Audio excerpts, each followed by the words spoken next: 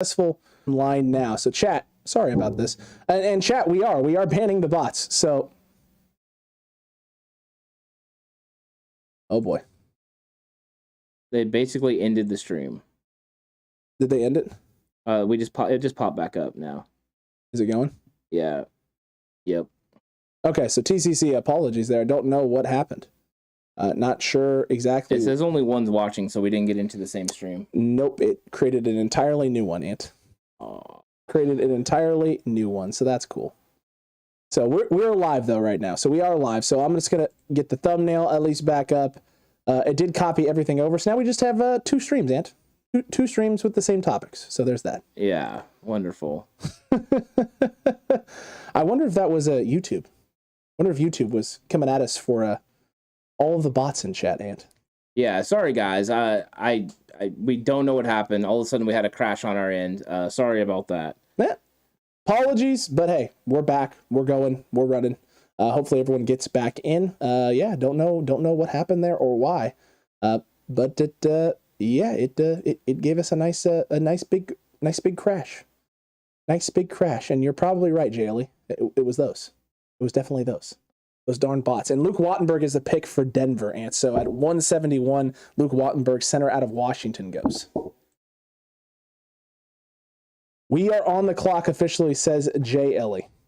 Nice to see there's some morality in YouTube, says Paul Saunders here. Yeah, Luke Wattenberg, nice pick, center from Denver. Denver is having themselves a draft. They really are.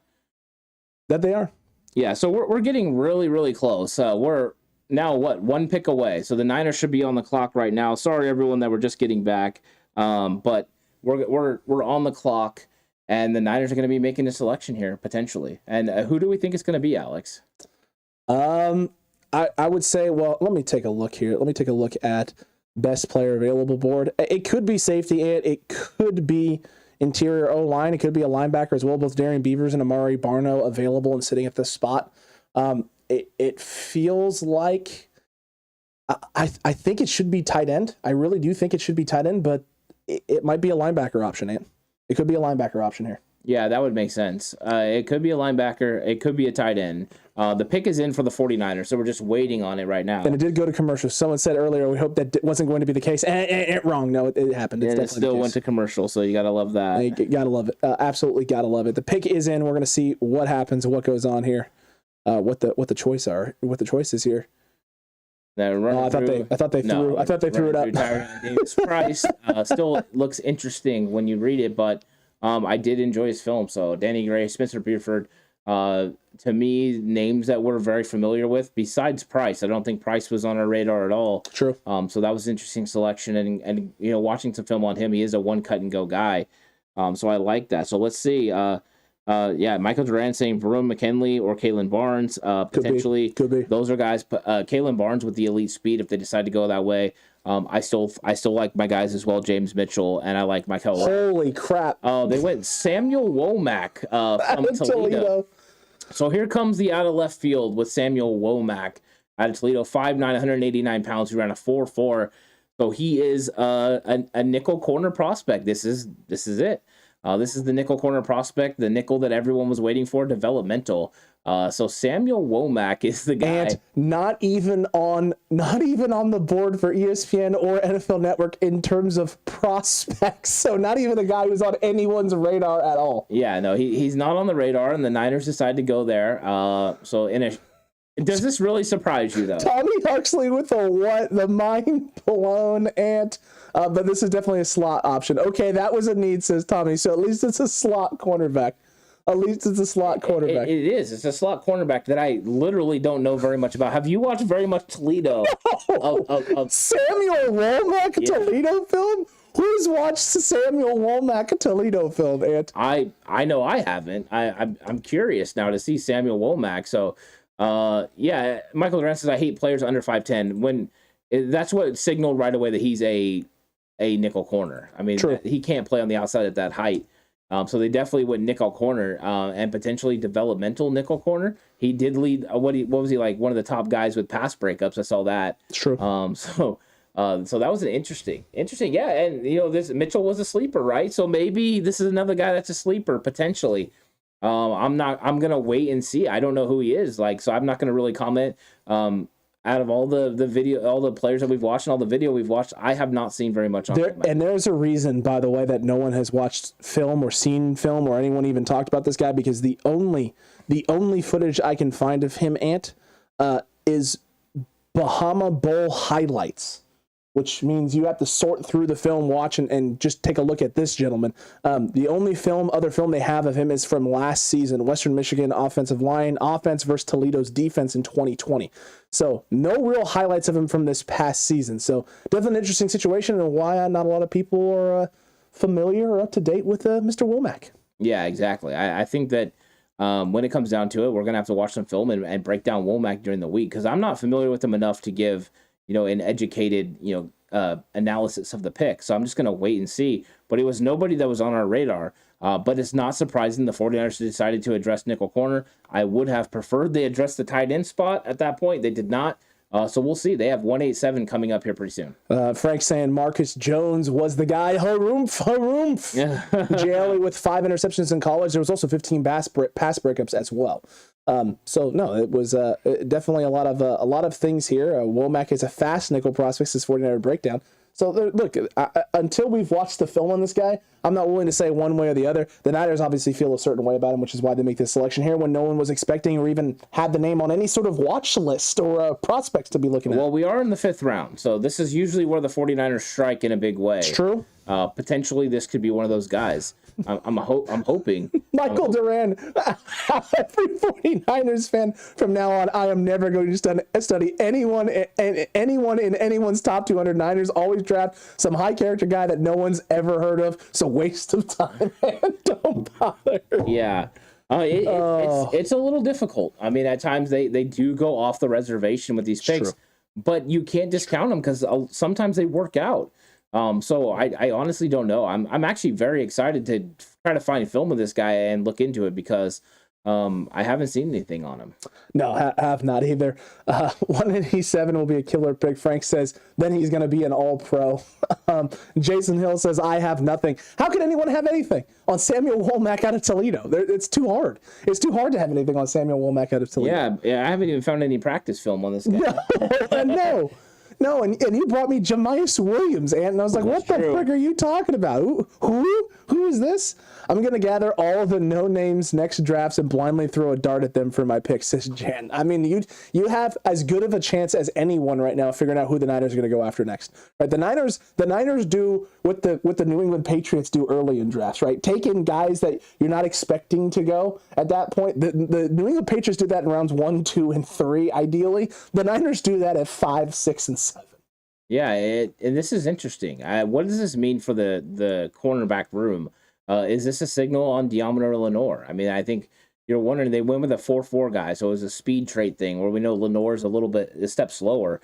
Could this be one of those things where Deommodore Lenoir is going to have to battle to keep his spot? You got Darqueze Dennard and number 27, Dante Johnson, that are there as well. It's interesting. So we'll see. I'm definitely curious about this guy. It's true. Niners fan, 5th round, we always find sleeper picks. Also, Niners fans, who? Yeah, I mean, last year I think was Jalen Moore was the guy that was like, who? Elijah Mitchell as well was more off the reservation, but they did take Deommodore Lenoir, who we'd watched a lot of film of, and Talanoa Hufanga, who was actually, most 49er fans really wanted in the 5th round. So I think that they do go off the reservation, but here we are inching closer to the 6th round, and the 49ers are going to have, a pick coming up at 187. So we're going to get 13 spots, and Dominique Robinson just went off the board to the Chicago Bears, the defensive edge rusher from Miami of Ohio. Very true, Ant. Very, very true as well. So, yeah, Dominique Robinson goes, a guy that I thought would go maybe a little bit earlier. Look, the Niners are back on the ticker. JLE had brought that up earlier, picking again in that 180 range. I don't know if they'll even want to come up at this point. It feels to me like they're just going to kind of sit down and see what falls to them and see what comes to them. What position they decide to go. They've gone nickel cornerback now, and is this where they could strike with a center, kind of more interior O-line based guy, or are they going to stay away from that completely and try and go a veteran route? Yeah, I don't know. Well, we'll see. I mean, once again we inch closer to 187, we'll have an idea of what they're going to go. But there's still some really good players available on the board, and guys the Niners could definitely target. I am curious where they're going to go. I don't know if they're going to trade up, but this could potentially be a trade up spot with them having 220 and 221. I did not expect them to come in and draft 9 players in this draft, and right now they're on pace to draft all 9 players. Very true. Very true. Very true. Pick 175 now. The Raiders taking some time on this clock. What is his background? Can you please inform me? Says Draco Pimpin. Yeah. Who did they just get? Yeah. What's his name again? And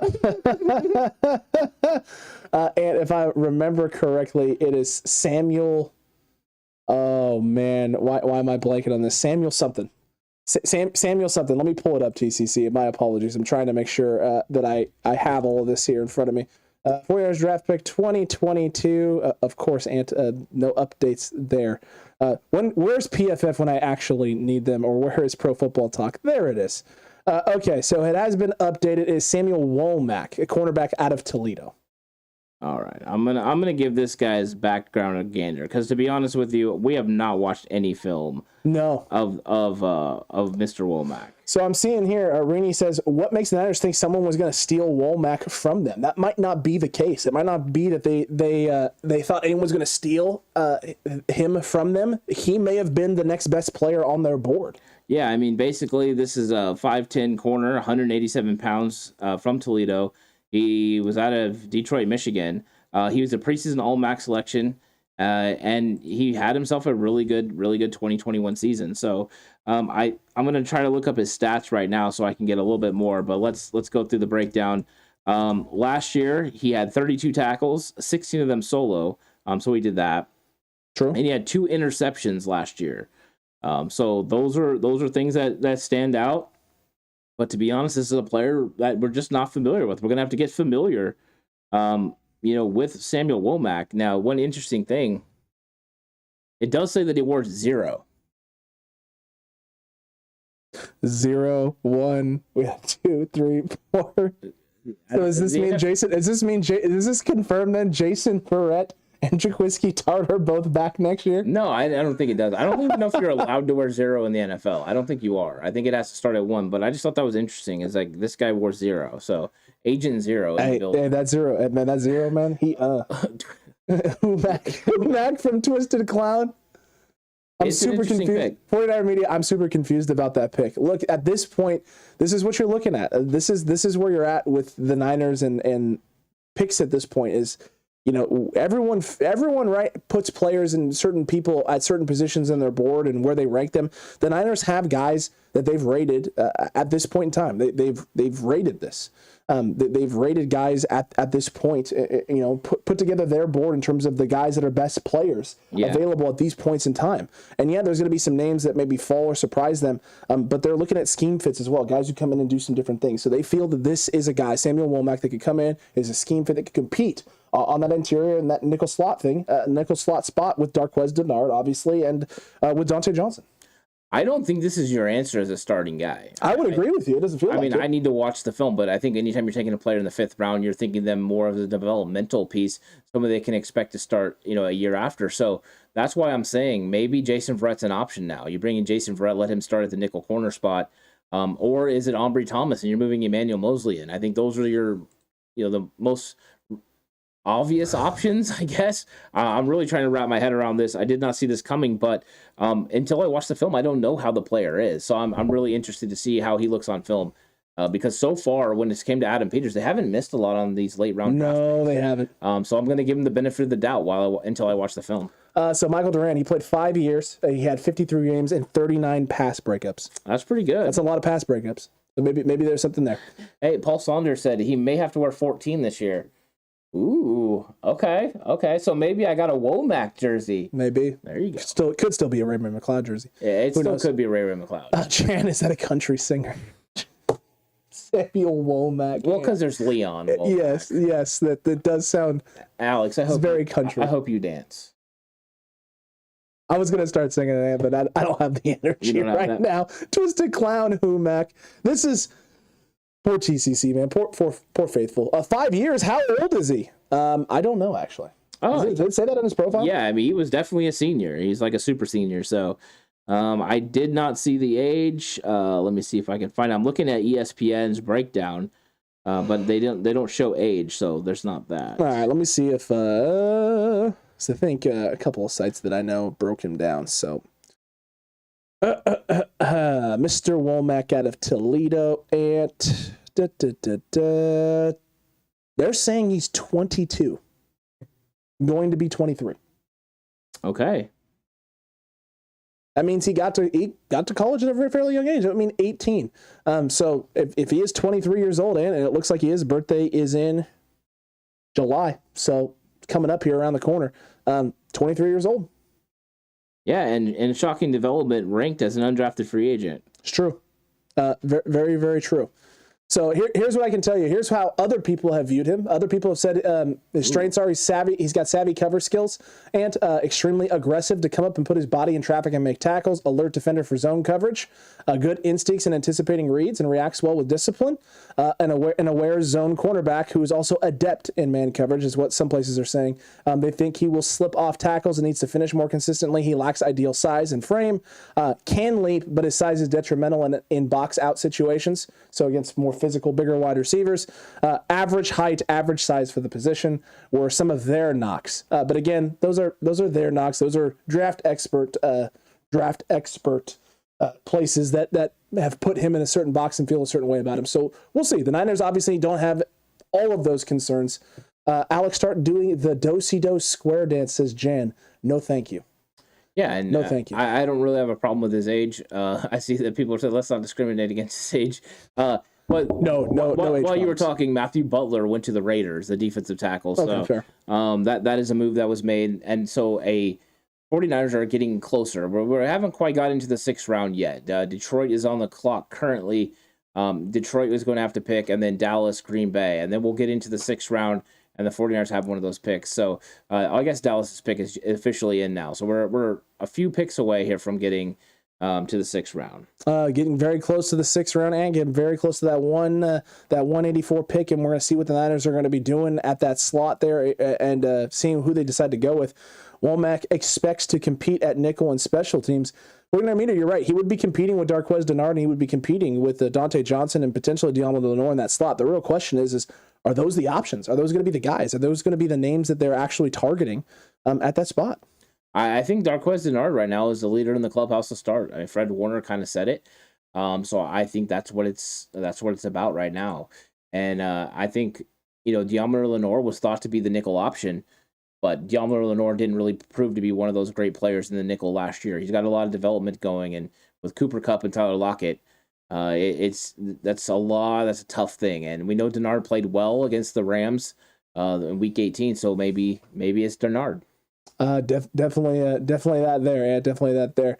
I'm seeing Jan saying, first time I'm not watching the draft and instead just watching YouTube, LOL. So glad you're here with us. We appreciate that. Can we assume that we are stockpiling comp picks in 2023, said Lou? Maybe. It definitely doesn't feel like the Niners are trying to trade and get different things going on here in terms of getting other types of picks or even moving up in this draft or giving up future capital. It looks like they're just sitting back and biding their time right now in this 2022 NFL draft. Yeah, and if they draft 9 players, what it means is they're not going to address a lot of the undrafted free agents. They won't sign very many. Normally, undrafted free agency is something that's really fun to watch, but they're probably going to just target a handful of guys. But they've came in with a different thought process than we anticipated, where it really did assume that they were going to do similar to last year and not want to pick late in the draft. But as of right now, they're going to be picking late. Sure. Where do you guys have Leon O'Neal Jr. on your rankings? He's not on our 50-player big board, so he did not make the cut on the 50-player big board. Yeah, he's going to be. I mean, this is kind of where you start to see him in the 6th round. When you get into the 6th round of Leon O'Neal, this is the hotbed for him, and he could potentially go. Damone Clark just went from LSU, the linebacker, goes to Dallas. But when it comes to Leon O'Neal, the questions with him is his ability to play in coverage. This is one of those guys that looks like a box safety, plays like a box safety, and he lacks some of the fluidity in his hips to be able to flip his hips and run with a tight end or receiver in the open field. So you worry about him playing the deep third. And I think right now the league is transitioning into having guys that are safeties with corner skills. You need to be able to cover those tight ends because George Kittle and Travis Kelce are changing the mold of tight ends in the league. And I think Leon O'Neal is one of those kind of throwback safeties And in previous years, he probably would have been as high as a 4th-round pick, but now he's going to fall into the 6th or 7th round. True. Any more news on Alex Mack to ask Bomber T? As of right now, no. There is no new news. No new news yet. And linebacker Damian Clark just went. I forget who the team was there, but he just went Dallas with Cowboys. Cowboys there at 176. So didn't get into Kobe Dean, who Dave was hoping for last night, and instead they go linebacker now late in round 5 there. So this guy literally has 1st-round potential, though. Yeah, that's true. He just had a bad season, but this guy has a lot of ability. The Dallas Cowboys are getting a very nice player. The sideline guy, he's got a lot of ability.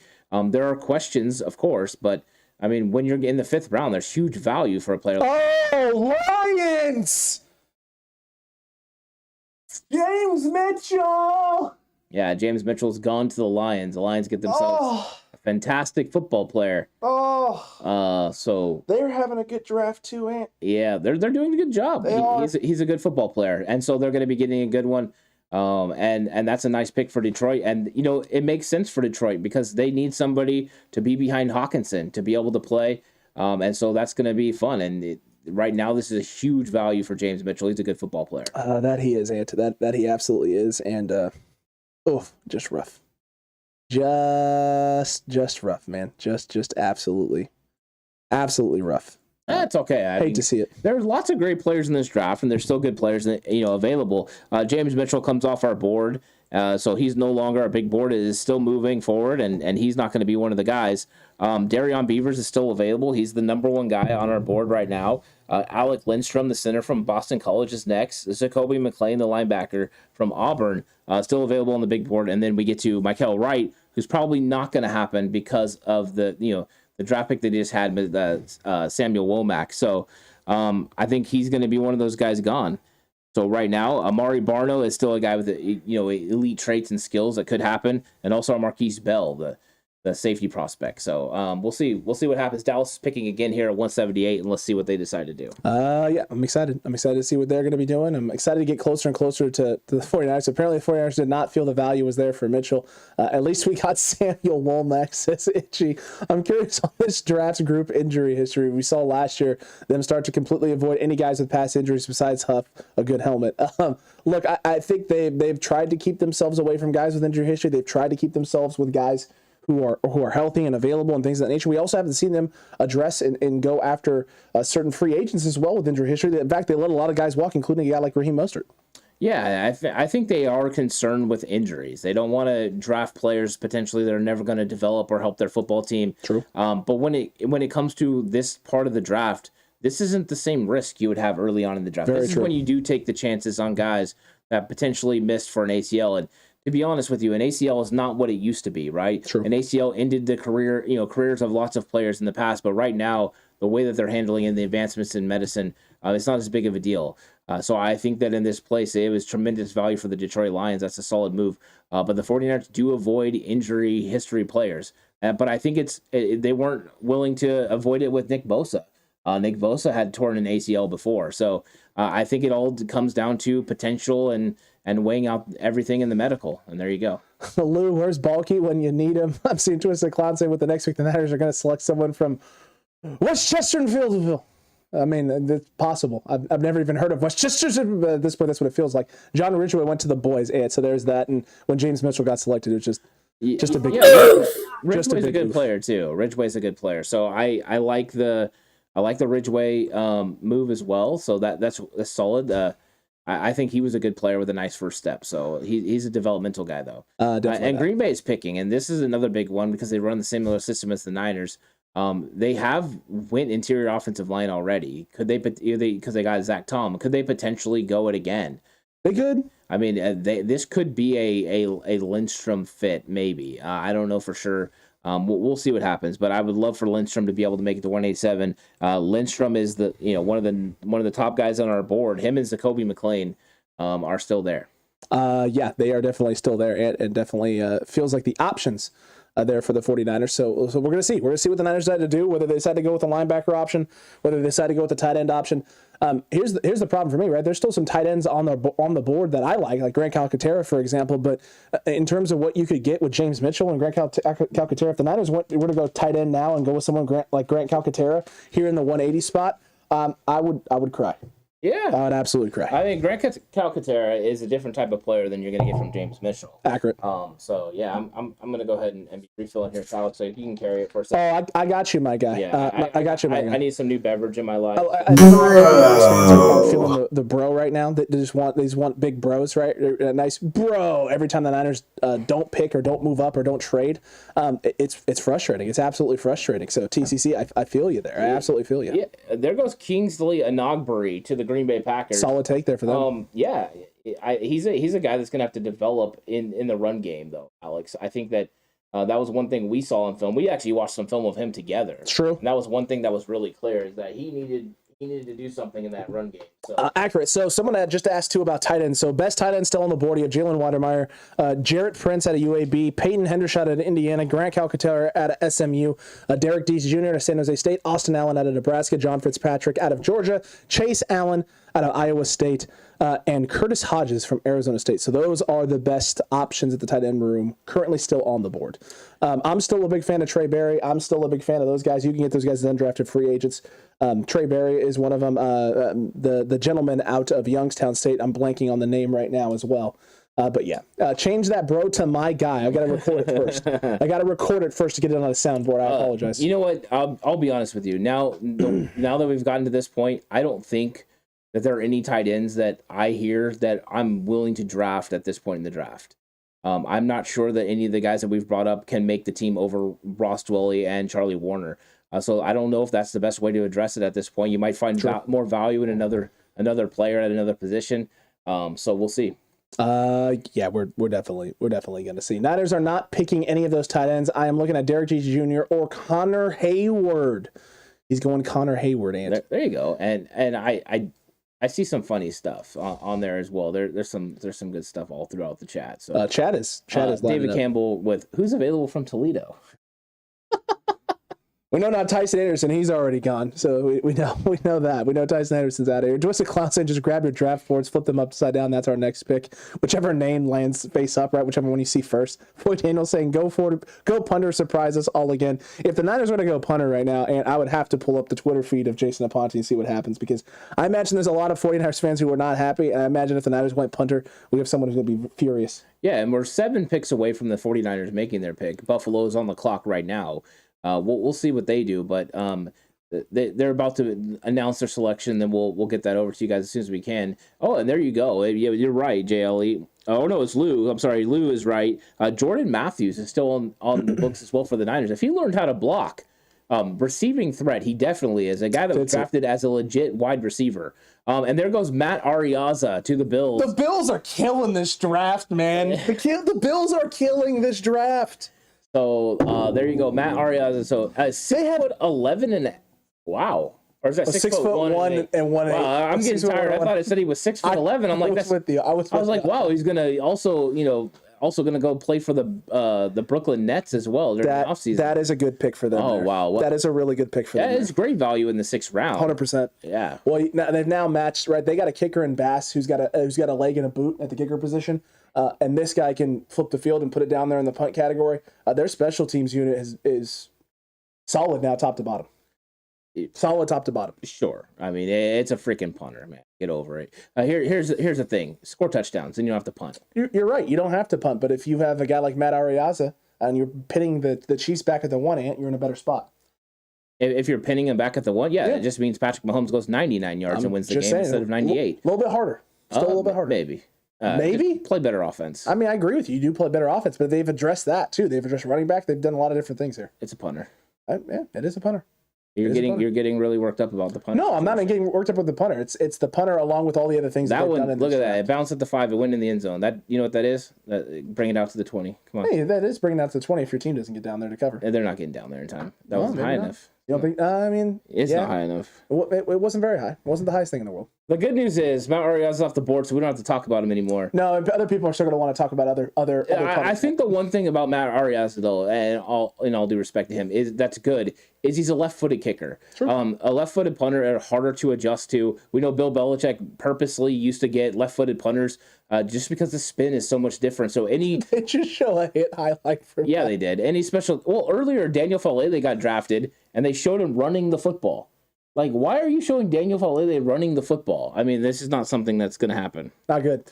Eagles just traded up with the Jets and to 181, and their pick is in. And the Niners are getting really close to pick 187. Yeah, and let me make this clear, JLE. I know their punters are football players too. I'm just messing with Alex over here. He is. Alex was a punter, so I did punt. Yeah, so he takes punting seriously. Well, I just have an appreciation for the position. Yeah, I didn't actually. I know you actually legitimately hate punting. Yeah, go for it. Just go for it. Always go for it. Always go for it. Always go for it. Yeah, that was my philosophy. He always goes for it, my guy. Yeah. Always.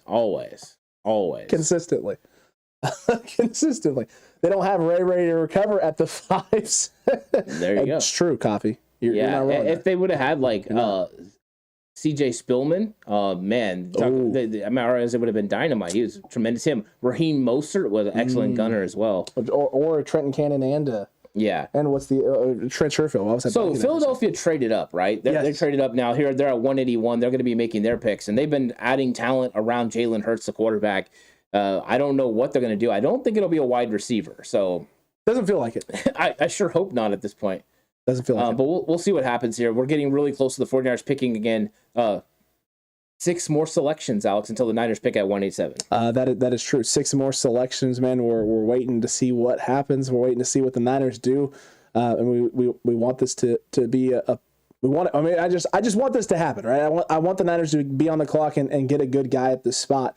The question is the Niners have been willing to sit pat, and if they're sitting pat, I have a sneaking suspicion that a lot of the guys that we've talked about, a lot of the names that we've been familiar with, and a lot of the names that the TCC and the faithful are familiar with may not be the actual options. If the Niners are going to be sitting pat waiting for guys to fall to them, their board may look completely different than a lot of other people's boards. Yeah, I do. I think so. And it's about scheme fit. And right now, defensively, the 49ers are doing different things on defense than anyone else. True. I think that some of the moves that they've made have definitely strengthened rooms, but also ensured in case other people don't work out. True. Potentially, you could see that maybe the guys that they drafted last year, maybe there was a couple misses, and then you're trying to fill those holes.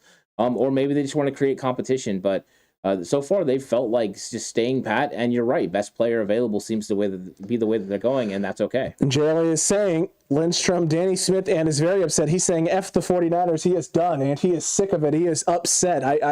I'm guessing that means the Eagles just drafted Lindstrom. Is that what's happening? If that just happened, JLA, I hope that didn't just happen. Yeah, we don't know for sure, but sometimes everyone gets it like a little bit ahead of us. A little second. What pick are we at, said BV? We're at pick 181. Yes, there you go. We're at pick 181. 6 away. We're almost there, and I don't know when we're gonna see.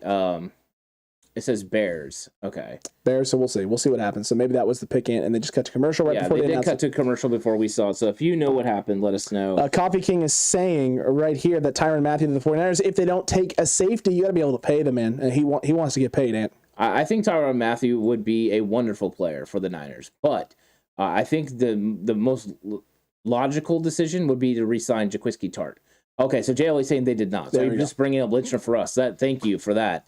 I be honest, I kind of my heart kind of skipped a beat there. I was like, not James Mitchell. Son of a, in the same round, 3 picks away from each other. There you go. Even though I'll be honest, 187, I wouldn't mind Zakoby McClain either. True. Like both of those guys. But yeah, there's some good players still available on the board, including Amari Barno with the 4 speed. I mean, this is the spot now where his traits kind of show. He does have some strength issues, but there goes Kyron Johnson to the Eagles. So they go edge rusher out of Kansas. So that's a nice player as well. Agreed. So, I know PFF had him going undrafted, but here he is in the 6th round. Here he is in the 6th round. And Nick's saying, imagine being upset about draft picks before they even touch the practice field. That's why we're right. This is. You don't know what these guys are going to look like, especially if you haven't seen them, right? If you haven't seen them, we haven't watched a lot of film on them. And in our case, right, the last one was Samuel Womack. Haven't watched a lot of film out of the corner out of Toledo. I haven't watched any film out of him. I'm not going to sit here and blow smoke up people's butts. I have never seen this guy play. Here's the thing. I watched Tyson Anderson film. You know what I wasn't paying attention to, though, Ant, when I was watching Tyson Anderson film? Samuel Womack. Yeah, that's right. So I can sit there and say, like, oh, yeah, have I seen Toledo film? Yes. Did I probably see Samuel Womack play? Yes. But you know what I wasn't doing? Actively going, hey, man, that Samuel Womack looks pretty solid. Hey, Ant, we should put him in the gem episode. I wasn't doing that. Yeah, and what's up, 49er Mighty? What's up, Bashar? Thanks for coming through. TCC, by the way, hold on. 124 of you right now in chat. Absolutely love it. Thank you for coming back to the stream. The stream went down. We had to reload the stream up. OBS kicked us out, kicks us back in. All of you who are in here right now, hit that like button again. Let's pump this thing out to the rest of the faithful out there. Yeah, thank you. Really appreciate it. The New York Football Giants pick here at 182 is in. We just got to wait for them to announce it. And David Campbell saying it's Barno. So if this is Barno, the Giants are really getting after it. With some good picks. Adding a guy with tremendous speed at that size, dynamic. It was Darion Beavers. Wow, Darion Beavers goes to the New York Giants. So didn't the Giants get Micah McFadden earlier? They got Micah McFadden earlier. Let's not also forget last year, Ant, that we brought in an undrafted free agent linebacker that ended up with the Giants as well. The gentleman at Ohio State. Why am I blanking on this? Oh yeah. I'm blanking on it, but that is they went after him as well. So, they have addressed linebacker now twice in back-to-back consecutive picks. Yeah, this is interesting. Darion Beavers and Micah McFadden, they're definitely building that linebacker group there in New York. Interesting philosophy, but I like where they're going. Beavers, I could have easily seen this guy going in late 3, early 4, and here he is going in the 6th round. Crazy. The only thing that was about him was the speed, the physicality, the intuitiveness that he had were impressive. Yeah, very, very true. 49 reminder, how far are we from picking again? So the Niners right now are about what? I think they're 5 picks away. Okay. And the New York Giants, just picked at 182. So I think we're actually going to be 4 picks away. New England, Minnesota, Buffalo, Chicago pick, and then the Niners are picking. So we're almost there, guys. We're getting there. 49 guy, I would appreciate it also if they didn't go to an advert break right before the Niners were to pick. That would be appreciated. So far it's been happening every time. So probably expect that to happen. Darn. Well, that hot dang.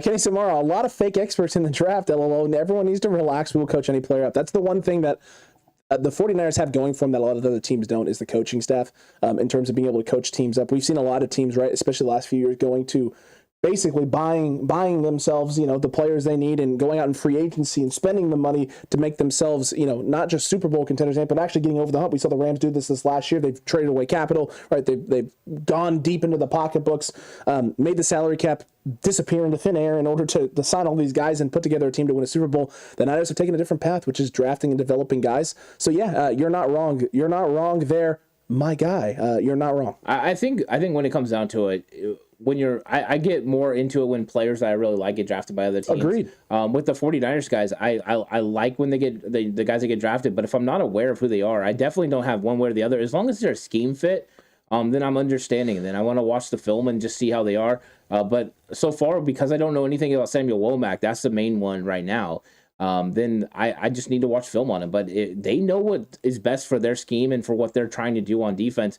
And the defense has had a huge shift from what Robert Saleh did to what DeMeco Ryans did, as running back Kevin Harris from South Carolina gets drafted, and the New England Patriots have taken 2 running backs in this draft. That's very true. Philip is saying all his draft crushes are gone. Ant Lynch gets a C-. I do have draft crushes left. I still do. I have Alec Lindstrom still left, Zacoby McClain still left, and of course Amari Barno and Zaquandre White, the running back out of South Carolina that I still have available as well. That you do. I was trying to see earlier. Someone had, where was it? 49ers George. We didn't get Matt Ariaza. Way worshing. Big mad, Ant. Big mad. So there it is. This draft is a C- in my books, is Michael Duran.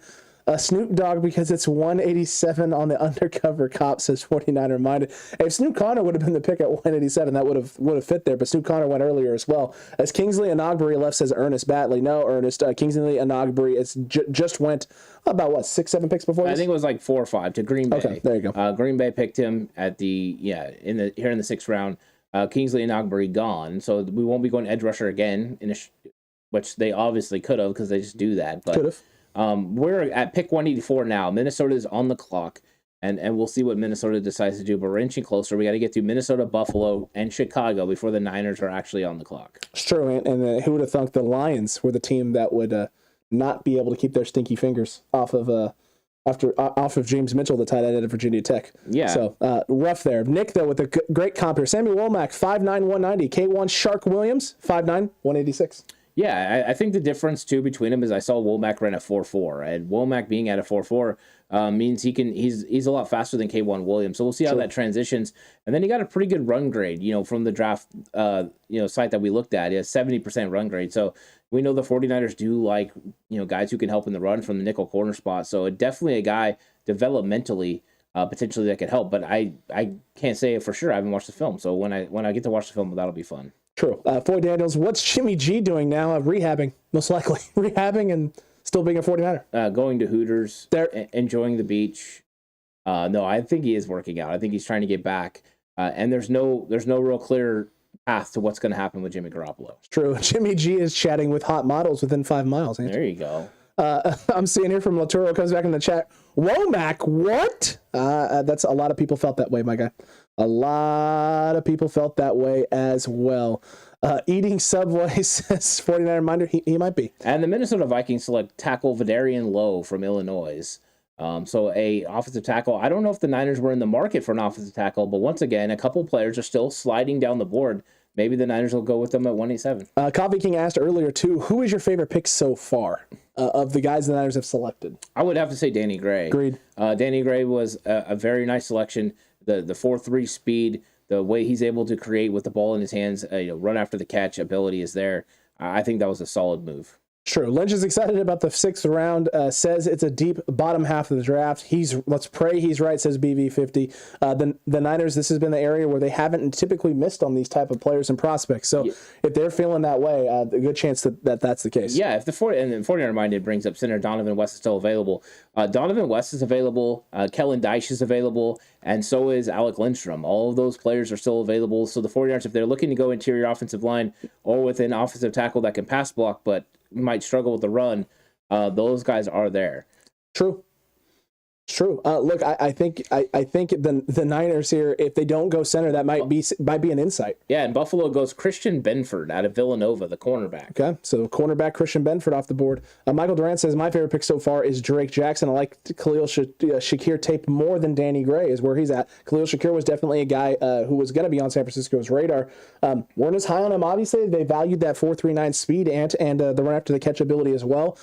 He does here's the thing I will give. I think a lot of people, what they love about Khalil Shakir tape, right, is the contested catches in space and what he's able to bring in and haul. Yeah. Danny Gray, though, creates a bunch of separation. Yeah, I mean, that's the thing. You can like that. Really, you can like the way he is able to make contested catches, but then ask yourself, why is he having to make so many contested catches? It's because he can't create separation against man coverage. And if you're not able to do that at Boise State in college, what are you going to do in the NFL when you're going against some of these elite players at the corner position? So I think that's one of the things that's going on is you're having that issue with him being able to consistently create that. And the Browns traded somebody. I thought I seen that a cornerback was traded. So I'll try and pull that up. Yeah. I'll try and pull that up. We'll see what that is. For HR is saying the 49ers won the draft ant just by keeping Deebo Samuel. Yeah, that is true. And we're inching close. We're at pick 186 of the 6th round. We're one selection away. The Chicago Bears, they are on the clock right now. We see the comment, Danny Gray create a bunch of separation, but I saw him get clamped up by some long-armed press corners. You're not wrong. Here's the thing, though. You put Danny Gray in the slot. That's where Danny Gray is going to be able to operate. Being in the slot, being off the line of scrimmage will create separation. Also, Kyle Shanahan uses more motion than any other offensive coordinator in the league. Getting him on the move also will create separation on its own. So there you go. And then they're saying the guard, Salyer to the Bears. Salyer to the Bears. And the trade was the Browns traded cornerback Troy Hill back to the Rams for a 2023 5th-round pick. Okay, so Troy Hill back to the Rams. I like that. There we go. There it is. And JLE, thank you for that, my guy. You got that. You literally typed that in as I had it pulled up. So appreciate that, my dude. Yeah, well done. And chat's been on target all night helping us out. That's very true. Also, do they lose the draft by keeping Jimmy G? So HR saying, right, we win the draft by holding on to Deebo Samuel. Jan in the same breath. But do you also lose the draft by holding on to Jimmy G in that $25 million contract? I guess it's a wash. I mean, this is just one of those wash drafts. I don't know. $25 million for Deebo, $25 million for Jimmy. Yeah, and now the Niners are on the clock. So this is the time. This is the time the 49ers are about to make their pick. And who's it going to be, Alex? Who do you think they're going to target? I'm not. Center, kicker. long snapper. It won't be kicker now, right? Long snapper. It better not be kicker or punter. It won't be kicker. I don't think there was no part of me that actually legitimately thought the Niners would do it. If they were going to do something like that, it needed to be in that 220, 221 range. There's no one on the board that I would even consider taking at this point. I haven't looked enough at kickers or punters. I wouldn't do it. It would feel like center is the option because I think you have Donovan West and Lindstrom there that both would be good options with great value at this point of the draft. But then again, San Francisco could do something else entirely. They could go wide receiver. They could go Bo Melton here. I could see them going Bo Melton. I could see them going a different position as well. Maybe addressing the linebacker room. They could go safety, Verone McKinley. A lot of options. Amari Bono still on the board as well.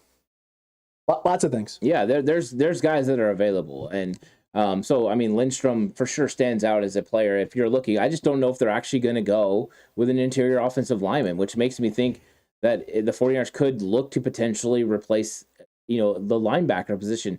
These Shire and Drake Greenlaw are coming into the last year of their deals. They're going to be unrestricted free agents. The likelihood of you being able to keep both next year is not high.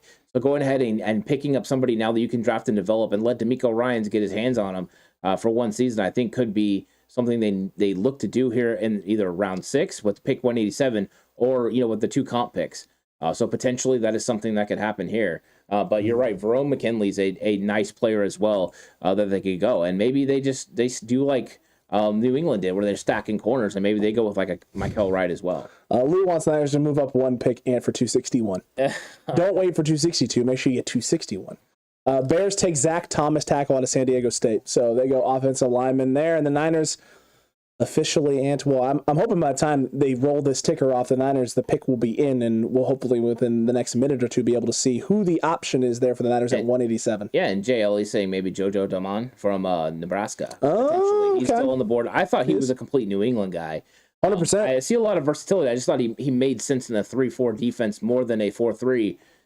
He would make sense. I think he can make some plays. So we'll see here. But here we go. The Niners are on the clock. 187 is coming up, and we'll see if they go off the reservation again with a guy we've never heard of, which, I mean, wouldn't be great for commentary reasons. It's terrible for commentary reasons. Reaction-wise, it's probably entertaining. What's great is the research that happens afterwards. I enjoy the research of being able to look at these players and see, and here we go. I mean, we're getting a drum roll potentially. Oh, you want a belly roll? Oh, there you go. Okay, nice. That was actually well sounding. Fair, Jan. I don't know if it picked up on the mic. And we've seen that. Do they restructure Jimmy Garoppolo's contract now? Would he agree to a restructure? I don't think so. I wouldn't if I was him. I would make them pay the $25 million or cut me.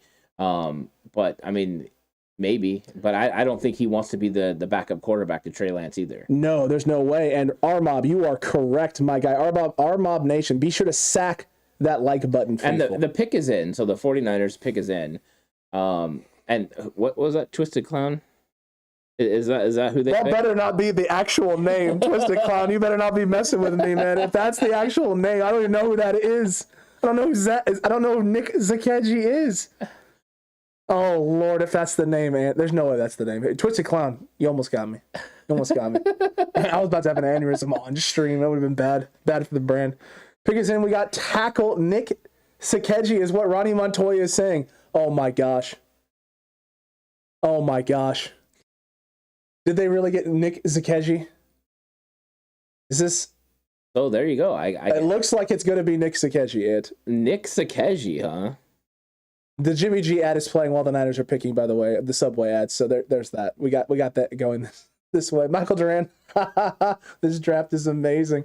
I mean, oh my Lord. Who is this? I want them to put go cut back to the broadcast. I want highlights. Put highlights up so I can at least get a better idea of what we have here. Holy cow, an obscure tackle. I thought studied O-line. I studied O-line up and down, and I guess I missed this guy. It's really easy to miss. 49ers mind, Bashar, it is really easy to miss. There are so many guys, so many prospects. So Nick Zakelj, if this is the guy, and they did go to the advert commercial, so thank you for that. Sorry, 49ers It's from Fordham College. Okay. He's 6'6", 316 pounds. With 32.5-inch arms. That is guard arms, by the way. It is guard arms. He ran a 5'1", 340, so he's pretty athletic. But 27 bench reps, which means probably got some strength there. A athletic guy with a 28-inch vertical jump, but a 7.75 3-cone. So he's pretty agile for a big guy. 20-yard shuttle was 4.71. I'm watching him run right here at the combine. Man, he's lumbering. It's pronounced Zakelj. Zakelj. Yeah, that's how it's pronounced. Zakelj? That's what it says phonetically. Zakelj. Was an all-Patriot League selection at left tackle each of the last 4 seasons. Conference coaches voted him their second team in 2018, 11 starts. They voted him the top squad in 2019, 12 starts. And for 2021 spring, 3 and fall campaign, 11. He was also a team captain in 2021. The Ohio native played in 9 games with 8 starts, 7 at right tackle, 1 at left, as a true freshman in 2017 before earning all those accolades. What? And he's projected to be a 5th or 6th round pick. So there you go. All right. Well, overview: decorated 4-year starting tackle with NFL caliber size and traits. Zakelj plays with strain and aggression. However, his block, sustain, and finish are occasionally derailed by modest knee bend and core strength at point of attack. Athletic feet and reactive athleticism allow him to stay connected to the outside edge speed or inside counters in his pass sets. So yeah, Nick Zakelj is the pick here from Fordham. There you go. Lots of what's from Stone Cold Steve Austin. Okay, so lots of what's. Lots of what? 6'6", yeah, 316. I mean, okay, all right. Well, positional flexibility, says Frank. Look, that this is what the Niners have done. This will be an interesting prospect to be looking at and breaking down and getting back to the TCC with more insight on it. But you said lumbering at his combine stuff, and a little concerning with the lumbering. Yeah, that's it. Okay, yeah, they say his strengths are his NFL size, length at the tackle position, plays with athletic hands and feet and pass protection, pass sets with independent hands and quality hand resets. I'm excited to look at this guy, to be honest with you. Zakelj sounds like a very, very solid player that I'm interested in watching now. The questions and the weaknesses, just so everyone can hear him, very average knee bender, apparently, below pad level and leverage as a drive blocker. Those things can be fixed. As a former offensive line coach, those things can definitely be fixed. Power players able to knock him off balance at the point of attack.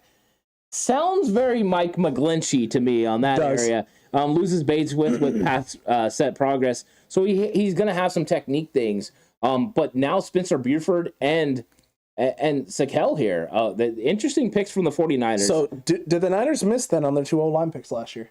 Or is this just more depth? They're just trying to make sure that they shored this up this year. I don't know, but they have definitely went what we thought, right? Which is they're going outside guys again. They went back inside. Yeah, they went back. They went back to the basics, and they're getting guys that are on the outside that they feel can play inside, or vice versa. If Jalen Moore is really moving inside to the interior, right? This makes sense. It could, because now you're getting more tackles. I don't think they're going to draft the guard now, so I think guard is off the books. I think Lindstrom, and those guys are going to be off the books. So Nick's solid here with he's not a 49ers guard, and if he doesn't get forced to play out of position. Yeah. So we'll see. I mean, they're potentially thinking of a world where they don't have Mike McGlinchey at right tackle. And potentially you don't know what's going on in the future with Alex Mack. You don't know what the future is with Daniel Brunskill as well. So now you've addressed a lot of things there. If Brunskill is the option behind Alex Mack going forward at the center spot, you'll need other guard help potentially as well, other tackle help if Mike McGlinchey is gone. So they're doing a lot of different things to address a lot of different needs on the O-line. Yeah, and Carolina's pick is in, and they take Amari Barno from Virginia Tech. Good. There goes that elite speed and ability at the linebacker position. Solid player. So that's well done by them. He's a guy that can straight move. That's a nice pick. And now the Niners we're going to be at pick 190 here. The Niners are about 30 picks away from their next pick. It's true. 30 picks away from the next pick. Who else thinks the running back we took is that supposed to be garbage? Yeah, it's trash. It's trash. I don't know. We started watching the film. We started looking a little bit at him last night. I know I stayed up a little bit later than I probably should have, knowing what everything was today that I had to do, and was watching film of him, and got reminded of that incredible game he had in 2021 against the University of Florida My Gators, in which he rushed for what felt like 1,000 touchdowns, but it was probably more like 4. But he does have, I know the 4.58 speed, people don't think necessarily breakaway speed, but he does have the ability to pull away and chunk out 20, 30 yards. The vision was the thing that stood out the most to me on film. The vision is nice. I think it's the feel, right? I thought that, number one, the one cut and go makes sense for the 49ers. Agreed. when he got in between blockers, when he had the feel of where reading and allowing things to open up, you could see the vision as he moved through the interior offensive line. And then as the hole opened up, accelerating through it, I thought that was something that was impressive. And then also the way he finished runs with the physical nature at which he was willing to drop his shoulder and run someone over, it was nice. And I've heard the complaints about him, being slow. He's a 4.5 guy. So 4.5 guy is Jeff Wilson Jr., basically speed. He's definitely fast enough. He's not going to break away. He's not, Raheem Mostert. He's not Matt Breida. He's not going to have those breakaway plays, but 25, 30 yards, he can get those types of carries for you. 49ers Minus saying his running style reminds him a little bit of Frank Gore. I saw 49ers breakdown saying his in-game GPS is one of the fastest. He's got nice jump cuts. He runs hard. I thought he did a very good job of setting up blocks as well, consistently throughout a couple of the games that I watched and saw of him there. And we have a new subscriber. It looks like 49er Nation just subscribed. Welcome to the TCC, my guy. Yeah. Oh, yeah. Welcome to the TCC. We really appreciate the subscription. Damian Pierce was the one that I comped as the poor man's Frank Gore.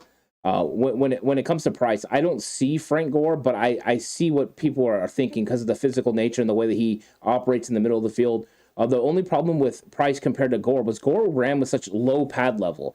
He ran and I know he's shorter, but he ran the entire time at low pad level.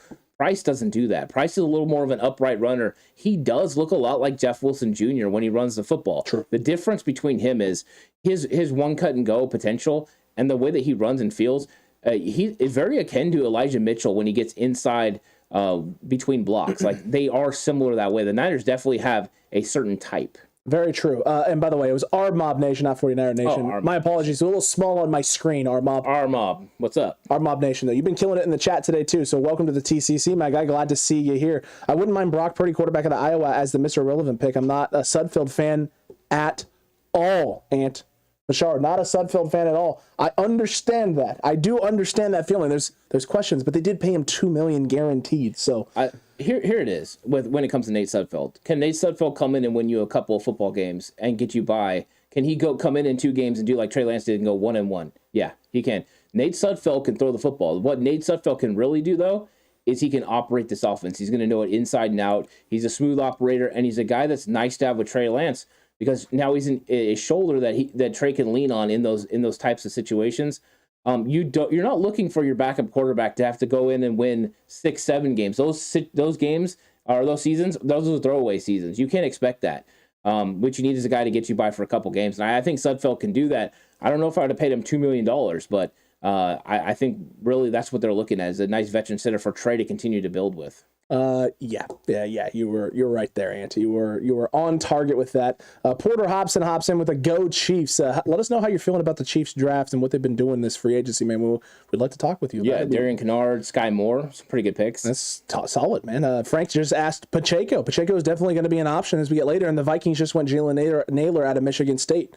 So there's a guy that a talented wide receiver can do a lot of things, some decent value here. I thought he might get a little bit later, Ant, but with the run at wide receivers that happened in this draft, those guys aren't going to be as available later, right? This is the area we thought we could see Tyquan Thornton, Velus Jones going. Those guys went in the second and third. Yeah, and this is what I was telling Jordan Elliott about Jalen Naylor when we were having conversations. Was Jalen Naylor was talking about, or they were talking about his speed, and I'm like, I didn't see that speed translate to the level of some of the other guys. And that's why like Danny Gray was more impactful in my opinion. But Jalen Naylor is a solid player at this spot. I mean, this plot, the 4.5 speed, he looks good on film. Agreed. But I think that's why it was him coming down here into round 6 and not potentially higher up like some of the other guys. Michael Duran with the no. Nate Sudfeld can't win a couple of games. He's being groomed to be the future quarterback coach for Kyle. You know what?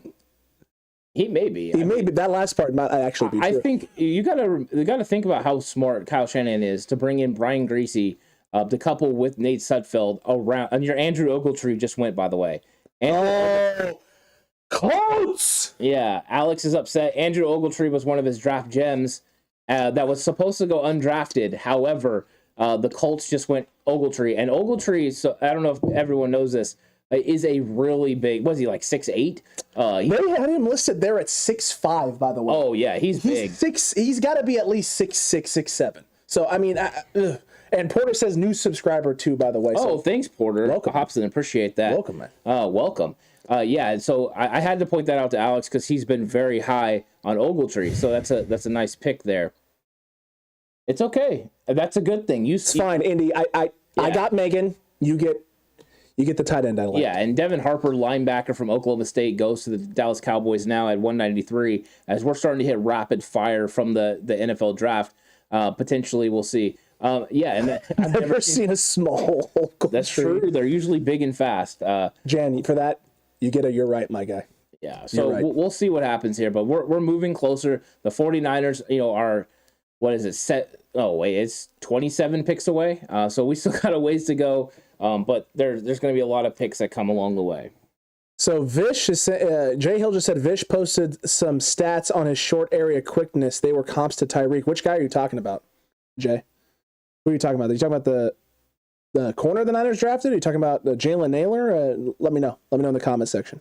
Let me know in the comment section. Jay Ellie with the accurate. And Rich Hidalgo's thinking DN, wide receiver, running back, cornerback, tackle. I think he's going through the picks, right, for the 49ers in terms of what they've addressed and what they've gone.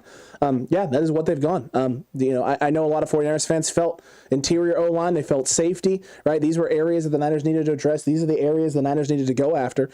Niners, no, not so fast, Ant. They do go the DN that we thought they might take before the Kamoko Toure signing. They still end up taking it. Drake Jackson at 61. They go the wide receiver, Danny Gray at 105. They go running back, in a surprising turn of events there in the 93 spot. It's gonna be very exciting. It's gonna be very exciting to see what the Niners do going forward, and what impact some of these guys are gonna have on this roster in training camp. I actually wasn't surprised they went running back at 93. No, that wasn't. I was more surprised at who the running back was. Agreed. But I thought that was a position because I did think the 49ers were going to address the running back room. I thought they were going to address the tight end room, but they haven't been willing to do that so far. Very, very true, Ant. They have not been able to do that so far. They have not addressed that in any way. Sac Francisco John has just popped in with, what's up with Samuel Womack? What are your guys' thoughts? No thoughts as of right now, John, because we haven't watched the film. There's no way to know for sure one way or the other how we feel about it because, listen, I've watched Toledo film, but I haven't watched Samuel Womack, so I can't. Neither one of us can give you an accurate breakdown. Yeah. Then we know the measurables make sense for a slot corner. It looks like this is a guy they're going to come in and have compete at that spot. We'll watch the film. We'll get back to you guys early next week. Yeah, sometime this week we'll definitely have to talk about this pick. But because I do want to do a more detailed breakdown on the running back as well. Price, I think he's a good player. True. Jag at TCC, of all the players drafted, who surprised you? You're talking about specifically for the 49ers, Jag, or just in this draft overall in general? For the 49ers, I think the one that was the biggest surprise was Price. Was Price there at that spot because there were other running backs on the board. There are other names that we thought might be better fits for the 49ers at that point in time, and they decided to go with that gentleman at LSU. That being said, having watched the film and having taken a look at some of the stuff out of him, I do like what I've seen, so I don't hate that pick. It was just a surprise because he wasn't someone that was on the radar. I'm going to go with Samuel Womack just because he's on no one's radar. So I'm gonna go with him, but I don't know what potential he's going to have. And then in the entire draft, it would have to be the Patriots trading up for Tyquan Thornton in the second round. That was interesting that they moved up that far. Not so much that Tyquan Thornton, got drafted high, but they said he got drafted by New England in the second round. Was a little shocking. I thought maybe someone would be willing to do that in the third round. Agreed. I agreed with that, man. Agreed with that. That is probably still the surprise of the draft. Defensive tackle Jordan Jackson at Air Force goes to the Saints at 194, so he's off the board. Raymond and Emily Jones, fellas, are we gonna draft a center? I'm getting a little concerned. I don't think they are. I don't think the Niners are going to address it. No, I don't. I think they've actually addressed offensive line today. Spencer Buford, who was in our top 50 prospects, for the 49ers to target, I think it was the main guy they went with. And then they just, got the next guy. And I already forgot how to pronounce his name. Can you help me remember? It was Zakelj. They just got Zakelj out of Fordham. Was it Nick Zakelj? Yeah. Nick Zakelj from Fordham. So he's another guy that definitely got to watch film on. Agreed. The only good thing is the content this week should be pretty good when we get to break down these guys, Alex, because it'll be like legit first-time breakdowns of some of these guys. Very true. This is what happened last year too, right? We started doing this last year, and then it was a bunch of guys that we gotta go back and watch the film on because you just didn't expect to see it. I just pinned your comment, BV. So TCC Cutback crew, faithful, anyone in the chat right now, you want a breakdown and a quick rundown of who the Niners have selected, just name, position, and things of that nature. Pinned comment there at the top so you can get a good look at that. But yeah, no, I think Jason Hill saying Davis Price, that was the one that was the shocker for him. I think it was just because you didn't expect, if the Niners were going to go running back, you just didn't expect it. Also, what that says and what that means for Trey Sermon, right? What his future looks like in San Francisco. Either Trey Sermon is on the clock or it's JaMycal Hasty. It's one of the two. But it's all depending on Trey Sermon being able to develop as a one cut and go guy. This is something he's not. He's definitely not built for that. And they were trying to change him into that and turn him into that because they've seen him doing what Price does. That's what they see Trey Sermon becoming. And Trey Sermon didn't do that in year one. Could he do it in year two? Maybe. If so, they're going to have a very physical run game. Elijah Mitchell's a physical runner. Jeff Wilson Jr. physical. Price physical. And Trey Sermon. So that's interesting. Very true. Jan, I hope it's not almost freezing up. Everything's good on our end. I'm not seeing anything on OBS that suggests that we're slowing down here or Restream. So everything's good on this end. So hopefully it was just a little bit of lag on your end. And we stay up this time. Longtime Niner fan says, if the Niners don't draft a center, perhaps it's a hint that they know Alex Mack is coming back for one more year. Agreed. I think it would signal that. Here's the only thing I'm going to push the pause button on it. Oh, okay. If the way that they just drafted with Burford, and with Zakelj, what if, though, and Jalen Moore's going to play guard, Aaron Banks is going to play guard, and Daniel Brunskill's going to play center? Could they just roll with that? Brunskill already having, some games playing center in 2020. Potentially you have a veteran there. We know Kyle Shanahan prefers a veteran center over a rookie center. True. So maybe the value's there. And that what they've done now is insulate themselves in the tackle position in case they are playing those guys inside. It's something to watch. I'm hoping that Alex Mack comes back. I'm just trying to look at all angles here, and maybe that's one of the angles that the 49ers are looking at. It is. It's definitely an angle there. I'm seeing HR saying, what is up with Tart? I don't know. I don't know what the Niners are doing there. I don't know if they're working on this. I don't know if Tart was just waiting to see how teams addressed certain things in the draft and where potential landing spots for him could be. Obviously, the Niners have given him a number. He doesn't like said number. If the market isn't there for Jaquiski Tartt, he could end up back in San Francisco on a very team-friendly deal. I see Coffee King saying, does this mean that Jeff Wilson Jr. is out? I don't know if it means Jeff Wilson Jr. I think it'd be closer to being JaMycal Hasty than Jeff Wilson Jr. with the running back selection. I think it would, because Jeff Wilson Jr. can play the third down back role. He's really good as a pass receiver, and he's better in pass protection. Agreed. So I think JaMycal Hasty's right now looking like the one on the clock. So we'll see what happens. But that's going to be another competitive running back room. And the 49ers did it last year by bringing in Wayne Gallman. What they did this year is just bring in Davis Price to be able to compete. Itchy and Frank saying, is there a deal in place with Treader? Could the Niners have a deal in place for Treader? If Mack were to retire or resign, maybe. There's a possibility that could be something that happens, because the Niners could work out a retirement settlement, push some money down the road, free up some money to bring a guy like that in and guarantee him his money. But that's the reason J.C. Treader hasn't signed anywhere right now, is he wants guaranteed money, Ant. Yeah, and they could sign the rookies off the money they saved from Alex Mack and potentially D Ford being post June 1 cuts. Those are things that they could actually do. So when they're saying they've made a way for Jimmy Garoppolo to be on the books, that could be part of it. True. So that's something to watch and monitor as well. I would love for it to be Treader. J.C. Treader would be great. It would be. I just don't know if that's going to happen. He is looking for a lot of guaranteed money. The 49ers are not a team that likes to give guaranteed money. Jimmy Garoppolo got the most ever guaranteed money from the San Francisco 49ers, and that's under $50 million. So we'll see. I think Debo's going to be the first one to get it, and then it'll be Nick Bosa. But I think it's still something to wait on. Very true. And we got Ice Cube up there, Ant. Today, it was a good day. It was a good day, and the pick is in for the Chargers, Jamari Sailor. Okay, so Jamari Sailor goes here to the Georgia guard at 195. This is a guy that fits, and what the Chargers are doing there are also getting Isaiah Spiller earlier. They're definitely going to be getting after it in the run game.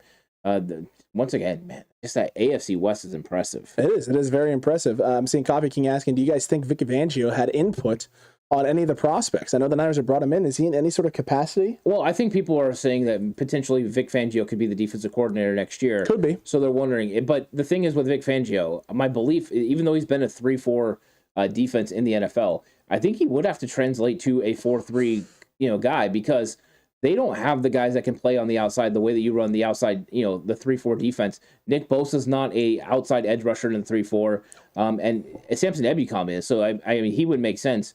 But I think that's not really what they're trying to do. I wonder, though, I know a lot of people are looking at Vic Fangio and thinking he's the answer. I keep bringing this up. I think Sorensen might be the actual answer as potentially being the defensive coordinator.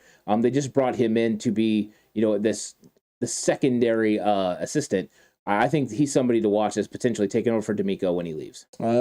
Yeah, that is definitely something that they could be doing and could be going about handling there. Fangio does do a little both, though, right? Says Itchy, less of the 4-3, more of a 3-4. It was more of a 4-3 at Stanford, right? They did more of the 4-3 at Stanford. Vic Fangio is definitely adept in both defenses, and you're not a good defensive coordinator and not a good defensive coach if you don't learn both. You should definitely diversify, because that's how you're going to be able to get a job. Because when you go and become a defensive coordinator for a head coach, that head coach is going to dictate what you run, what style you're running, whether you're 4-3 or 3-4. If you're not willing to do that, then you have to find another job. The head coach is the one that dictates everything. So if Kyle told him you want him to run a 4-3, then that's what he'd be running. Very true, Ant. That would be the case. And the pick is in for the Baltimore Ravens, and it's Tyler Beatty. Tyler Beatty out of Mizzou, so the running back out of Mizzou going there to the Baltimore Ravens. Yeah, a little bit of a smaller guy. So Baltimore, needing to add running backs with Lamar Jackson. So it'll be interesting. I think that's a solid pick here. And now we inch closer to the 49ers picking. We're about 23 picks away for the 49ers picking at 220. True. I'm surprised Darion Kendrick, cornerback out of Georgia, hasn't been drafted yet. That's what a couple people in the chat have been saying and bringing up. That is the case. He has not gone yet. Gunplay Dan. So we'll see. We'll see what happens. He could end up somewhere. I don't think he's going to end up in San Francisco. I don't know if the Niners will address a cornerback at this point. No, I don't think so.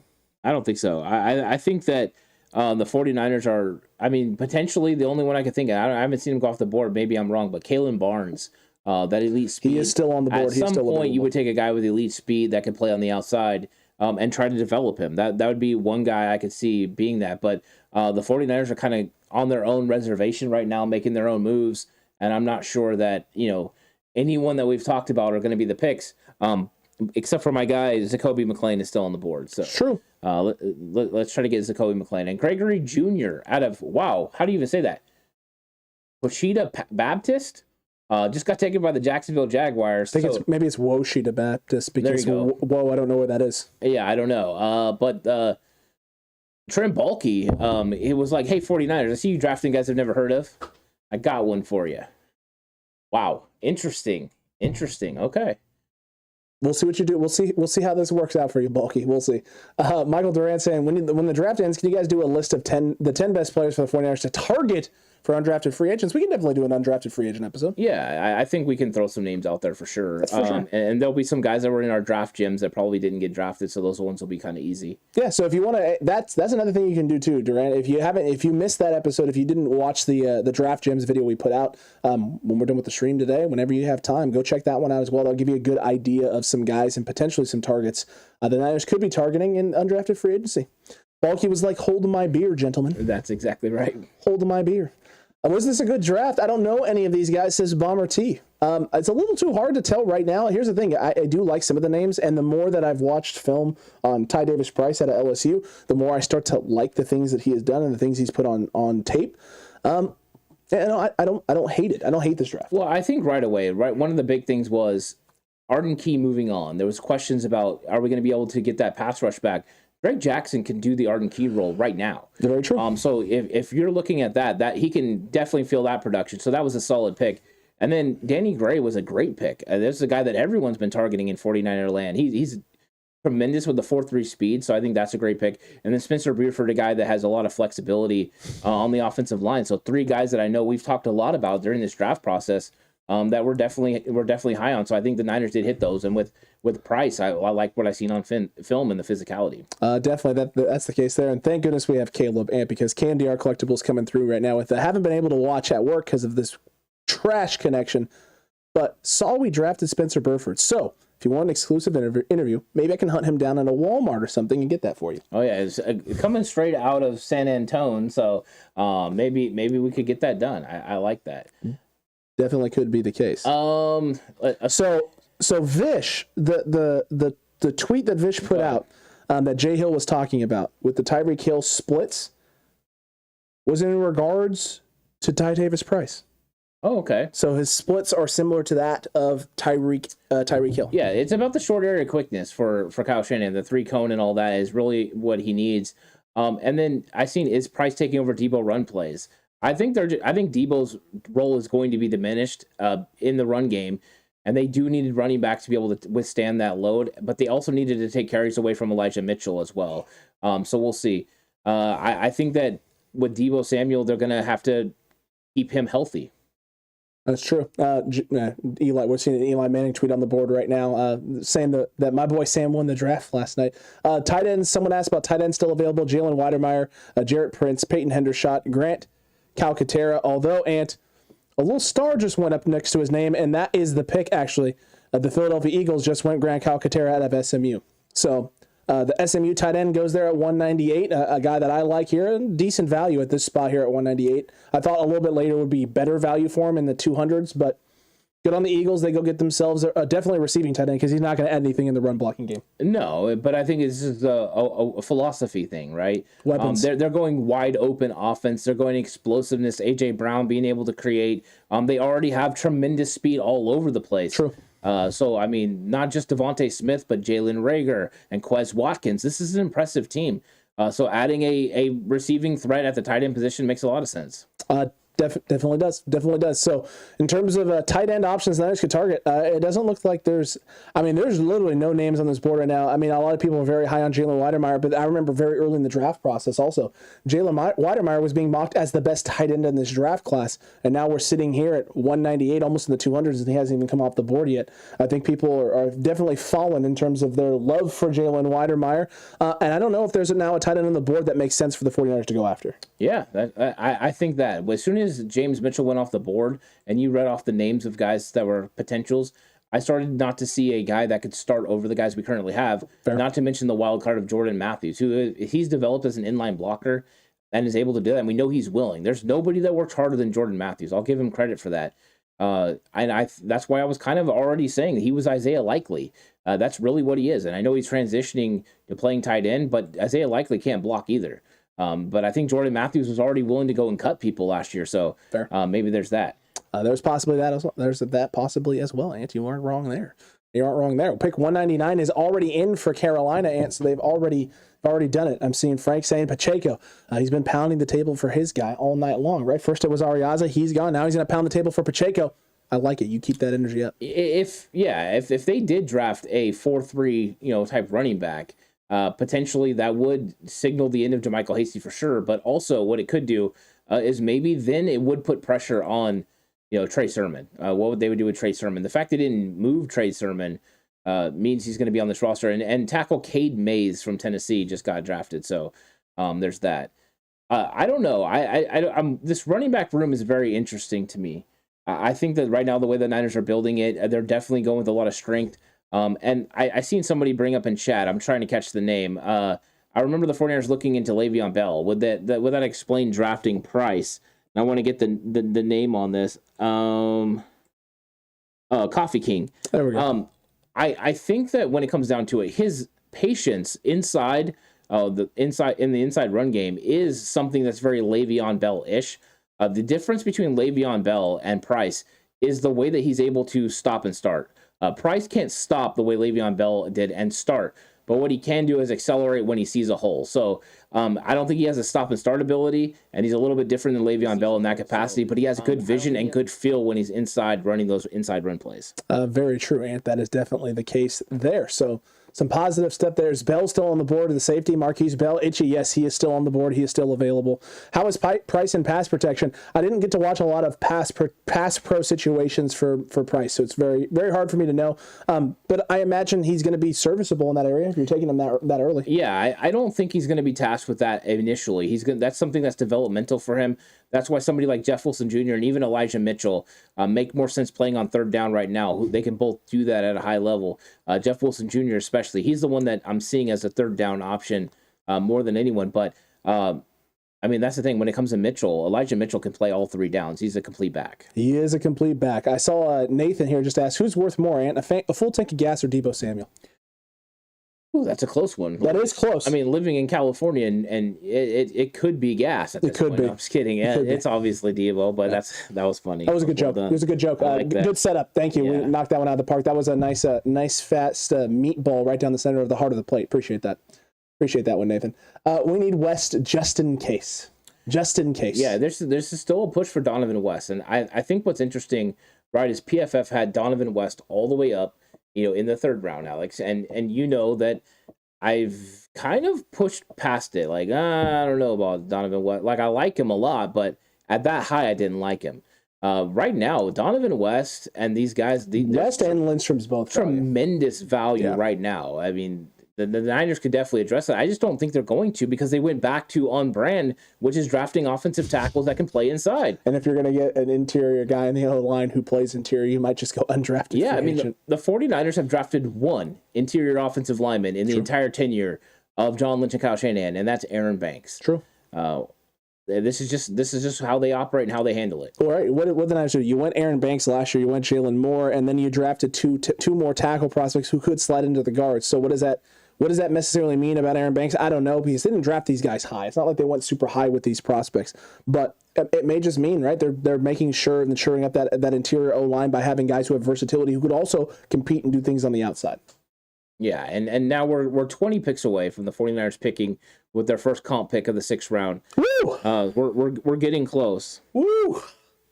Getting close, sweating, feeling good. Yeah, Frank says Wes is available. Amazing. Yeah, I think a lot of people thought he was going to go. An Android user says, at this point of the weekend, are we getting into panic zone about Jimmy not getting traded? Nope. I've said this. I'm going to continue saying this, Ant. I've been feeling this. I've been thinking this. I would have loved a day 2 Jimmy Garoppolo trade at the draft party at Back Alley Brew. That would have been phenomenal. Would have been fantastic. But it does feel like the Niners are rolling into camp with Jimmy Garoppolo. Yeah, and I think that Jimmy Garoppolo could be in training camp with Trey Lance, and Trey Lance is going to go out there and have to earn it. I think it would be good for the kid to go out there and beat out Jimmy Garoppolo. And if he did beat out Jimmy Garoppolo, which I believe he could, I think it would signal to that room that Trey is actually that guy, overcoming that veteran quarterback. I think the biggest problem with Jimmy Garoppolo, and I think this is what it comes down to, is just the money. If that money wasn't there, if he was making $13, $14 million, I don't think as many people would have as much problem with him being on the roster, because he does ensure, in case Trey goes down, that he could win a lot of football games for you. He's already proven he can take you to the NFC Championship game. He's done it on 2 occasions. So I think that they would feel comfortable with that running back room, but that's a lot of money being allocated to backup quarterbacks. The $27 million for Jimmy Garoppolo and $2 million for Nate Sudfeld, nearly $30 million for your backup quarterback situation. It's a lot of money in your backup quarterback room, and most of it, if Trey wins that job, right? And a lot of people think, and us here both believe he not only can, but is going to have every opportunity to, with Jimmy missing a good portion of OTAs and probably the first part of training camp not being 100%. Trey's going to have every opportunity, and if he wins that job out, that's a lot of money to be spending on 2 guys who may not ever see the field, especially if Trey stays healthy. And Michael Duran, just for you, there's the knock on wood, my guy. There it is. Yeah, and we got some stuff. Baby Darius says, I strongly believe that Danny Gray will just be a glorified Travis Benjamin. Interesting. Yeah, I think Travis Benjamin, and if this would have been early Travis Benjamin, like early in his career, Travis Benjamin was dynamic with Cleveland. True. When he played for Kyle Shanahan in Cleveland, he was dynamic. I think as he got older, I thought some things diminished there, and also the ability to block in Kyle Shanahan's run game was really not on display for him. He could not do that, and I think that hurt him with the way Kyle Shanahan runs offense now compared to what he did in Cleveland. Itchy, the problem with that is that Jimmy has to want to and has to agree to said restructuring of said contract. There's no way he's going to. Why would anyone sit there and go, yes, let me take less money? Yeah, you wouldn't think he would normally take less money from the 49ers, and if the 49ers did restructure his contract, potentially they would have to eat some of that salary in future years as you kind of push it down the life of the contract. I'm not sure they want to do that. I think the best option, if it came down to it, would be to actually cut him, because then you're only losing less than $2 million. So I think that's the best way. True. Teams are concerned with Jimmy's shoulder, it seems. I mean, listen, it's a throwing shoulder. It's not like it's a non-throwing shoulder injury. It is 100% a throwing shoulder injury. So teams may just be waiting to see, right? And if you're going to wait to see where his health is and if he can pass a physical and all that before you decide to go make a deal, that's fine. And the Niners they're completely content with waiting. Jed York came out and said, they're okay with Trey sitting in the second year. They're okay with Jimmy being the guy and rolling into next season with the contract, right? They've said they've planned for all options and all opportunities. The Niners, a lot of people felt like the Niners were caught between a rock and a hard place and maybe overplayed their hand. Maybe the Niners did overplay their hand, but maybe they were fine with overplaying their hand, right? It was either give us something that makes it so that we have to move off of Jimmy Garoppolo, and if no one's willing to do that, or if the pieces don't fall in the right spot, then we're just going to go with this guy who's gotten us to 2 NFC championship games in 3 years. I'm not so sure that it was so much that they didn't get what they were looking for, but that potentially because of the shoulder injury, they were never really going to be able to get offered what they wanted. Fair. It's one of those times where situationally, it just didn't work out. Having that shoulder surgery was ill-timed, and I think that did torpedo the ability of them to trade Jimmy Garoppolo during the offseason, and now they may not, and that's something we got to keep it as an actual reality. Itchy, that if he's not starting, he has to be traded or released. $27 million for a backup is just bad business. Lou, please say it isn't so. Jimmy G in training camp for $25 million. It's looking like it. Yeah, potentially. And we've got other picks going. We're now at pick 202. Cleveland's pick is in. We'll see what that ends up being, but no names have come off the board of the ones that we've all been talking about in chat so far. True. So we'll see what Cleveland does here, but the Niners are about 18 picks away from making their first comp pick in round 6. Michael Woods, the second out of Oklahoma, is the pick for Cleveland. They've gone wide receiver now a couple times here at the back end of this draft, Ant. So they go wide receiver, a 6'1" guy, 204, around a 4.55. So Cleveland adding weapons for Deshaun Watson, Baker Mayfield. Who is it going to be? Because they're still sitting on Baker. I know there were reports yesterday that Carolina was getting close to getting a deal done for Baker Mayfield, and then surprise, Ant, no trade today. Yeah, they drafted a quarterback, and that's the thing. As soon as Carolina drafted a quarterback in the 3rd round, I think it did signal that potentially they're out of the quarterback market. They have their transitional quarterback already in Sam Darnold. So they don't really need to go the veteran route anymore. So Jimmy Garoppolo, I don't know where the landing spot is besides the New York Football Giants. Daniel Jones, they did not exercise his 5th-year option, so he's there for 1 year. If they were thinking that they wanted to move off Daniel Jones, who's on a rookie pay scale, and go with a Jimmy Garoppolo, they could do that. Carolina just made the most sense because they had the most cap, available, and they definitely need a quarterback because I don't care what anyone says. In no world is Sam Darnold as good as Jimmy Garoppolo. No, not even a little bit. I saw Frank here earlier said, in my honest opinion, the Yorks like having Jimmy as the face of the franchise. I don't think they hate it. Jimmy Garoppolo is well-spoken. He's a good-looking guy, and usually the quarterback is that. But the thing is, Trey Lance is the same things, right? Well-spoken, a very good-looking guy. Dude. I mean, he's somebody that is... could really carry a team, I believe. So I think that happens a lot of times, but they like Jimmy, and I think they're going to really love Trey as well. Jag here with a $2 super chat. Jag, thank you. We appreciate it. Yeah, thanks, Jag. Appreciate it. Marquise Bell or James Houston, linebacker from Jackson State. Both of those would be good options. Yeah, I mean, both would, and potentially if both guys make it to 220 and 221, it could be both picks. I love James Houston. He's one of the guys that I've been impressed with as an edge rusher. He was actually one of the draft gems for us, Alex. So he would make a lot of sense. Marquise Bell, somebody we've been high on the whole time. So both those guys would make sense. I think Jag's on the right track here. Coffee, don't do it, my guy. If Jimmy's the starting quarterback in 2022, I'm probably buying a football 6-month supply of Jim Beam bourbon, and he's just gonna get toasted every Sunday. A lot of 49ers fans would be very upset if Jimmy Garoppolo was the quarterback. There's also gonna be a lot there that are gonna be very happy because no matter what, right? The fan base is going to be split on this, and it's going to continue into training camp at the very least, or at least until he passes a physical. We don't know what the Niners' options and what their plans are. Yeah, once he passes a physical, then they could cut him without the repercussions of the $8 million that they would potentially lose as Tristan Ebner from Baylor gets drafted by the Chicago Bears. That's actually not bad right there. Yeah, but I think that they're waiting on this, and they don't want to lose that $8 million because, if he goes and signs with another team for $8 million plus, they get that money back, but they don't get it back till 2023, and they want that money now. So I think that's what they're looking at. Jan, coffee. I'm brewing 15 gallons of beer and 12 gallons of wine, for Christ's sakes. There it is. Ty Davis Price, Baby Darius here says, Ty Davis Price reminds me a lot of Debo when he runs the ball. And hold on. Ooh. And are we ever going to draft a big athletic freak wide receiver that could be a red zone threat? I'd love to get Julio Jones or a good tight end too. This is something the Niners fans have been clamoring for, and this felt like the draft that maybe they could get it done. Unfortunately, a lot of those big, tall, talented wide receivers go early, or in the case of the New England Patriots, trading up into round 2 to take Tyquan Thornton. Yeah, I mean, there is one guy left, right? There's Weston. There's Isaiah Weston. Isaiah Weston out of UNI. He's still available, 6'4", can run a 4.4 40. True.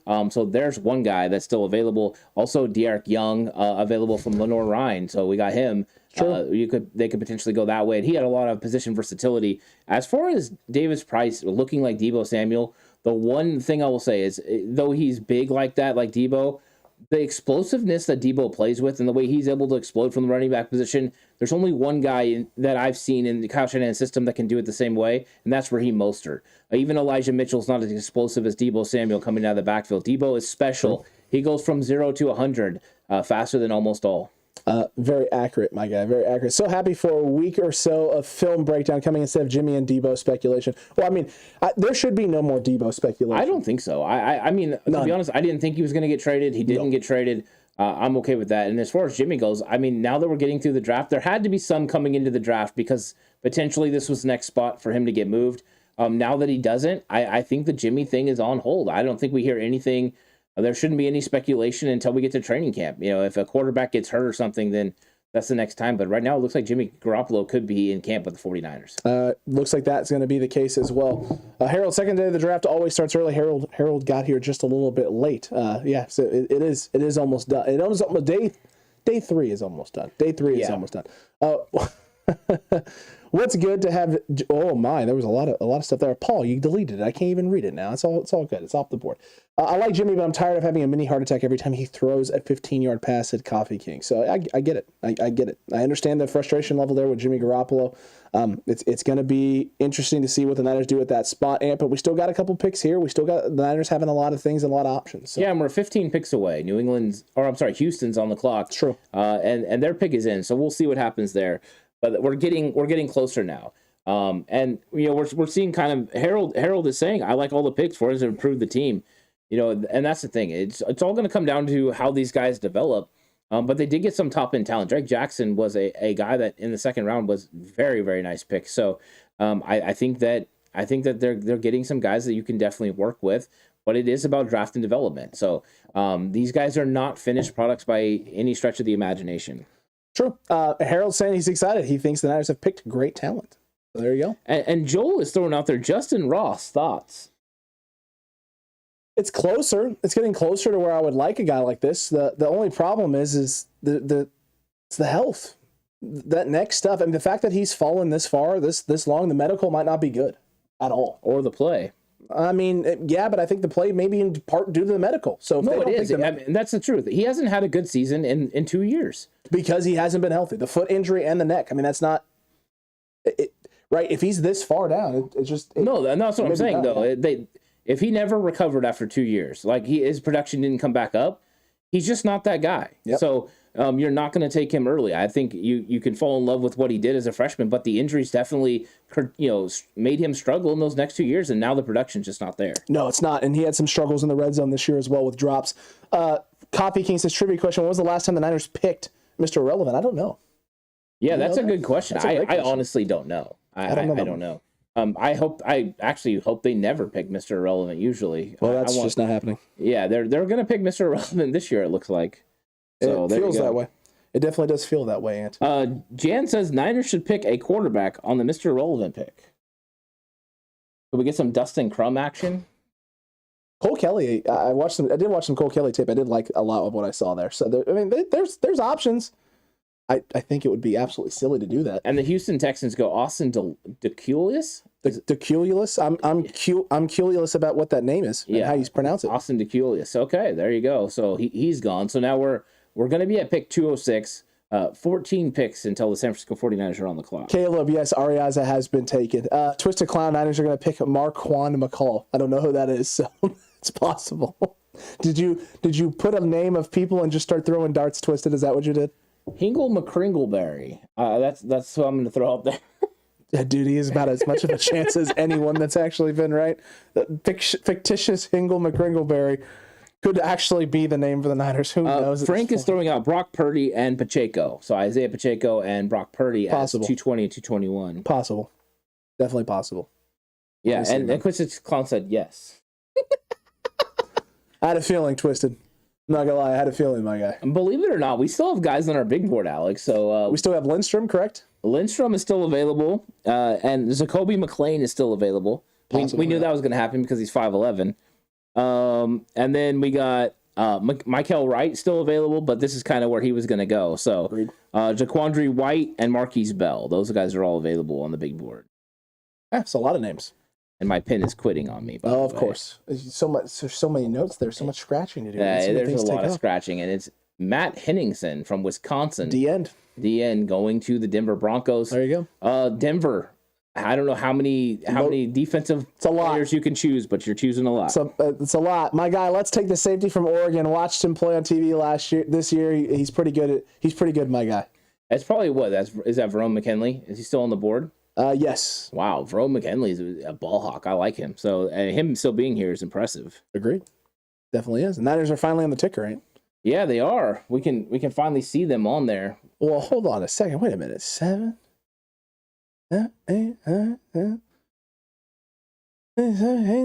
Okay, I was counting to make sure. I wasn't sure if it was. I thought that maybe they traded up or something. I wasn't sure. 206, 220. No, I'm aware. I didn't realize there was 19 names on the screen. Gonna have to bring Horse back to do math for us. I mean, he's the math specialist around here. He is the math specialist. No, it's still my choice. He has some quality traits, at least, says Itchy. Yeah, there you go. Ant's pin core room is lacking. That's right. My pen is giving up. It is. The big board is a complete mess at this point. So unfortunate. It's true. 49er minded. Look at this. In 96, the Niners drafted Mr. Irrelevant Sam Manuel. I went to high school with him my freshman year, so look at that. Oh. Wow, I didn't even know that. And to be honest with you, I've loved 49er football for a long time. I have no idea who Sam Manuel is. Well, there it is. Can 49er Minded tell us, did Sam Manuel ever make a 53-man roster for the Niners? I don't even know if he did. I don't know what position he played or anything. Not sure. Yeah, just curious. And Jan, you're right. I don't have enough fingers. I don't. I just... McKinley the third. Okay, nice. There we go. Let's see. I'm shocked that we waited so long for cornerback help. We're really putting a lot of eggs in the broken basket that is Verrett. Well, the Niners haven't signed him, so... Yeah, maybe it's not Verrett. It could be Darqueze Dennard. I mean... Could be. Former first-round talent. When Fred Warner was talking about the nickel corner position, he said Darqueze Dennard, but then he said, oh, what do I know? I'm just a player. Like, I'm not a coach. But it could be Darqueze Dennard. He's definitely not talked with D'Amico Ryans at all. Yeah, I think he probably has a pretty good idea. That's interesting that they're going Darqueze Dennard. And you know what? I'm not going to hate on it. Darqueze Dennard was a first-round pick, and we've seen the 49ers in the past have experience with first-round picks that didn't work out. Carlos Rogers, Dante Whitner didn't work out with their first units. They come to the 49ers, and they end up having Pro Bowl caliber seasons playing in a different system. So it does sometimes work out, and Darqueze Dennard looked good against the Rams last year when he was asked to come in and play the nickel. Very true, Ant. Very, very true indeed. Let's see what the Chicago Bears do here at 207. I'm interested to see what route they're gonna go, and if anyone on our big board gets taken between now and 221.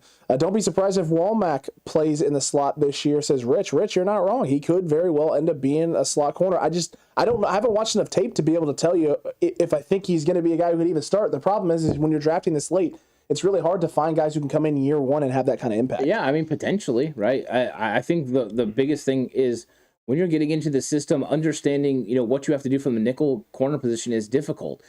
Because you have to be able to go both ways. You have to be able to run to the middle of the field, and you have to be able to run to the outside. When you're an outside corner, you can use the boundary as help and you're in coverage. Use the sideline to your advantage. When you're in the nickel, you're not afforded that opportunity. So it's a little bit different. Of course, he is experienced playing in the nickel spot, but I want to watch film and see how he does.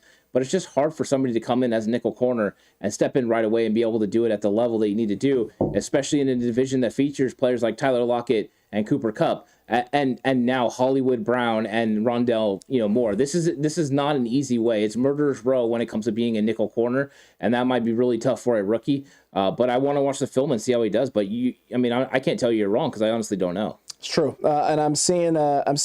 Was it Todd? Yeah, Todd. What do you guys think? Do you guys think the Niners could go after another receiver or not? And specifically to you, wide receivers that are available currently. Bo Melton is the top wide receiver on the board. And then you have Ross, Kevin Austin Jr. out of Notre Dame, Braylon Sanders, Malachi Polk, Charleston Rambo, Trey Turner, Dijene Dixon, Josh Johnson, Reggie Roberson. Yeah, I think so. And you know what? You just mentioned Reggie Roberson, and the SMU connection there with Danny Gray makes a lot of sense. I think they could go wide receiver again. I don't think they're dead set on wide receiver. And there's some of those names that you said that I like. So I think there's some potential there. Not to mention Isaiah Weston and Tanner Connor, two wide receivers we talked about in our Gems episode as well. Yeah, exactly. There are guys that are gems that could be available as well. So if they don't address it during the draft in the next 3 picks, they could address it too in undrafted free agents. There are some guys that are going to be available that have size and speed ratios that you would like. Isaiah Weston, if he doesn't go drafted, he would definitely be somebody they could look to bring in. And the Chicago Bears with pick 207 go center Doug Kramer from Illinois. And Michael Duran goes Samori Toure. Yes, another very talented wide receiver as well. Yeah, they did bring him in, and I think the 49ers could also look to go with veterans. There's some free agents out there that are still cheap.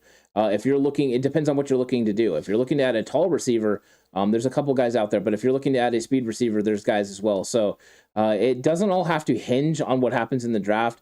But we'll see if they do it. But I think wide receiver is definitely a potential spot, especially when you get to the comp picks of 220 and 221. There's nothing to lose there. Take your shots on players you believe have huge upside. Very true. Caleb, we haven't picked yet. So sorry if I got excited about something that made you think the Niners were picking. That's not what happened.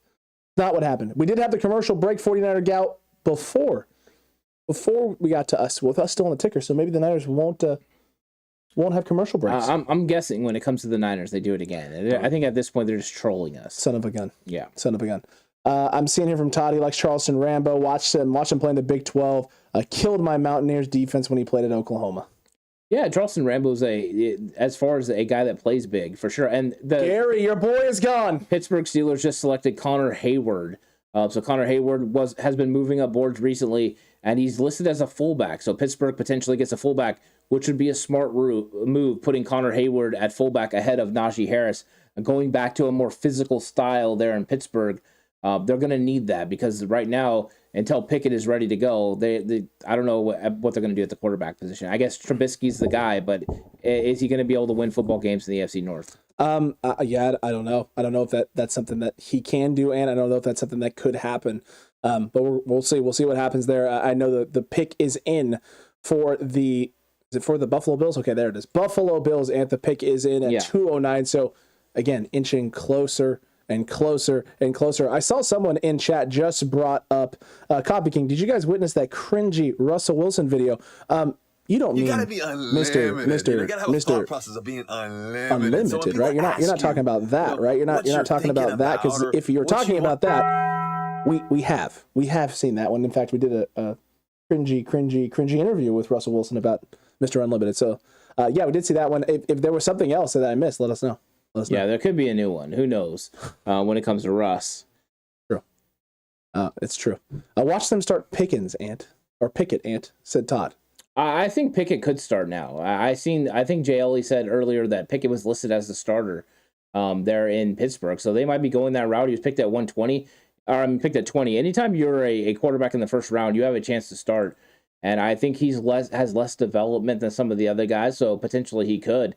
They might have, Trubisky being the backup instead of the guy that's the holdover that's going to get him to pick it. Possibly that. Tackle Luke Teneda there for the Bills, Ant. I quit trying to guess the pick at this point, says Lou. He has a new video of him getting drafted by Denver, says Coffee King. Oh, boy.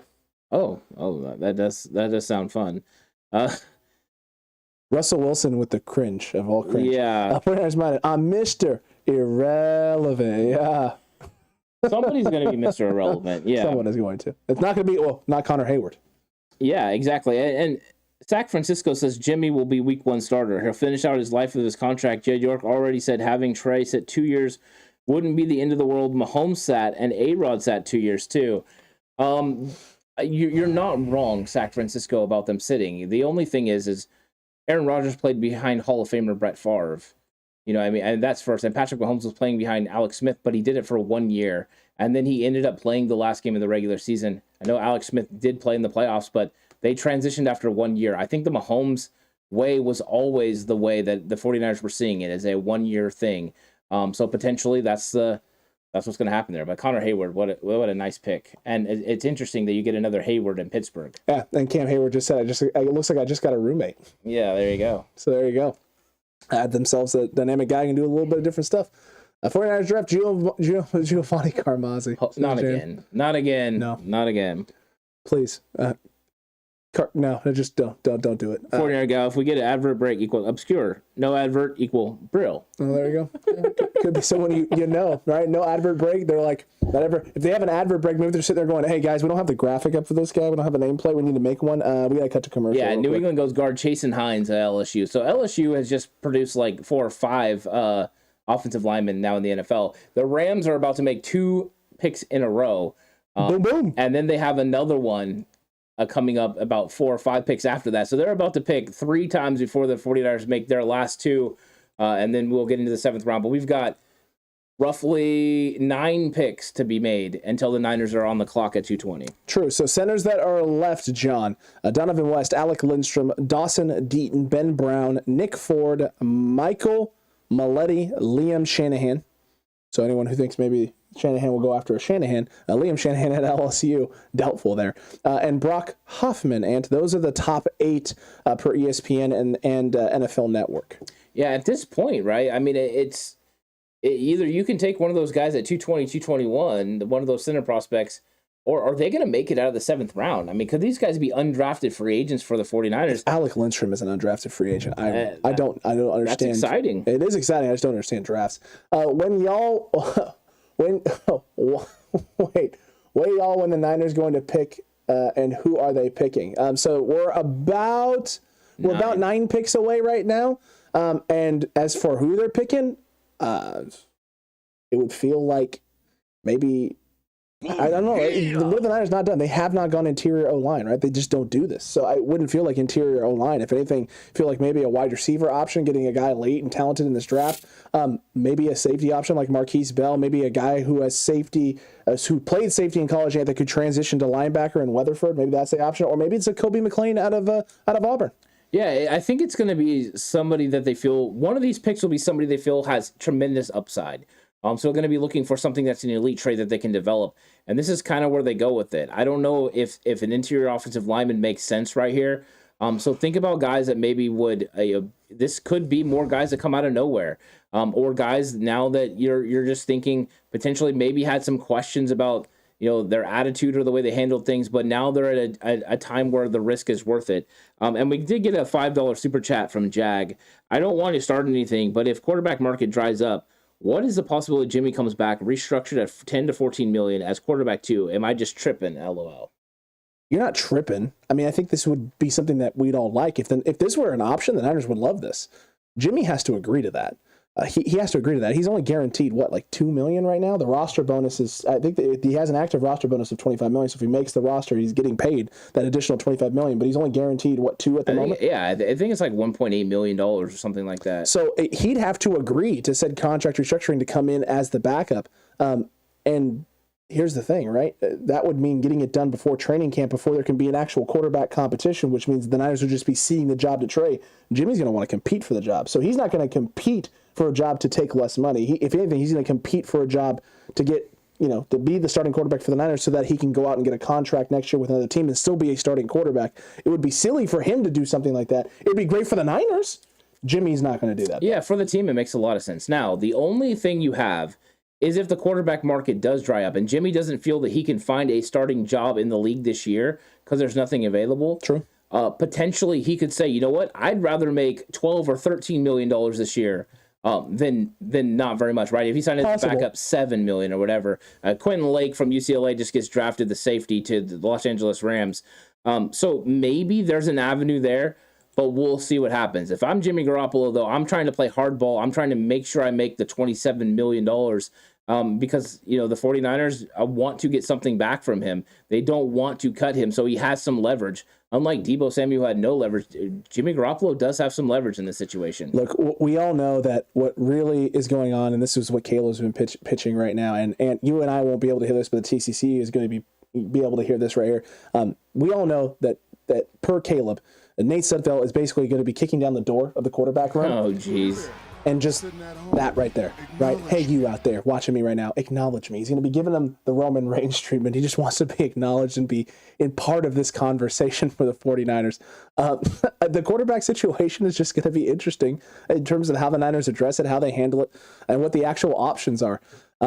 Someone just said that cone gentleman, the guy with the name that's like an orange traffic cone, and he apparently tweeted out, this is the worst draft of the Lynch and Shanahan era.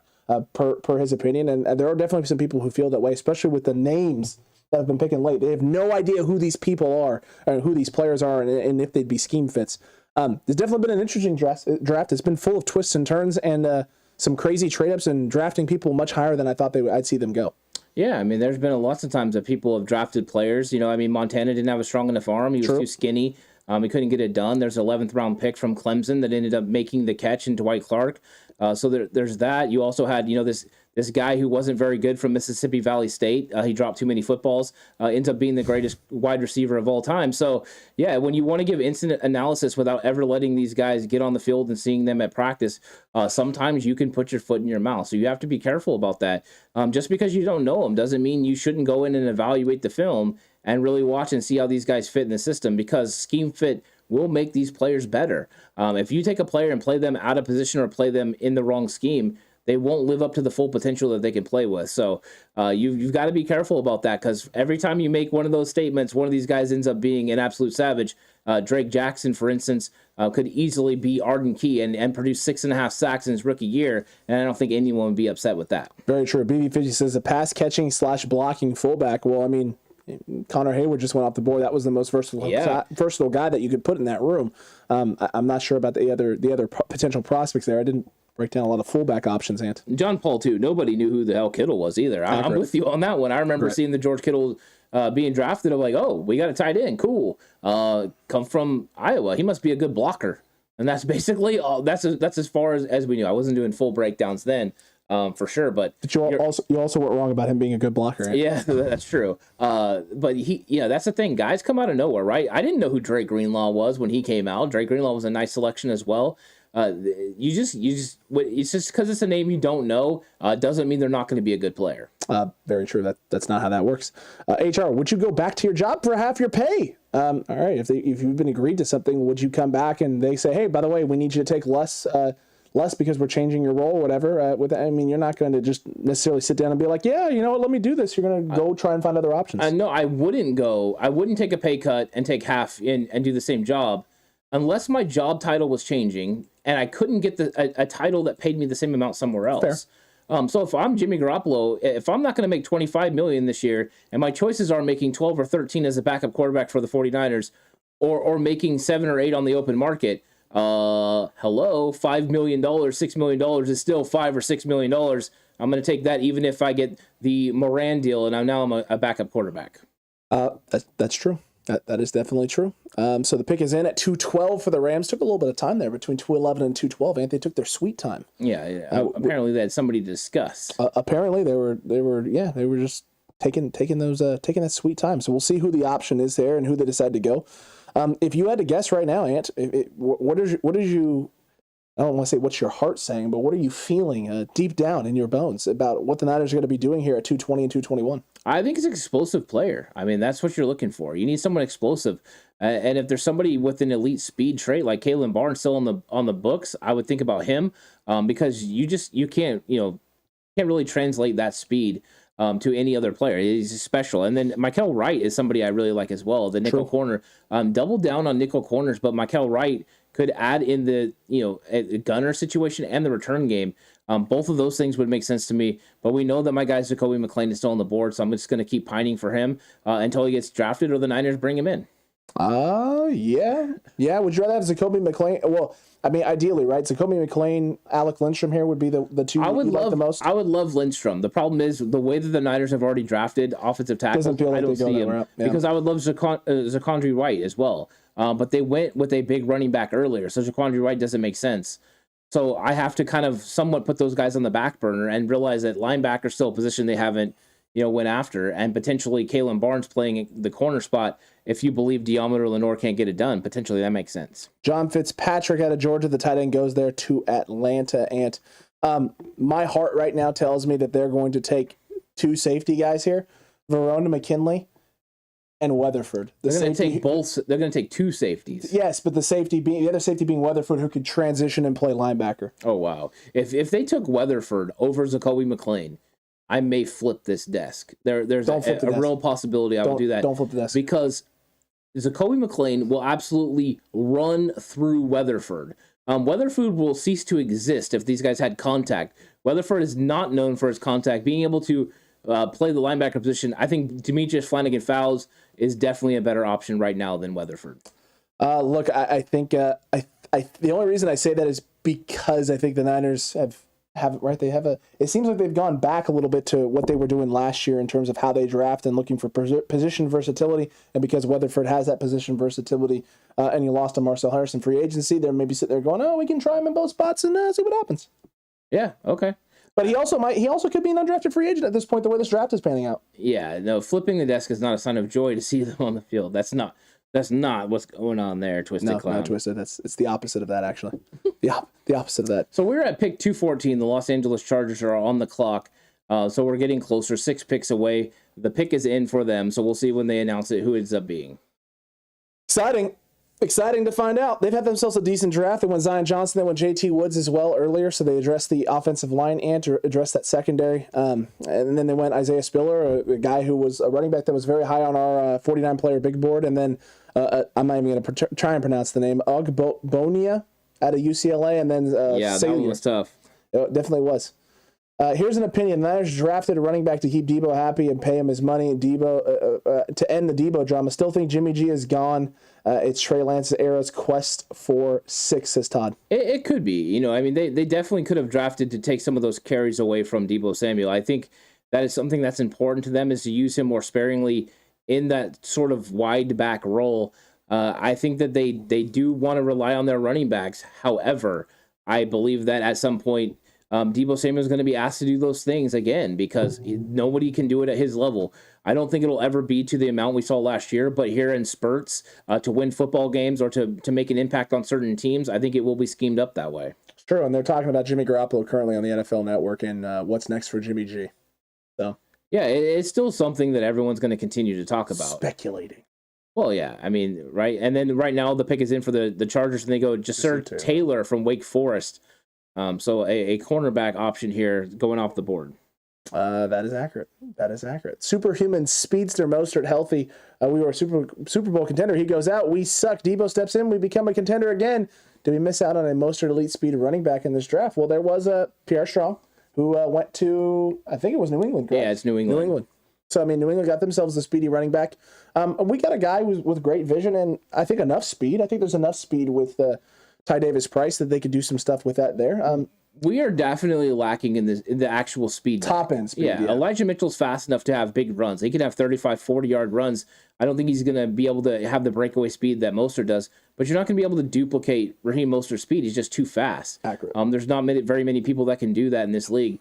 So I think you can't duplicate it. But if you're looking for a draft pick, Isaiah Pacheco is still out there and potentially a 4.38 guy, but at 210 pounds, so he's got some nice size as well. True. The pick is in for the Arizona Cardinals. Let's see what an NFC West foe is going to do here. And they've gone tight end. They've gone D end. They've traded their first round pick for a more proven wide receiver prospect. They've gone edge. They went running back Keontae Ingram out of USC earlier at pick 201. And now at 215, we wait to see what the options are here. If are they going to get another wide receiver option? Are they going to address their O-line at all? Going to be interesting to see. And HR's not wrong here. In and around with Danny Gray is also something they could do. Danny Gray's going to have a lot of versatility in this offense and add something different than the guys they have. But I also think Ray McLeod is going to add to that as well. He has that ability to do those things out of the backfield. But I don't know how. I don't know. I see a question also about Danny Gray playing in. Could we put Gray in the backfield? I don't think he's going to play in the backfield. I think he's going to be a wide receiver that can do ins around and things like that. Because I do believe they want Brandon Ayuk to play more of a traditional receiver role. It does feel that that's what they would like out of that role for him and what they want him to do. I'm very interested to see what the Cardinals decide to do here with this pick at 215 and what route they decide to go in terms of building their roster. And is it an interior offensive lineman and to fill some holes they've had and some issues they've had with health and depth at the O-line on the interior? I mean, it could be. I mean, you're starting to get really late, right? They got Ronnie Hudson last year to fill that center role, and then he got hurt. They had a lot of injuries on that offensive line, so they're going to have to continue to build. But you're getting into the point now here in the 6th round where if you're taking a player right here, you're not expecting them to start. You're just expecting them to have something that you can develop. So if they go interior offensive line, I don't expect them to help the team this year. You see that they added Will Hernandez during the offseason, so that's some of what they did to bolster their interior offensive line. Yeah, so it'll be very interesting to see what they go. And it is interior O-line, but it's Letitia Smith out of Virginia Tech, the guard. Yeah, Letitia Smith is a pretty good player. He was somebody we broke down. He did not get a star player for me, but he was a fun watch. And so I think this is actually a solid pick for them, somebody that can develop and eventually take over. I wouldn't expect him to start right away, but a nice value pick there at 215. Very true, Anta. And now Indy is going to be on the clock at 216. Tommy, did we pick anyone else since? No, not yet. We are getting close, though. Getting close. Officially, 16, 17, 18, 19, 5 picks, Tommy. 5 picks need to be made. As soon as the Colts pick, we're down to 4. It's 4. It's Colts, Detroit, Rams, Tennessee, and then we're on the clock. It's true. So we're almost there, guys. We're getting it. Getting close to 220, getting close to 221. So we'll see. Yeah, and Todd's not wrong. The safety Verone McKinley is still on the board as well. True. So that's another option for the 49ers. I am curious where they go. This is kind of where I thought Kalen Barnes was going to go. And here we're finally starting to get to the end of the 6th round. Accurate. We saw him making a move up, and PFF put him all the way in the 3rd or 4th round, something like that. Yeah. And now here we are, and he's still available. Back end to 6 to 7. Just enough fingers on one hand for Alex to count. You're right, Jan. Just enough. One short. 49ers breakdown. Fred Warner. That like button. We're sitting at 77 right now, so we're starting to get into that 80 range. Let's get George Kittle amount of likes right now. Get the thing up to 85. Let's go, TCC. You got this. Do you know what our camp number count is at with these draft picks? So I know we were at 75 going into the draft. I believe it was just over 75. Okay. So even John Lynch didn't know the actual number. I think when he was commenting, he said we're just over 75. So that's what I've been saying as well. I believe there were like 77 or 78. So if they made the full 9 selections, right, that would take them to where they're really close to that 90-man roster. Because Alfredo Gutierrez doesn't count still, the Pasta man. That's right, he doesn't count. I forgot about that. I'm watching the Colts, and they're going through their picks right now, and I'm seeing Andrew Ogletree at Youngstown State, the last one they picked at 192, and just getting all sorts of feels. Twisted Clown says, percentage that the 49ers get someone you've scouted. I'm gonna put 0. I'm gonna put that at like 19%. I'm gonna pick 19 because of Debo. Fair. But 19% at this point in the draft. There's just no way to look at all these guys. I mean, just like defensive tackle Curtis Brooks got taken from Cincinnati. I watched Cincinnati a lot. I watched Darion Beavers. I watched Kobe Bryant.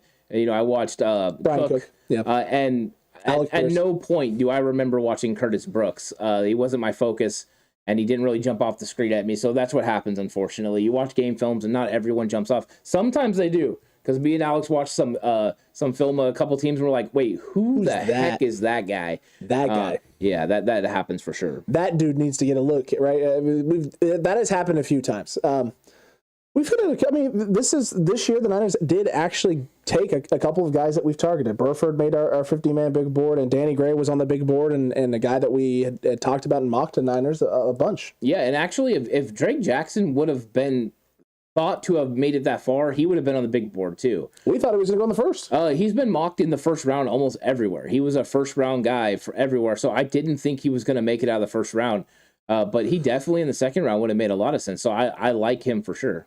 That's true. Jan says, am I wrong, or do I only see one like? No. You're not. That's not accurate. We're sitting at about 77 at the moment. Yeah, it's interesting. Some of the things with YouTube, they don't always show all the likes and stuff now. No, they do. They really don't. Linebacker makes sense at this point, right? Aziz and Greenlaw free agents after this year, right? Agreed. Very much so. And sorry, I was chuckling while you were reading that, but Frank hit me with the 14%, number 14%. I get it. Well played. Yeah, I think linebacker would make sense.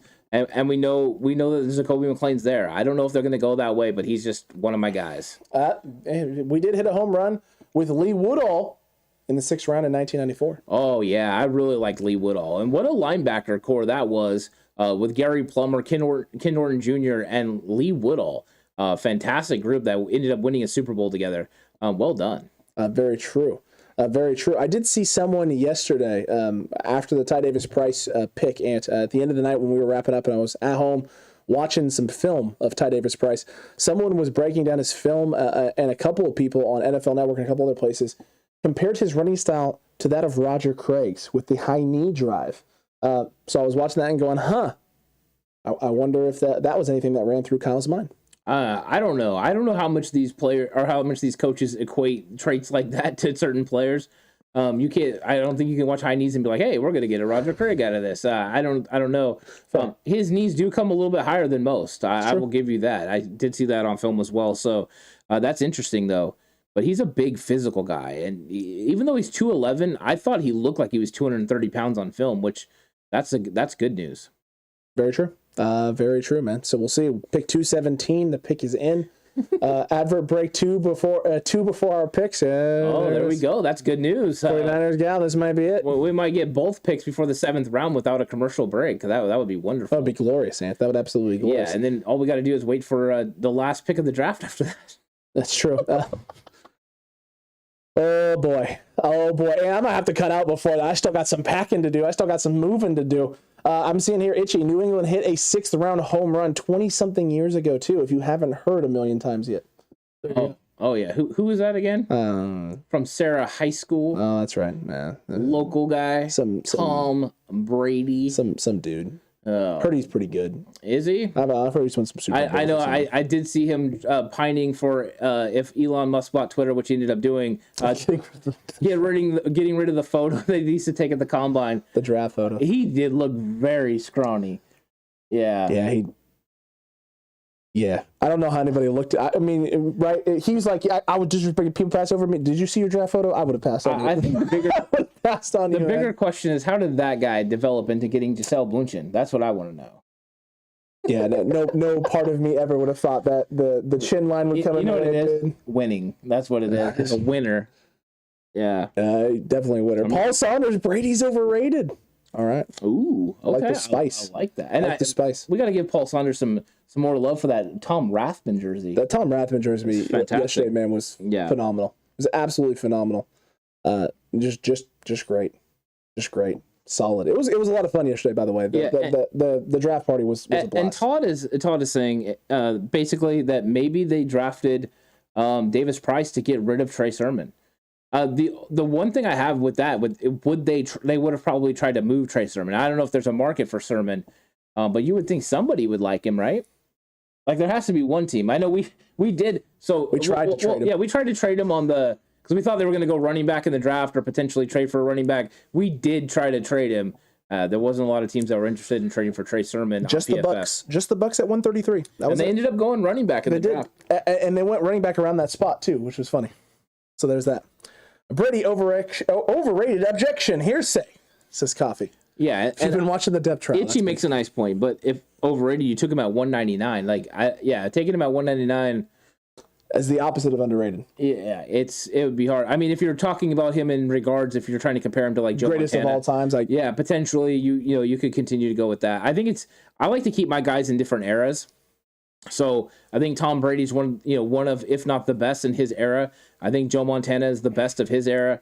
I think, you just continue to move on and like that. I just think there's really good, like Johnny Unitas is the best in his era. So I think that's kind of the way I like to do with the NFL. Cause I think with football in general, it just changes so much.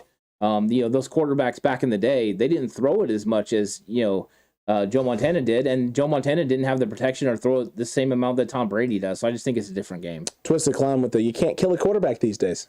That is true. You can't kill a quarterback these days. You breathe on a quarterback too hard, and you're going to get fined. Yeah, so. We're at pick 217. 49er Gal is all over it, and we're waiting for the Detroit Lions pick to be announced. It has come in, and then that will put us 2 picks away from the 49ers being on the clock. It's getting close. Detroit, let's go get a move on here. I'm pretty sure Tampa Bay. I'm pretty sure Detroit's not it's James Houston. Wow, good take at 217. Wow, and the Lions are having a good draft. They have now done this with James's for the last 2 picks. True. First taking James Mitchell, now James Houston. Detroit. Yeah, suck. You're killing me, man. You suck, Detroit. Yeah, Matt, get on your team, my guy. Get on your team. This draft has been one big head scratcher. I blame Alex. Well, shoot. Now, Tommy, I would say I'm sorry and I apologize, but I really don't. I really I don't apologize. At this point, scheme fit, and elite traits, says Frank. You're right. That's what it's about right now at this point. Yeah, it really is. And Tampa Bay's pick here at 218. Maybe we're going to get some rapid fire through the end of the 7th round. The pick is in, Ant.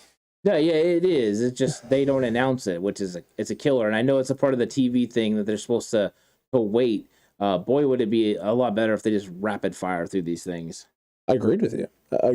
Here on that. A lot of possible names, a lot of potential here, a lot of possibilities.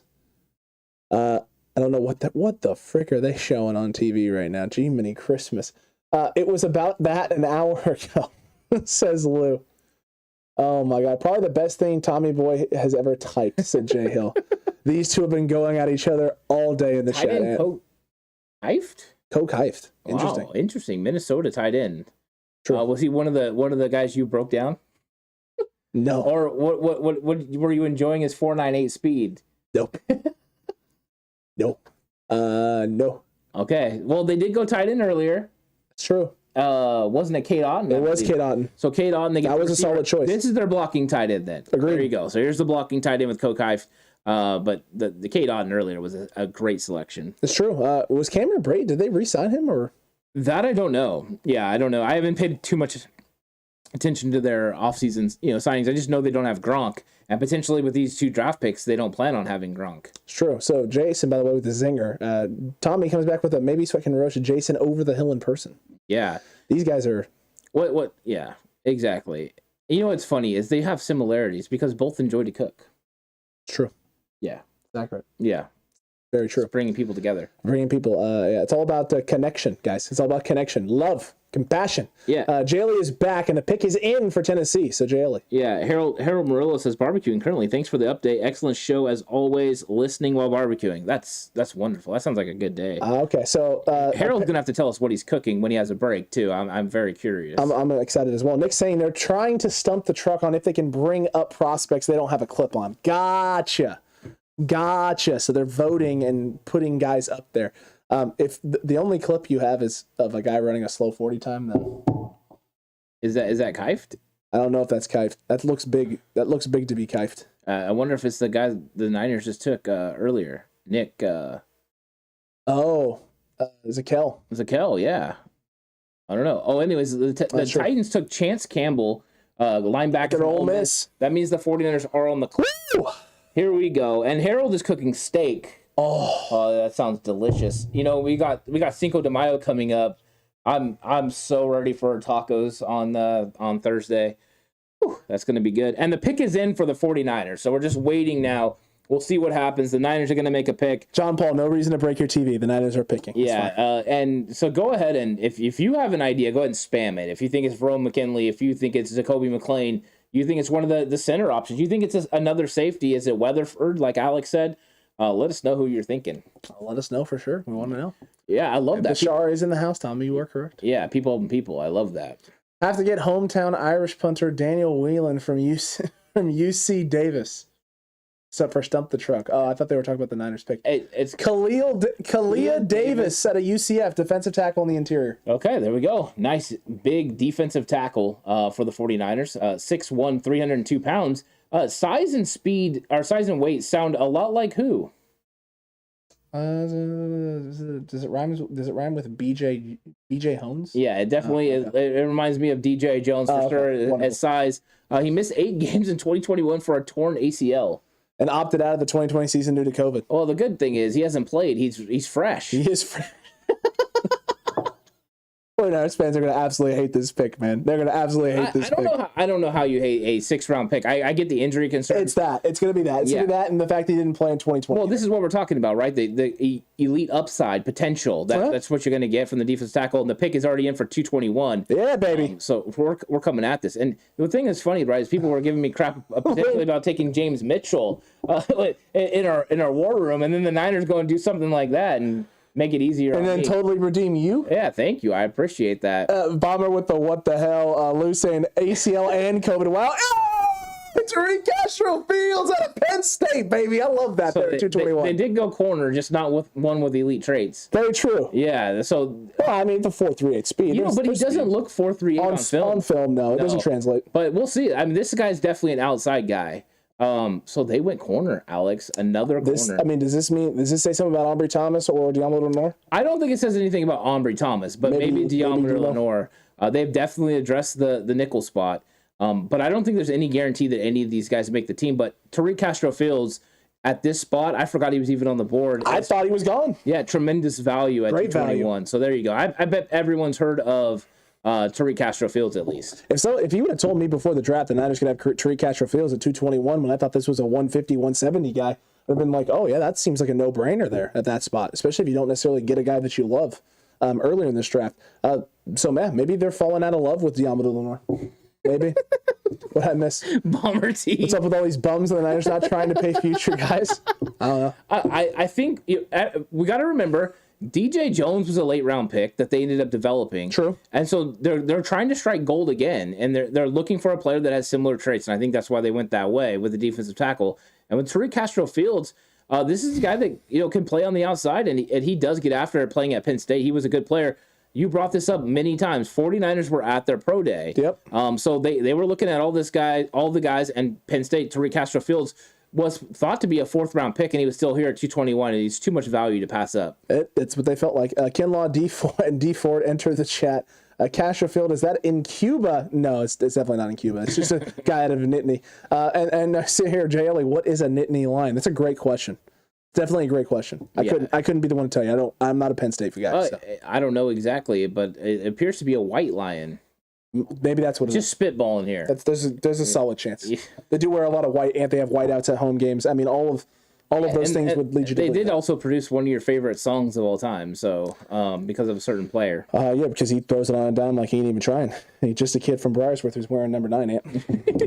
And Lou is asking what this means about Donovan West and Alec Lindstrom. They must have some real concerns about those guys being able to play. The versatility for a lot of them, maybe they are concerned about their size. I know Donovan West played a little high at times. Maybe they're concerned about that. But we'll see what happens. We know the 49ers have stayed on point. They're looking to draft offensive tackles that can move on the inside. And there goes Monteric Brown from Arkansas. That's a solid one. That's one J. Ellie had brought up to us recently. So he's gone as well now. So potentially a run on cornerbacks. And maybe the Niners took Tariq Castro-Fields right in front of Jacksonville and got one of Bulky's guys. Possibly could be the case there. And that's another question: is who's Mr. Irrelevant? Yeah, I don't know who Mr. Irrelevant's going to be. Who's still left on the board? It seems like there's a lot of good players left on the board. McKinley, Donovan West, Kellen Dyche, Bo Melton. I'm going to just go through names that we know. That's what I'm going to do. Jesse Lucada, still available. Kalen Barnes, still available. Haskell Garrett, still available. Isaiah Thomas, still available. Chris Paul out of Tulsa, still available. Andrew Stuber out of Michigan, the guard prospect, still available. I'm trying to see here. Zonovan Knight at NC State, still available. Jalen Weidermeyer, still available. Sterling Weatherford. Let's see who else here. We are 40 picks away, by the way, of the end of this draft. So 40 picks to go. Chase Lucas out of Arizona State. Yusuf Corker, Alec Lindstrom, Trey Turner, Dare Rosenthal. Mykel Wright still on the board. I mean, there's still a lot of guys, man. A lot of guys. And Chase Lucas is a guy, since you brought him up, that the 49ers did meet with. Yep. So he potentially could be a target, but they've went corner, so I don't know if they're going to go corner again. I don't know if they will. For the chat, Smoke Monday still available. So there's that. Reggie Roberson, Derek Geese Jr., all options still on the board currently. And a lot of names. Isaiah Pacheco, a guy that we've talked about a lot here. It'll be very interesting to see who Mr. Relevant is for the Niners. Yeah, there's a lot of picks. Maybe it's Sam Webb. Oh, Sam Webb. I think they're going to get him as undrafted free agent. I would imagine if he makes it that far. I think that's why they met with him. They plan on bringing him in as undrafted free agent. That could also be why they're talking about Chase Lucas as well. Itchy here. If the Niners did take a bulky guy, that sucks for him, but he's eventually just going to overpay him. There you go. Oh, there's that, man. There's that. Yeah, so their Niners are probably not going to draft an interior offensive lineman. They may sign some as undrafted free agents, but they're definitely not going to get one. in the draft, it appears. 262, we'll see what happens. I wonder where they go. Someone said, what does this say about the interior O-line? Someone asked that a little bit earlier in the chat, and what it may mean is exactly what we've been trying to hint at, and one of our 5 bold predictions that the Niners wouldn't go the traditional interior O-line route in this draft. We talked about it in the bold predictions, and you literally said, TCC, you might not like this, and 49ers fans this may surprise them, but this might be something the Niners do is not go interior O-line, instead go the traditional route, right? The tackle prospect and who could flip and move to the interior. And it does look like that's the case here. That's what they're going to do, and that they would prefer the veteran option at the center position. Yeah, it does. And I think that's a signal again that they like veteran centers, that's how Kyle Shanahan feels the most comfortable. Whether that's Daniel Kilgore, Weston Richburg, Alex Mack, or potentially, Daniel Brunskill or J.C. Tretter. I think that the veteran route is the way that they like to go. And so right now, we'll see what they do, but it doesn't appear they're going there. Edge rusher Isaiah Thomas from Oklahoma just went off the board to the Cleveland Browns. BB52 players with hyphens in their names. Who would have thunk it? Who would have thunk it? And Jan Stewart says brick by brick. So there you go. Yeah, they're building it, and they're building it the best way that they feel is the right way. And they're getting some guys that we're not familiar with. They're getting some guys we are familiar with. The good thing is we're gonna have some cool breakdown videos coming up because that's for sure. There's some guys that I know I need to get into, especially the guy from Toledo, Samuel Womack. Wow, I'm going blank. I keep wanting to call him Woltkamp. I want to call him Woltkamp also. Wow, that's interesting. There's someone running for office here in California in our area that's Woltkamp. So every single time I see it, I just Woltkamp. Woltkamp, good old Woltkamp. I hate not drafting in the first round. They need to stop that trend, said Bomber T. He wants first round picks, Ant. Yeah, and Itchy says, I hope Banks and Moore grab a hold of those guard spots with authority. I think Daniel Brunskill, if Mack is coming back, Brunskill is probably going to be in the mix for one of them. And then I think the best one of the other two will play the other guard spot. The only way I could see both of them playing guard is if they look to move Brunskill to center. And then, Alex, I don't know how you feel about this, but is Colton McKivitz still in the mix? Could be. He definitely could be in the mix. The fact that he went to the practice squad and he's been around at the end of the season, he was the guy that they turned to start when things got bad, would make me and lead me to believe that is the option for the Niners. Yeah, it definitely could be. And so the 49ers have some interesting questions along the offensive line, and I don't think we're going to get any clarity on those unless we get John Lynch or Kyle Shanahan to tell us, number one, or number two, until we get to training camp, and then we can get to see them playing. But the Dolphins are on the clock here for 224, and we are now 38 picks away from Mr. Irrelevant. True, 38 picks away from Mr. Irrelevant. Freddie McDre checking in. So the Niners went a defensive tackle at a UCF. I'm blanking on the name, but it has DJ Jones measurables, Freddie Mac, but missed 2020 due to COVID. So he sat out the COVID season.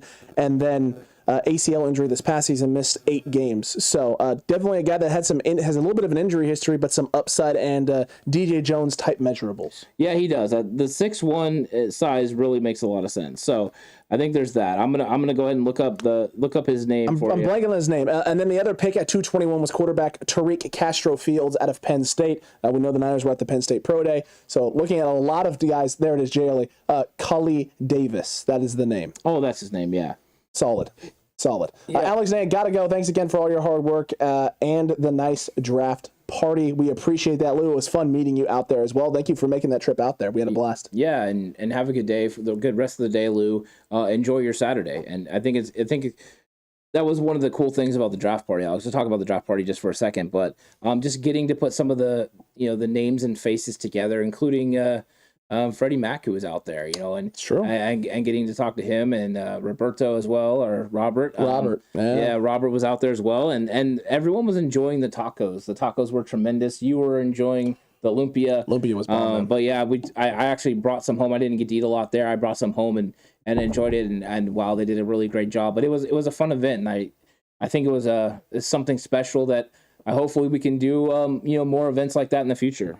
I'm excited for that as well, and TCC, unfortunately, I have to go do more packing. I got more stuff to do. We're in the process of moving, Megan and I are, so I got to get going. We're going to cut to a commercial here, and then Ant will be back to finish this thing out, and we'll have tons of videos this week and tons of breakdown and film, and we got a lot of prospects to watch. Yeah, we do. We got a lot of things to do, so it's going to be fun. TCC will be right back. Mr. Irrelevant, I guess, is going to be the pick for the Niners. We'll see you here in a bit.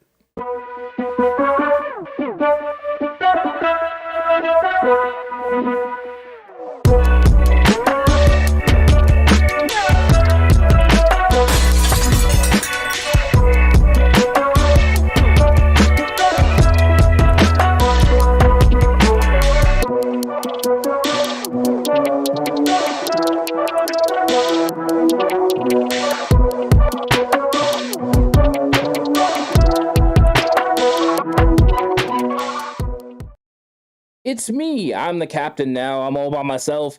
I'm going to be in control, and we're going to be closing this thing out. I'm going to be all the way through the Mr. Irrelevant pick of 262. So if you have any questions, you can go ahead and throw that in there. I don't know where Jay Hill is right now. I know he was in chat, but I don't know where he's at. But there was no plans for Jay Hill to be coming. So, yeah. Yeah, thanks, Freddie McDre. He said, thank you for being the cool guys I thought you were. Yeah, that was a good time. And it was nice to get to interact with Freddie McDre. Even though it wasn't very long, we did have some nice conversations, and it was a good time. So was definitely excited to meet you. Looking forward to doing more interaction stuff, because I would really like to do one too where we're not even live streaming, where we're just kind of just hanging out and talking ball, because that's really fun. Okay. No, that is not me, Tommy, but thank you. I appreciate that. That's not what I'm about.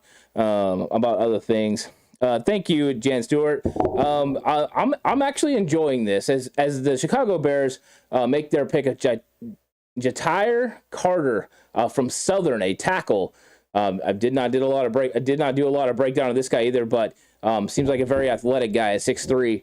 So it's going to be a lot of fun. But here we are. We're inching closer to Mr. Irrelevant. We got some picks left to go. We're not even at 230, and we got to get all the way to 262. So it's going to be a little bit of time here, but this is going to be a fun time. She said, crap, Alex is a Packer now. How do we lose him to the Cheeseheads? Yeah, so Alex is currently in moving. So he's been packing up his place. He's actually been doing it for like a couple weeks, and today is moving day for him, because where we live and in the area that we live, there's a big event on Sunday, and he's not able to move. So he's having to get that done today. So he's up against it. So he came through and tried to do this for as long as he could, and then he had to move on. I'm glad he was here for the amount of time that he was here. I really appreciate all the guests that we've had on today. It's been really nice. We had both him and Horst doing their thing, so that's been very nice. No, he's not moving across state, Tommy. He's actually moving in the same town. He's just moving into a house. He's getting ready to get married in October. There's a lot of things going on there, as Minnesota just made a pick of tight end Nick Muse out of South Carolina. So they're adding to their offense right now with that pick. A pretty interesting name coming through here in the 7th round, but a lot of potential there. So that's what's going on. Okay, Philip says, catch me up. Who are 220 and 221? 221 was Tariq Castro-Fields out of Penn State. So that was a very nice selection.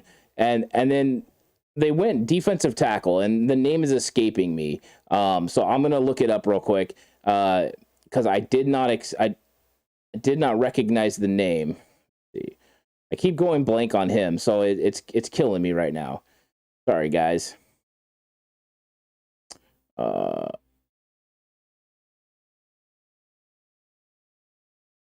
Yeah. So the heavy furniture BV. Just so you know, and I'm having some issues here. The heavy furniture thing, I was supposed to help with heavy furniture. That's not a lie. However, it might not work out right now, because I'm here live streaming still, and the goal was to stay on here the entire time. So that's what's going on. Let's see. They have not even put up the defensive tackle yet. That's interesting. Okay. So anyways, I'm gonna have to find this defensive tackle. Somebody can put it in there for me. That would appreciate it. Because I can't remember this guy's name for the life of me. I'm sorry.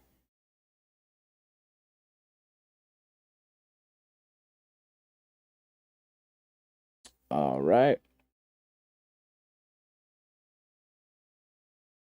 Anyways, I will come back to that, Philip. I'm sorry. Killing me on this, killing me. I wanted to be able to help Alex with the furniture. I was supposed to do that today, but I believe the Horst, believe it or not, is going to be doing that. So, yeah, I have a legitimate out. I'm on here. And thank you, K. Davis. Yeah, Kalia Davis was the draft pick. Thank you so much for that. I really appreciate it. Jay Ellie coming through. Everyone coming through. Joel Andrus, thank you so much for that. I appreciate a 6 foot, 302 pound defensive tackle that kind of, it reminds me of the the size of DJ Jones. So they're probably trying to go with that. DJ Jones was also a late round pick.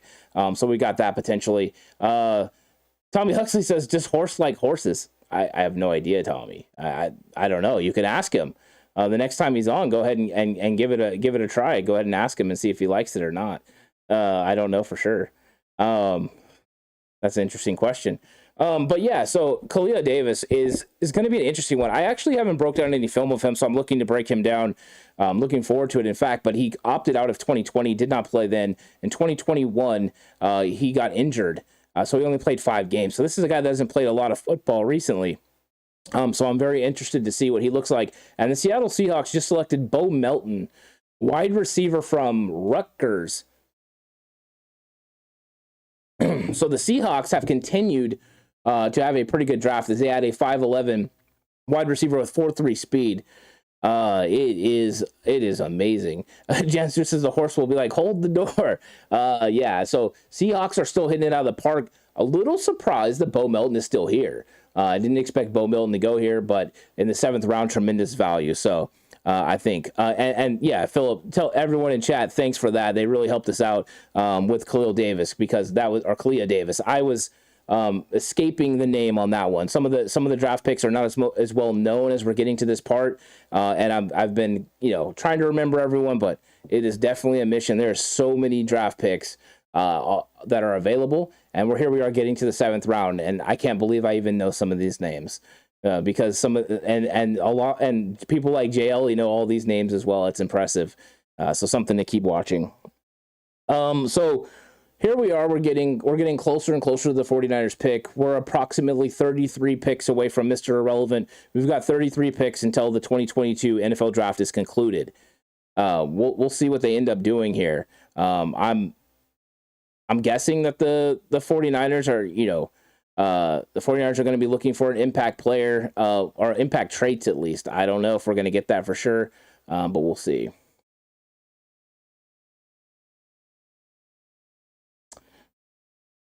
Okay, let's see what we got going on here. I'm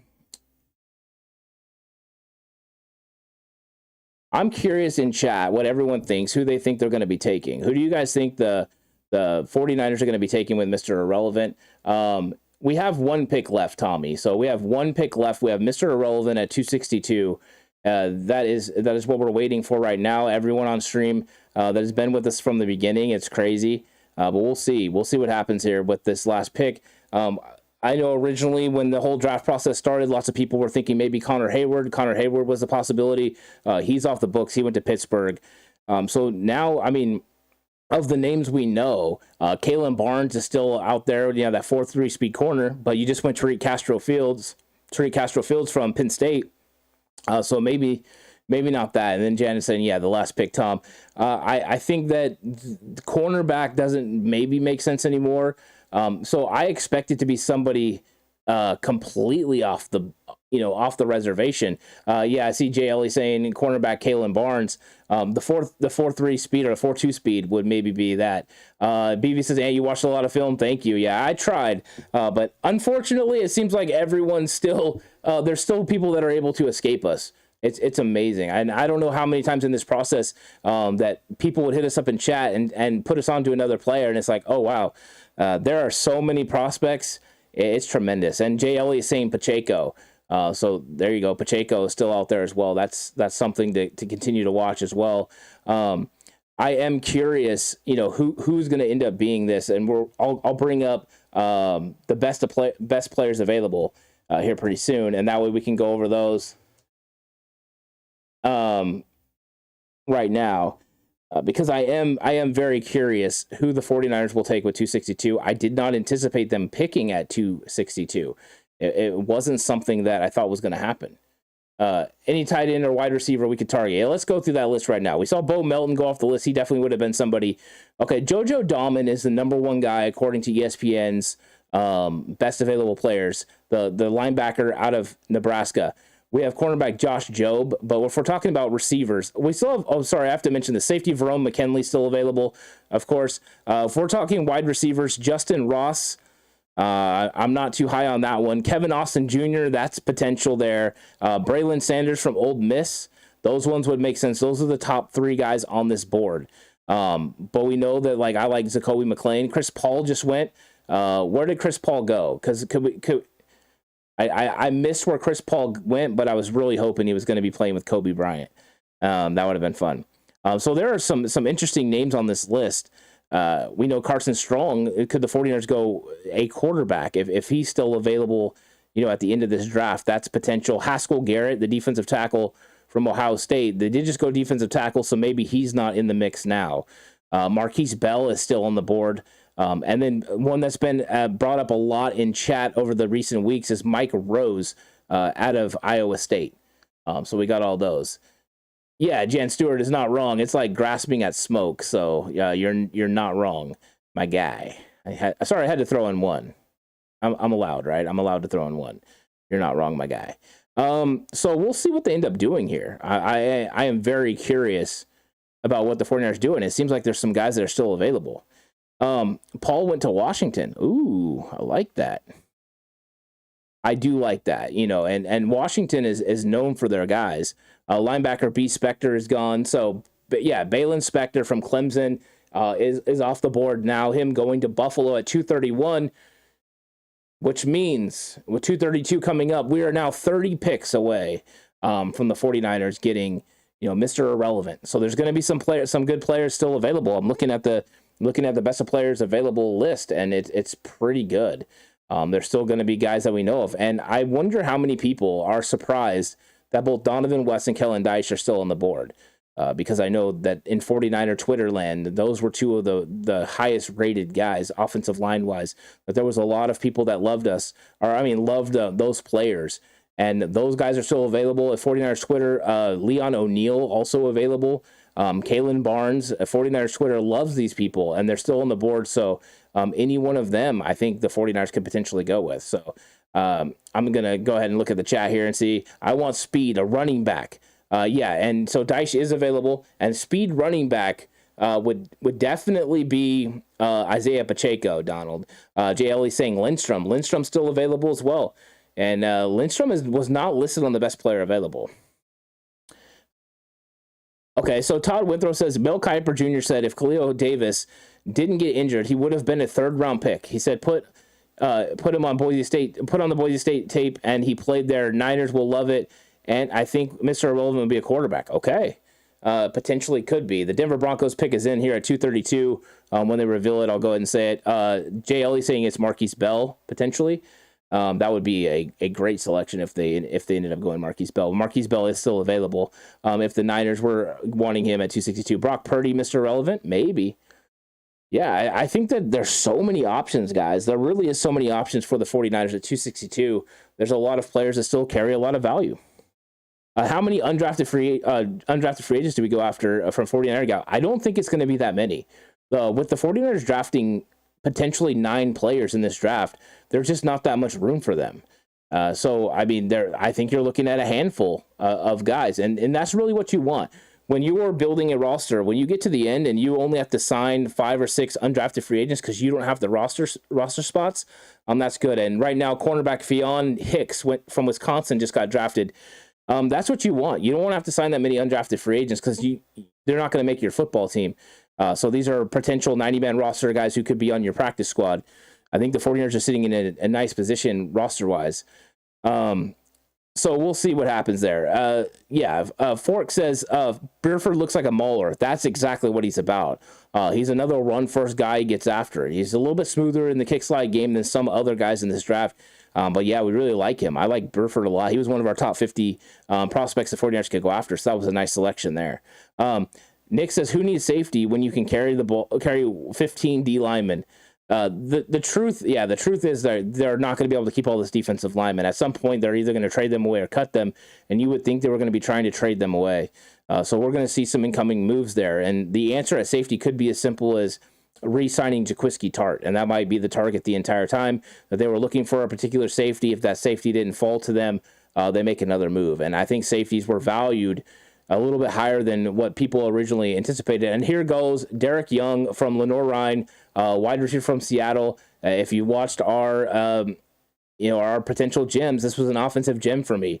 6'2", 223 pounds, but he can run. He's a 4-5 guy, and he's got a lot of versatility. He played in the backfield as well. So Seattle going with that guy right there.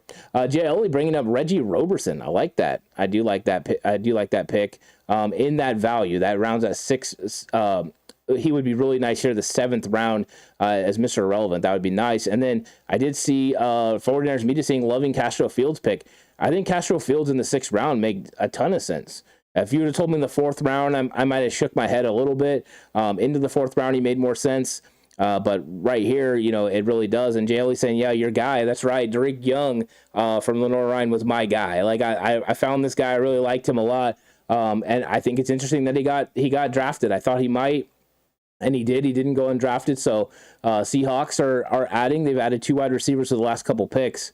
Definitely an interesting move, but a player to keep an eye on. We'll see what happens with him. I don't believe Smoke Monday has been taken yet. I'm sorry, Tommy. I don't think he's been taken yet. So we'll see what happens with Smoke Monday. He's got to be still on the list somewhere. As this thing keeps populating as the best available players. But Smoke Monday wasn't even on the front page of that. That's how many players are prospects are available to be drafted. It's really crazy.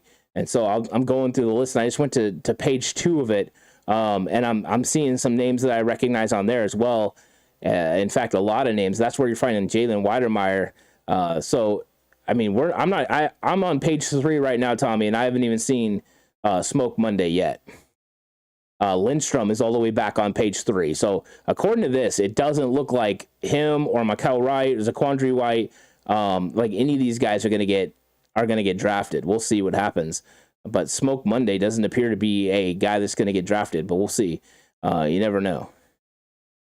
You never know what's going to happen with these guys. Okay, let's see. We got them alphabet boys, TDP, CCF.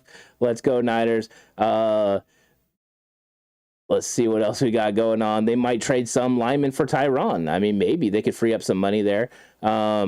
Is Leon O'Neal still available? Yes, Leon O'Neal is still available. He said, I bet we signed Chase Lucas as an undrafted free agent. 49ers media, I think you could be right because Chase Lucas hasn't been drafted yet, and they did meet with him. Defensive tackle Jonathan Ford from Miami just got drafted by the Green Bay Packers at pick 234. So we're moving expeditiously through this now, 28 picks away from the 49ers picking again. Smoke's name is fire. Maybe he'll be a baller. 49er reminded, I want all the smoke. Those are nice. Where Max Borgi get drafted to? Did Max Borgi get drafted? I didn't catch that. Let me go ahead and check it. I don't remember seeing him come off the board. Let's see. I'll look it up real quick.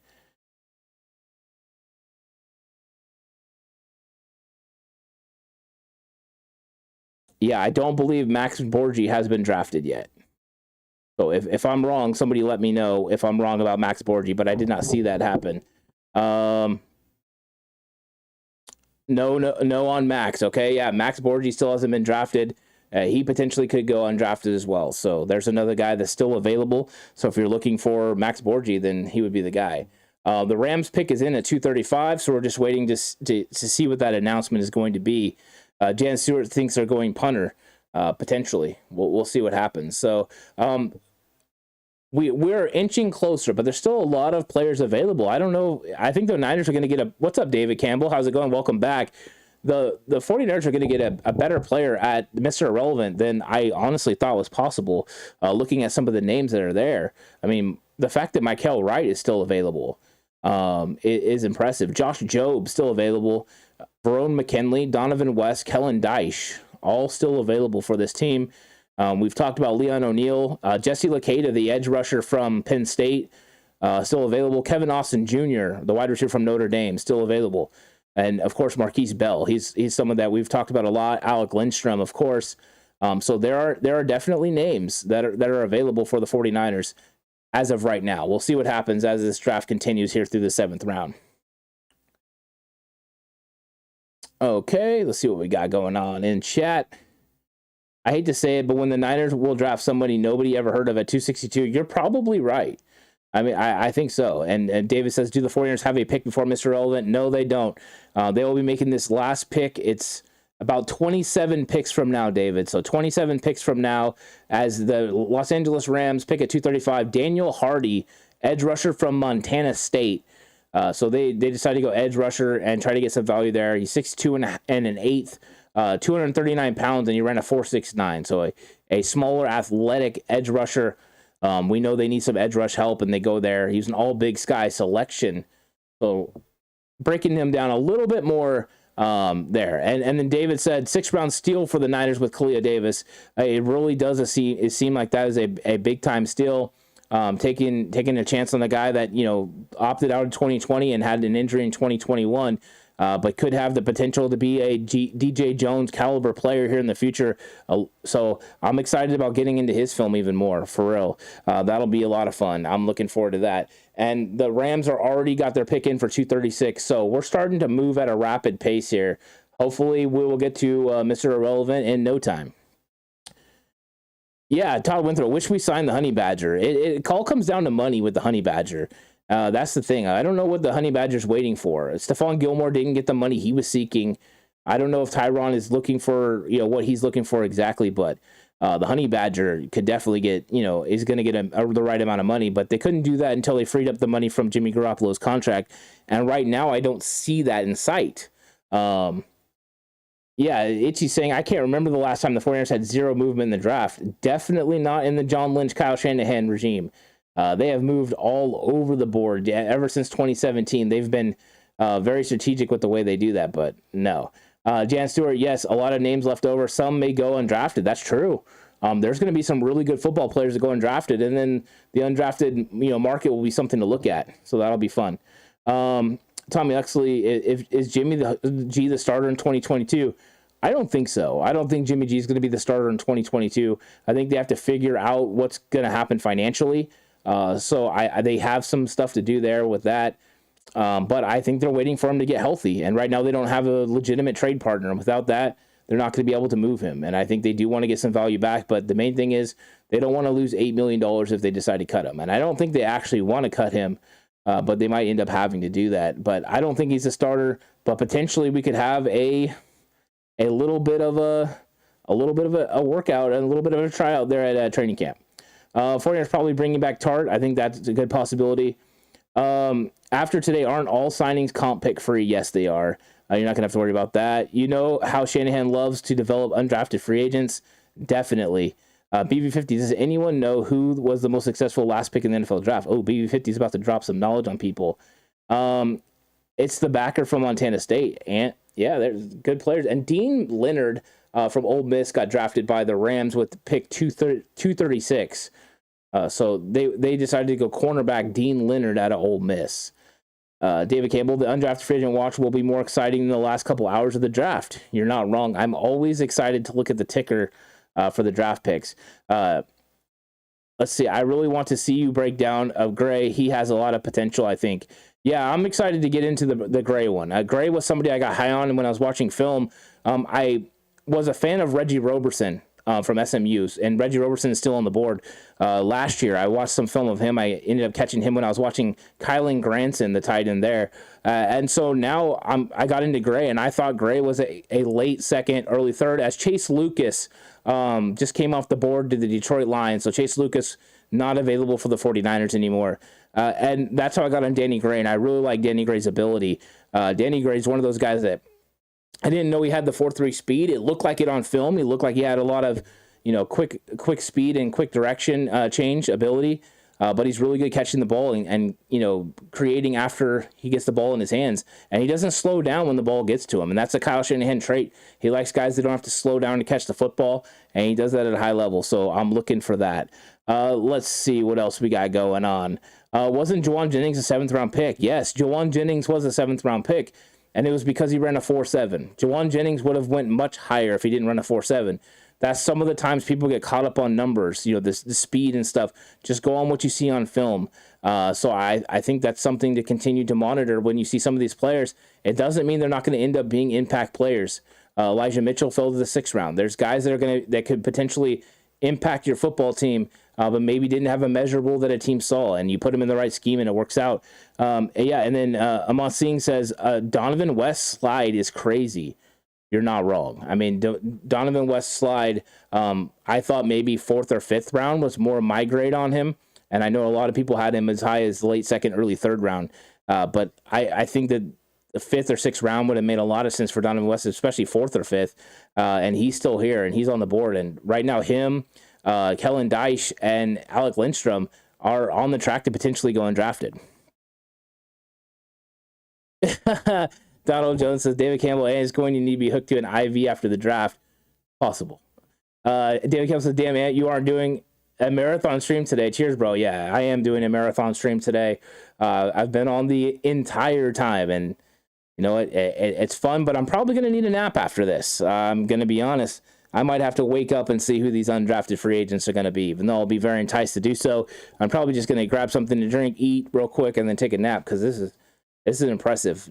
And we're coming up. Oh, here we are. We just crossed the 3 o'clock hour, and I've been on since 9 o'clock and 9 a.m. Pacific time. So yeah, it's been a long one, but I've been enjoying it. And thanks everyone for coming in the chat and being with me. Some people for the entire time, some people checking in and out. I really appreciate it. 49ers Media says, do you know the Indy SU tight end has been drafted? I don't believe so. I don't believe he's been drafted yet. Let me look at the board real quick. I'm going to take a look at the best of players available and see. I believe he's on page 2. I just want to make sure if he is here or if he's gone. Weidermeyer's still available. So yeah, I think he's still available. There's a lot of players still available. So potentially he's still there. And I think Weidermeyer is the next tight end I would expect to be gone, as Thayer Munford from Ohio State just got drafted by the Las Vegas Raiders. So guard Thayer Munford is gone. He was just drafted. So we're getting closer to 240, which is what I like to see. There you go, David Campbell. No nap. You need to find some Sam Womack film. That might be very tough. Alex was trying to look it up while we were sitting here, and he could not find any film on him. So I'm going to have to go to our list of games. We have a list of a spreadsheet of games with the link, and I'm going to have to go on there and watch some film of Toledo. I'll have to find when they're playing one of the teams that we have film on it, and go ahead and see if I can get some film of Sam Womack, because we definitely need to break down Sam Womack, and I want to break down all the guys that I haven't had a chance to really break down in depth. And see what they're about. But he's one for sure that I'm the most interested in, because all his size and measurables mean he's a nickel corner. And I want to see if he's going to be able to help the 49ers this year, or if this is more, of a eventual replacement. But I think it was a smart selection, as long as he ends up being what they believe he's going to be. So the pick is in at 239 for the Indianapolis. When that pops up, I'll go ahead and talk about that a little bit. Let's see. Chuck Seeger says Chase Strong is going to be a starting quarterback in the XFL. Potentially, yeah. I think somebody's going to sign him as, either somebody will draft him in the 7th round, or he'll be an undrafted free agent on somebody's roster. We'll see what happens there. Todd Withrow says Roberson is a beast, Ant. Used to play in the Big 12, always tore up my Mountaineers defense, Ant, before he transferred to SMU. Yeah, last year Roberson he was one of those guys I found on film, and I was super high on him. I'm actually very surprised that he's still available in this draft, because I do think he has something there. Jan Stewart, you're killing me. You're killing me. So here we go. We got round 7, 239. Colts selection is safety Rodney Thomas II from Yale. So the Colts are going Ivy League here. Definitely not lacking in the intelligence department as they continue to go that way. So now we're going to be at pick 240. We're 22 picks away from the 49ers picking for Mr. Irrelevant. Yeah, exactly. Colts get their kind of guys. He's a tracker, so we'll see what happens there. But once again, another one of the well-known names didn't go off the board. I mean, there's just a lot of well-known names, but this is kind of one of those times where teams draft players you've never heard of. I know I didn't break in any Rodney Thomas film. Did anyone else do it? JLE St. Strong from Nevada. Oh, there you go, JLE. Maybe a late round pick there. That would make sense if Strong went to there. The Colts, I don't know if they have another pick, but if they did, that would make sense for sure. Washington's pick is in here at 240. So we're inching closer to Mr. Irrelevant. Who do you guys think is going to be Mr. Irrelevant? And we've seen the 49ers address several positions, including edge. They did not address linebacker. That was something that was interesting to me. So I'm going through, and I see Jesse Lukate as an outside linebacker, but I see him more as an edge rusher. Mike Rose, the inside linebacker. You have Aaron Hansford from Texas A&M still available. We know Jeffrey Gunter's an edge rusher, so not him. They got Jeremiah Gamel, maybe. Jack Sandberg still available. So there's still a lot of players that are still available. And of course, we know my guy is still there. I mean, that's the thing. My guy from Auburn is still there, McLean. I mean, Zakelj, I don't know if he's going to get drafted now. We'll see what Washington does, though. Yeah, we know it won't be Connor Hayward. Connor Hayward won't be there, so he won't be there. Jack Sunburn, Wisconsin linebacker, he's there. 49ers media saying it's going to be Brock Purdy is going to be Mr. Irrelevant. Maybe. Brock Purdy is still on the clock, still on the board. Potentially, he could be an option if the 49ers decide to go with a late-round quarterback. You just wonder if they go late-round quarterback or if they go ahead and wait and try to get somebody as an undrafted free agent. Maybe flip a little bit of a signing bonus to them. They could potentially do that. So the pick for the Washington football team is about to get announced. Looks like they brought out some military members and stuff, so they're going to be doing that here in a second. Okay, Nick is saying Tanner Connor, wide receiver, tight end from Brian Peacock. Yeah, Connor is somebody that we broke down as well. Alex, we talked about him on our Gems video, so it could be him. So maybe it is. Jay Ellie bringing up Dustin Crum out of Kent State. Dustin Crum, I actually enjoyed his film. A little bit different throwing motion, but I like him, and I think he would be a nice selection there. David Campbell, yeah, Smoke is still available, so Smoke would make sense at 262. Lombardi just showed a clip of Nick Zakelj that he just threw some defensive line right out of the ground very disrespectfully. There you go. Jag coming with the $2 super chat. I like Kalia Davis. Reminds me of young DJ Jones. Yeah. And the measurables are there. I mean, DJ Jones, I believe, was 6'2", 305 pounds. Kalia Davis is 6'1" and some change, and 304 pounds. So the measurables are definitely there. I just want to break down the film and see where he's at, but potentially that would make a lot of sense there. And the commander selection hopefully is going to get announced here soon. A lot of talking going on at the podium, so... All right. So the Commanders select. We don't know. They're waiting. And I'm waiting on the Commander selection at 240 so we can get closer to Mr. Irrelevant, which I don't know how many people thought the 49ers were actually going to be picking. Janster says smoke still lingers. There you go. It's quarterback Christian Holmes from Oklahoma State is a selection for the Commanders. Commanders in their inaugural draft, I guess it would be, going ahead and taking a cornerback out of Oklahoma State. But once again, Jay Ellie's bringing up the tight end from Arizona State. There's a big tight end from Arizona State still available. I think there's just so many options. I mean, there really is. And now that we're getting to the point where there's going to be some sort of huge value for one of these guys. I mean, the fact that JoJo Domann is still available, Josh Jobe, Vro McKinley, these are some pretty big names that are still on the board and potentially available. And then the maybe one of the fastest dudes in the entire draft, Kalen Barnes, hasn't been drafted.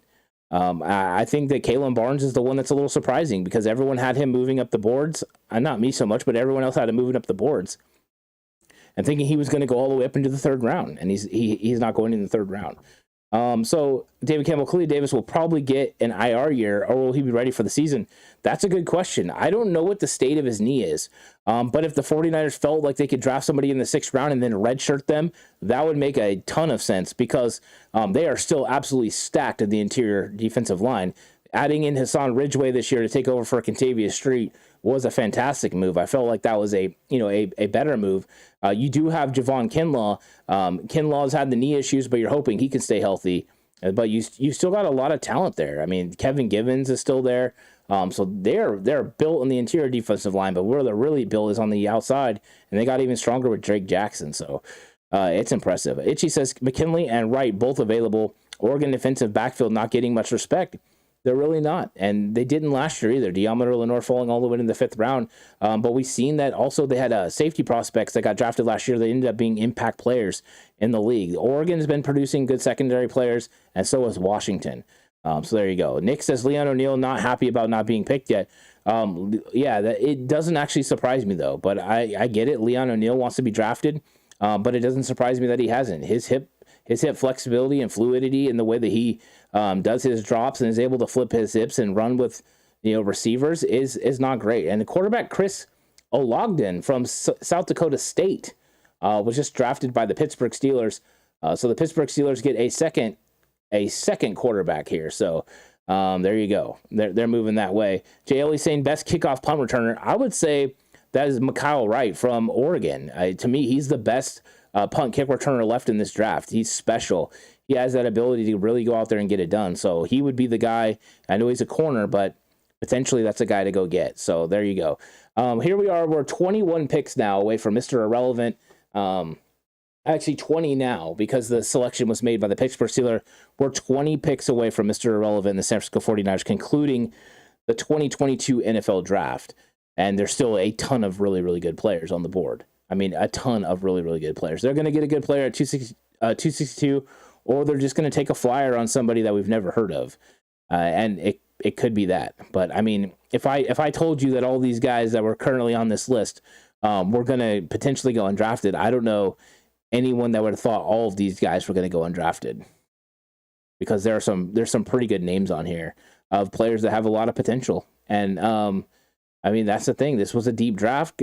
John Lynch was talking about how deep it was, and potentially there was opportunities for them to move back and get more draft capital. The Carolina pick is in here at 242 in the 7th round. We'll see what that ends up getting announced to be, but we'll see. Can you tell me a few you'd like in the 7th?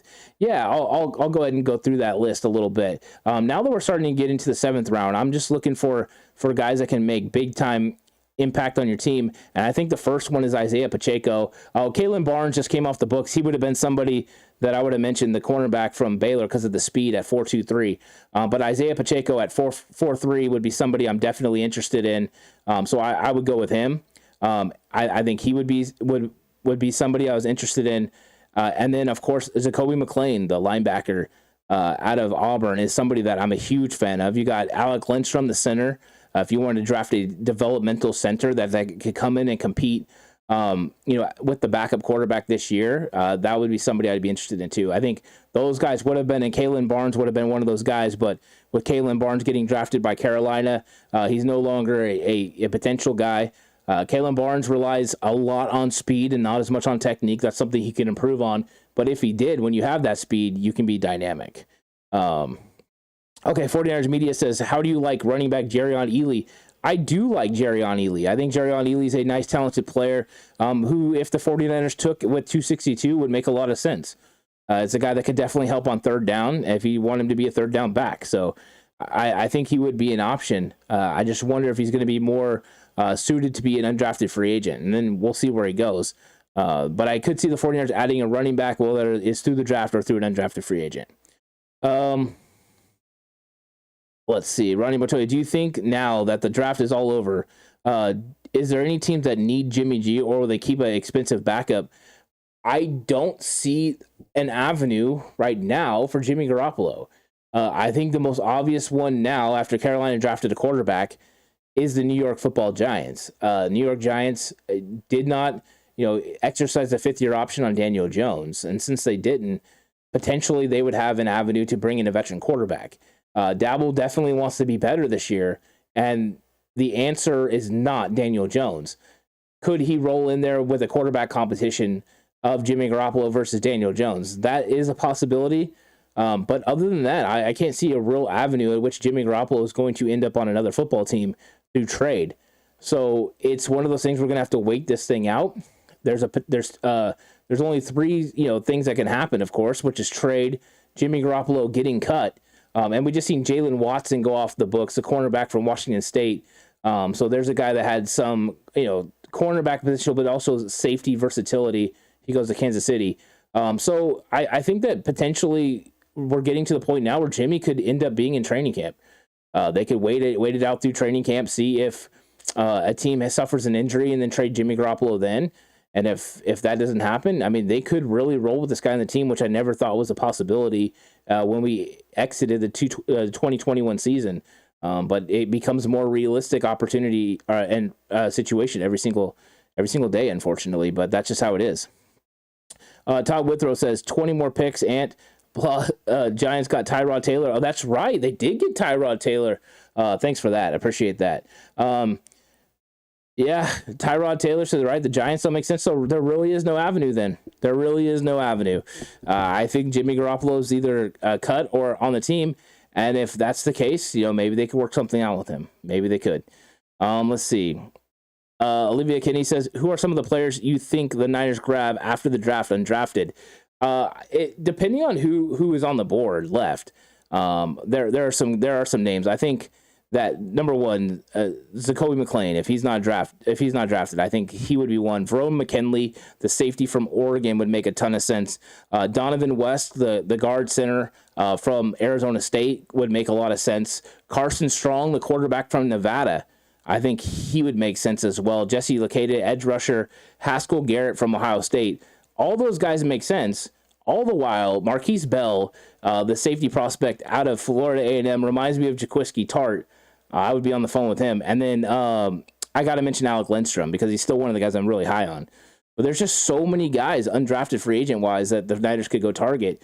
I didn't really expect there to be this many guys available. Usually there's one or two guys that potentially they could go target, but now there's a list that's pretty extensive. There's a lot of really good football players that are still available. And, we're 18 picks away from the 49ers making that Mr. Irrelevant pick. Nick says, poor Rita Oak. She had no idea what she signed up for. LOL. Yeah, and 49ers Media says, I'm shocked how West and Lindstrom have not been picked yet. Yeah, they really haven't. And that's surprising. So, Jansusa TC falling like flies, waiting on the last pick. It's tough. It's tough to wait on the last pick. It's been a long way going, but people are staying strong, being with us from the beginning, and really appreciate that here. But I mean, this list of players still available is impressive, and I think JoJo Dahman still being available from Nebraska. This guy was thought to have went as high as third round, and he's still here. So there's something there. And the Arizona Cardinals just selected Christian Matthew out of Valdosta State, a cornerback. So that's pick 244 for them. A big cornerback at 6'2 and a quarter, 192 pounds at 4'5". So we'll see if they're going to play him at corner or transition him to safety. Whenever you start seeing that size, you think that maybe that is a possibility. So there we go. That's 244. We're on pick 245 now, everyone. 17 picks away from the 49ers making the Mr. Irrelevant pick. And yeah, 49ers Media run on cornerback is going. We're getting really, really close here to the 49ers, making that pick. And they're, this is the part of the draft that, I mean, if you're still watching, if you're on here and you're commenting with us and with me, that means that you're a big time football fan. You're a big time 49ers fan, because there are lots of people that don't even watch it. They just see what happens and they end up reading it back. But if you're on here and you're with it, then you're a diehard like we are, and I really love that. Yeah, you never know. This might turn out to be a mega pick. It could. Who knows? Maybe Mr. Irrelevant ends up making a big impact. That would be fun. Yeah, Olivia Kinney says, thanks for the concrete answer. Big ups. No problem. I'm doing my best, but there's really so many players that are available. There's big time talent, and I think that there's a lot of these guys that could help the 49ers. And we see Andrew Stuber from Michigan, the tackle, just went off the board to the New England Patriots. A solid player, a guy that I did like. I watched his film and I thought he could transition into guard. Maybe the New England Patriots see him the same way. But a solid selection. Guys who played for Jim Harbaugh in college for the offensive line usually transition pretty well. Yeah, Todd Withrow still watching. Thanks, appreciate that. Pick 262 is really just the first undrafted free agent pick. And that's big, David, because you can lock them up. That's the thing. When they're undrafted free agents, they have the opportunity to go wherever they want. But when you draft them, they're under your control for 4 seasons. So that's big. So JLE, thank you so much for being here as well. JLE's been a big help to me the entire stream, so I appreciate that. And Cleveland is on the clock, and their pick is in here at 246. They're about to make their move here, so we'll see what happens with that. But right now, the names coming off the board are not guys that normally I would tie to the 49ers. So it seems like all those players are just still available. And so if they're available, then we'll see. Well, there might be a laundry list of guys available as Dawson Deaton, center from Texas Tech, goes. Interesting. Dawson Deaton goes to Cleveland when there is the big options of Lindstrom and of Donovan West. The Cleveland runs a similar system there. It would have made sense for them to go with one of those guys, but they go Dawson Deaton, so that's interesting. Olivia says, who do you think overall draft compared to the rest of the West? I honestly believe Seattle is having the best draft. I got to keep it honest. Seattle is doing amazing job going back to the basics of what Pete Carroll wants to do, getting the two big corners that can play their cover three scheme, and then getting edge rush help with Boyd Mafe, and then later on with Tariq Smith. I think they're doing a good job, and they're going to go back to running the football as well, so they got themselves a running back. Seattle, to me, has done a very good job. I think the 49ers have done a good job, but I think that, when it comes down to it, Seattle they did have holes to fill. Don't get me wrong. I'm not saying they're like a better team than the 49ers, but I think draft-wise, they're executing their plan at a high level, and they're doing a good job. Okay, so Will Bauer says, this is my first season going full diehard. Absolutely obsessed. I'm glad you're loving it, Will. I mean, it's fun. 49er Gal says, it's not midnight yet, so early night, 4 a.m., 5 a.m. Yeah, there you go. Doing it good. Armob says, Armob Nation says, do we still have picks? Yeah, we do. We have one, pick 262. We're at 247 right now. How are the Jets doing? The Jets, they were doing good earlier. They don't have any draft picks left, so they're gone. And the quarterback Skylar Thompson from Kansas State just got drafted by Miami Dolphins, so Mike McDaniel goes there. Jag with the $2 super chat said, I trust Shanahan Lynch. Appreciate your hard work. Thank you so much, Jag, and appreciate the gift and the effort that you give as well. I really do appreciate it. And everyone in chat really appreciate it. But Jag, thank you so much. Donald Johnson said, I have a friend, he's a Niner fan, but said the draft wasn't interesting to him because no first round pick. But as true 49er fans know, the 49ers do real work in the later rounds. And the thing is that's where if you're a draft and develop team like the 49ers, that's where you win football games in the later rounds. Fred Warner, 3rd round pick. Dre Greenlaw, 5th round pick. George Kittle, 5th round pick. Deebo Samuel, 2nd round pick. 1st round picks, yeah, they're the sexy names that everyone talks about. But the real meat and potatoes come after that. And in fact, this league is populated with more undrafted free agents than anything else. So just remember that when it's coming per percentage. It's when you're building a team, it's a lot of times the later draft picks are the ones that make a big impact on your team. Oh, well, thank you, Donald Johnson, for saying that me and Alex make it more fun. We really appreciate it. You guys make it a lot of fun for me. I've always enjoyed the draft, but doing it this way, this is the 2nd year we've done a stream, and I really do enjoy it. And this is the first time I've been solo for most of it, so it's been a lot of fun so far. Victories, we have great picks in the late rounds, 100. Yeah, that's true, for real. And the Seahawks watched the TCC draft board. Maybe the Seahawks were going out there. They even grabbed my draft gem, Derek Young, out of Lenore Ryan. I mean, maybe Pete Carroll's just tapping into the TCC and the 49ers cutback. Maybe. And JLE says, yeah, foundation. Yeah, exactly. You build brick by brick, and the way you do it is by getting talented players later on in the draft. And if you're a draft and develop, that's what you have to do. And Andre Anthony, Tampa Bay, just drafted Andre Anthony, edge rusher out of LSU. He missed 10 games in 2021 due to injury, but he's the pick. So that was pick 248. So now we're on 249. We're 13 picks away from the 49ers picking Mr. Irrelevant. John Paul says, and people need to realize not one of these picks can walk in and start on a team in the NFC Championship. You are right. That is what's going to be so hard, John Paul, is for one of these guys to step in day one, and they shouldn't be asked to. That was one of the things about, Aaron Banks. Everyone wanted him to be able to start, and it's like, let this guy develop a little bit. Let him marinate. I think I'm hoping that he was able to marinate and get to the point where he's going to be a big-time football player for the Niners this year. And if he is, that year of him sitting was well worth it. So David Campbell says, spoiler, Pete Carroll is actually marketing pro. Oh, no. David Campbell with a great point. Maybe this whole time he's been throwing us off with his Ram love, and he's actually marketing pro. Well done, David. I like that. The Packers are picking now at 249, so we're getting close, and we'll see what they do here. But then we'll be on the final 12 pick countdown, getting there. Olivia Kinney says, Danny Gray, you think he is taking the top off the wide receiver most needed? I think with Danny Gray, they're looking for a specific type of wide receiver. So when we went into free agency, we knew what Debo was, and we knew what we had with Brandon Ayuk and Juwan Jennings. What we knew we needed to add was a very shifty wide receiver that could create in the open field and also run the quick screens and things that Ayuk, maybe they wanted him to do, but he's not doing it at the highest level that they want. They want him to focus more on his normal wide receiver roles.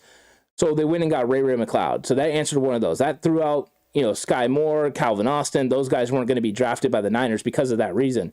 And then they needed to get a guy that could take the top off the defense. What they really wanted to do was get a tall wide receiver that could do it. Christian Watson and Alec, Pierce would have been the perfect options, but they were unavailable. So the 49ers went with Danny Gray, and Danny Gray is a 4.3 speed guy, can definitely take the top off, but can also create with the ball in his hands. And he's a receiver that doesn't slow down when the ball gets to him. That's exactly what Kyle Shanahan looks for in a wide receiver. Okay. Todd Withrow says, Ant, what do you think of Seattle does at quarterback? Right now, their starting quarterback is my boy Geno Smith from West Virginia. I think it's going to be Drew Lock. I think Drew Lock's going to be the starting quarterback there. They're going to roll with him, see what they got. And if he has a good year, they'll retain him. And if not, they'll address it another time because they weren't willing to address it in this draft where there wasn't, a lot of talent there. So they're going to go that way. They could also address it in free agency next year. We'll see, but they're definitely turning to they run the football and then playing defense. That's why they're going back to the basics. They've been changing their defense over the last few years and going more to more press coverage and press man. And now they're going back to the cover three. They started drafting tall cornerbacks this time, including Tariq Woolen and Rasheed Walker from Penn State. The tackle just got drafted by the Green Bay Packers at 249. We're at 250, and we're 12 picks away for the 49ers. Making their final pick with the Mr. Irrelevant. Let's see. Wide receiver for our final pick. I would love for them to go wide receiver, especially if it was Reggie Roberson. Let's put Reggie Roberson in there with Danny Gray. I think that would be fun. That would just be fun. Jan Stewart, they have a bunch of deep threats already. Yeah. I mean, the thing is if you're talking about the Niners and deep threats, Brandon Ayuk is a deep threat to a point. But he's not a 4.3 speed stretch the field kind of guy. And I think that's what they're looking for. And Ray McLeod, even though he's got some speed, he's not one of those burners that's going to take the top off. He's not one of those guys that's going to threaten the safeties to drop back and not be able to load that box and get after that run game, because that's what Kyle wants to do. Kyle wants to open up the middle of that field to be able to play action pass and make some nice clear options for Trey Lance or Jimmy Garoppolo. I'm going to just say and Jimmy, but he wants to open up that area, potentially get these wide receivers the ball. And I think you want somebody like Danny Gray that can do it all. He can go down the field, he can stretch the field, but he can also catch over the middle without losing speed and acceleration and be able to get upfield and make plays. I think people are going to really like Danny Gray once they see him in the offense. Let's see. JLE, offense tackle, R. Walker, Penn State. There we go. Unless Seattle trades for Jimmy G, maybe. Drew Lock in a minute drill after so many years of Wilson there. Yeah, it's a big change from Russell Wilson to Drew Lock. I definitely like the 49ers' chances of holding on to a lead there. JLE, next year's draft high end. That's what they say. Yeah, I think quarterbacks next year, there's a lot better players, and that's probably when they'll end up striking. They might handle it both ways with a veteran and potentially with a draft pick as well. Olivia, Ant, you surprised or not about LU quarterback sliding by all the quarterback needy teams? I wasn't with Willis, because the reason is I didn't see him that high. I know a lot of people were saying he was the number one quarterback on their board. He was a guy that was going to go in the first round. But with Malik Willis, I honestly thought he was a third-round pick. That's where I would have comped him. The people that were saying he was as good as Trey Lance were making me feel mind-boggled. It was crazy. So I was surprised that someone didn't take a chance on him in the second round. But seeing him fall, it wasn't that surprising overall. And the Las Vegas Raiders just drafted running back Britton Brown out of UCLA. This is a guy I broke down, actually. I didn't mind Britton Brown's film. This is a pretty solid selection in the 7th round at pick 250 for Las Vegas. So they're definitely in on their scouting department for sure. Let's see. For your reminded, both Donovan West and Kellen Dyche still available. Those guys were slated to be third and fourth rounders. Yeah, I think a lot of people thought they were going to be third or fourth rounders. With Kellen Dyche, he's a good pass blocker, except for the fact he can't anchor. And you worry about his light frame. You thought, that Mike McGlinchey struggled to anchor in 2020. Kellen Dyche is that build. Kellen Dyche would have been getting single arm by these edge pass rushers and drove straight into the quarterback. He's got to put on size to be able to anchor in the NFL. That's his question mark. Also, blocking at the point of attack. If you're a run blocking team, you want a guy that can move someone off their spot at the point of attack. And Kellen Dyche hasn't been able to prove to do that consistently. Can he get to the second level and make those blocks? Definitely. With Donovan West, there's a lot of versatility there, but he's a guy who plays high. At times, he can let his pad level elevate, and then they get up underneath him. And in the NFL, with this kind of defensive lineman he's going to be going against consistently, that could be tough. So he's more of a developmental guy, but I think fourth and fifth round would have made a lot of sense for both of those guys. And the fact they're still there is surprising. Who will be our surprise standout draft pick? I think that Danny Gray is going to be, I don't know if he would be surprising, so I'm not going to go there. I'll go with Davis, the running back. I think it could be him. I think he could work in a nice rotation with him and Elijah Mitchell, with the fact that Jeff Wilson Jr. potentially could play third down back. I think that could be it. So we'll see. Yeah, it's Davis Price, I believe is his name. So let's see. Dang. And cornerback Josh Jobe from Alabama still on the board. And Roberson and McKinley. Yeah, there's a lot of one. And Josh Jobe, early on in the process, a lot of people thought Josh Jobe was a better overall prospect than Jalen Armour Davis. And I couldn't believe that. So that was kind of shocking to me. Because I think Josh Jobe is a good player, but I think he would fit more in a better in a zone fit scheme. I think that's kind of what he would do better. Right now, he hasn't proven to have those press man coverages. And there goes Kansas City, just drafted Isaiah Pacheco. So the speedy running back from Rutgers just went off the board. So now Isaiah Pacheco is not an option for the 49ers with the Mr. Irrelevant pick. So, wow. Yeah, 49ers mind has said Danny Gray is no surprise. We're expecting it. Yeah, exactly. I think everyone's been kind of on Danny Gray for a while now, and he's a good player. But, man, that stinks losing Isaiah Pacheco potentially. I would have liked that. So he comes off the board, and Kansas City continues to add speed. They're about speed, so that's what they're going to do. Let's see. Nick says, who has more rushing yards next year, Lance or Dean? I think Dean will. I do. I think so.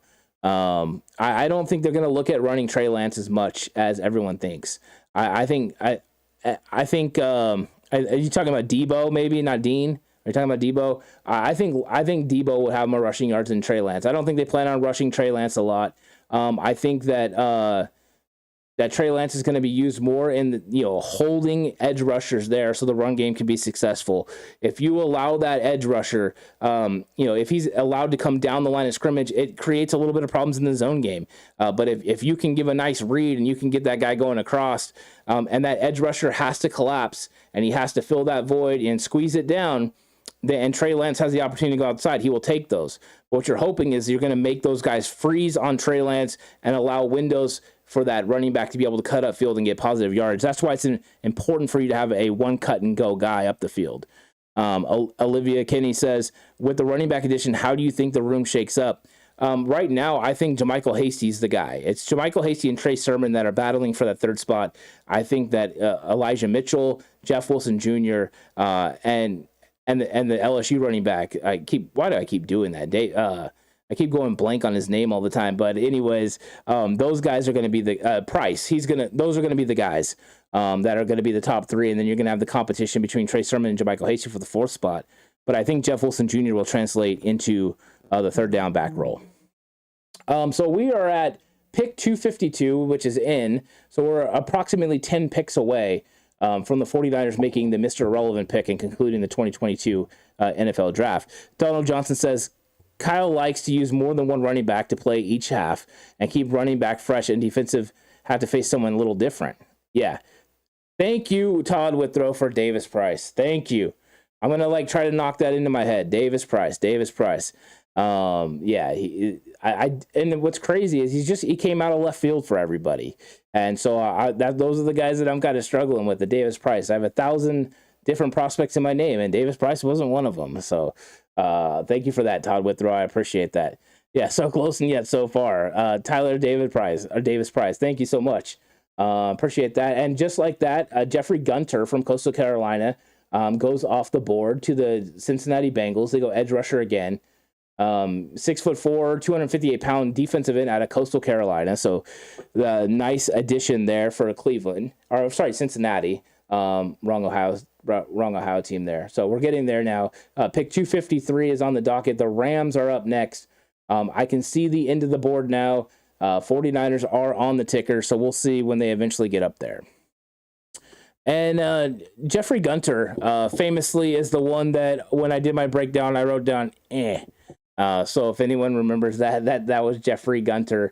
But at this point in the draft, I mean, this is huge value in the 7th round at 252. You can't pass that up. But as an earlier round pick, it wouldn't make sense. The Los Angeles Rams 253 pick is now in. So we'll see what they do there.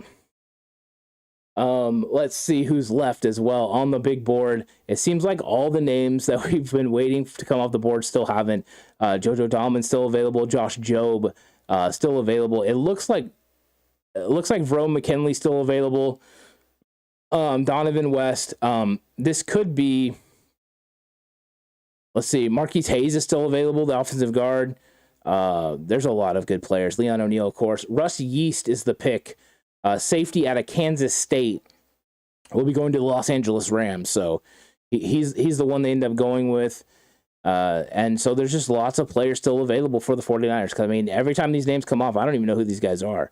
What do you guys think is more likely? The 49ers draft somebody we know or someone we don't know? At this point. Grish says, you think O-line addressed? Yeah, I think they addressed it now. I do. I think they addressed it with the two offensive tackles that have the versatility to play inside and outside. This is kind of what we thought was going to happen. Me and Alex had a hunch that they weren't going to actually go interior offensive line. They would address it with tackles, and that's exactly what they did. Donald Johnson says, Jay Elliott, at first I thought you said Jeff Garcia. Wow, Jeff Garcia. That would have been an interesting edge rush move, huh? Yeah. David Campbell, Lindstrom still available? Make him Mr. Irrelevant. I would love that. Yeah, Alec Lindstrom, Mr. Irrelevant. Number one, I have way higher value on Lindstrom than Mr. Irrelevant, but I would love that. Nick Zakelj said he wished draft was before free agency to better fill holes. Based on how the draft went so far, what vets could you see us bringing in, or do you think the camp is set? Yeah, I know he wants that, and that was one of the things the players worked for was free agency starting before the draft because they weren't.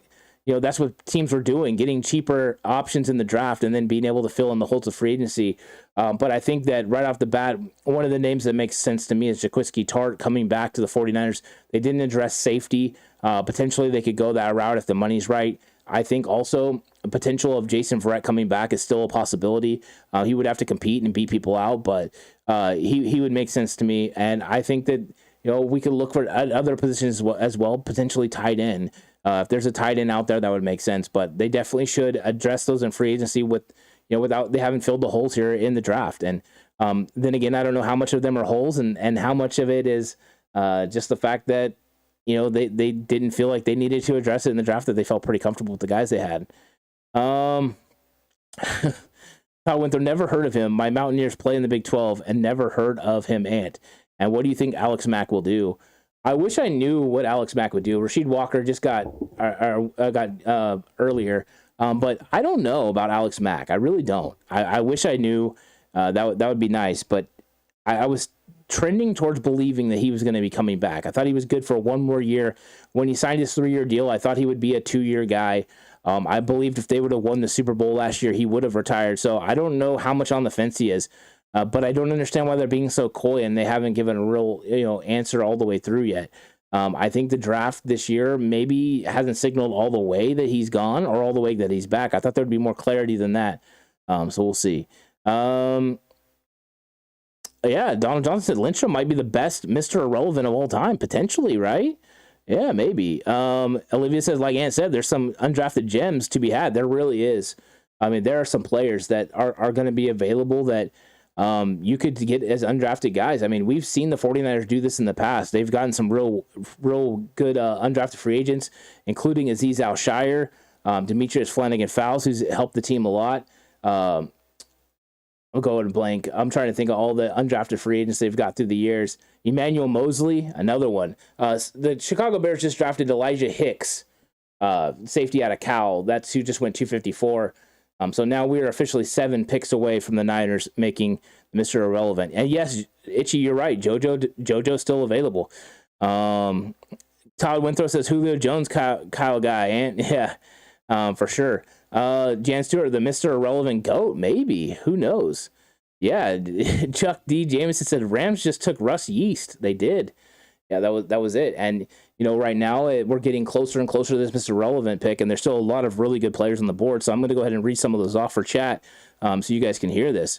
JoJo is still available. JoJo Dahlman from Nebraska is still available. Josh Jobe, cornerback from Alabama, he's still available. Verone McKinley from Oregon still available. Donovan West and Kellen Dyche, both of Arizona State, the center and offensive tackle respectively, are available. Carson Strong, the quarterback from Nevada, he's available. 49ers Twitter's been talking about Leon O'Neal for a long time, and he's available.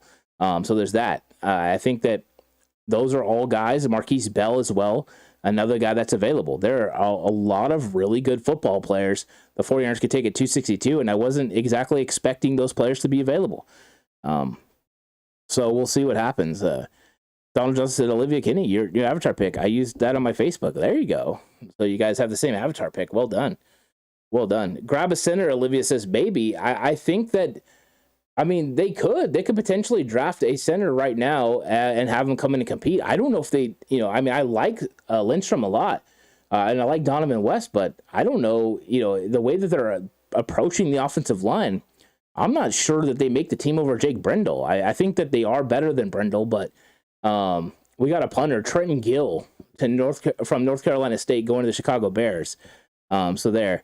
David Campbell throws this in there. We got Womack Pro Day, 4.40, 36-inch vert, 910 broad, 4.18 20-yard shuttle, 6.67 3-cone. Those are great numbers. That's very nice for Womack. As far as numbers go, that's fantastic. We know how I feel about numbers, though. No, I'm just kidding. That's very good. And David Monty's coming through with Nefi Sewell from Utah. I think that's a possibility as well. There's a lot of really, really good football players. It's amazing, this list.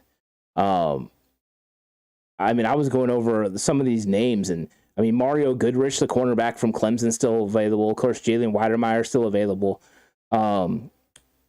Yusef Corker, Alec Lindstrom, Dara Rosenthal, the offensive tackle, is available. I haven't even got into this other list. There's just more.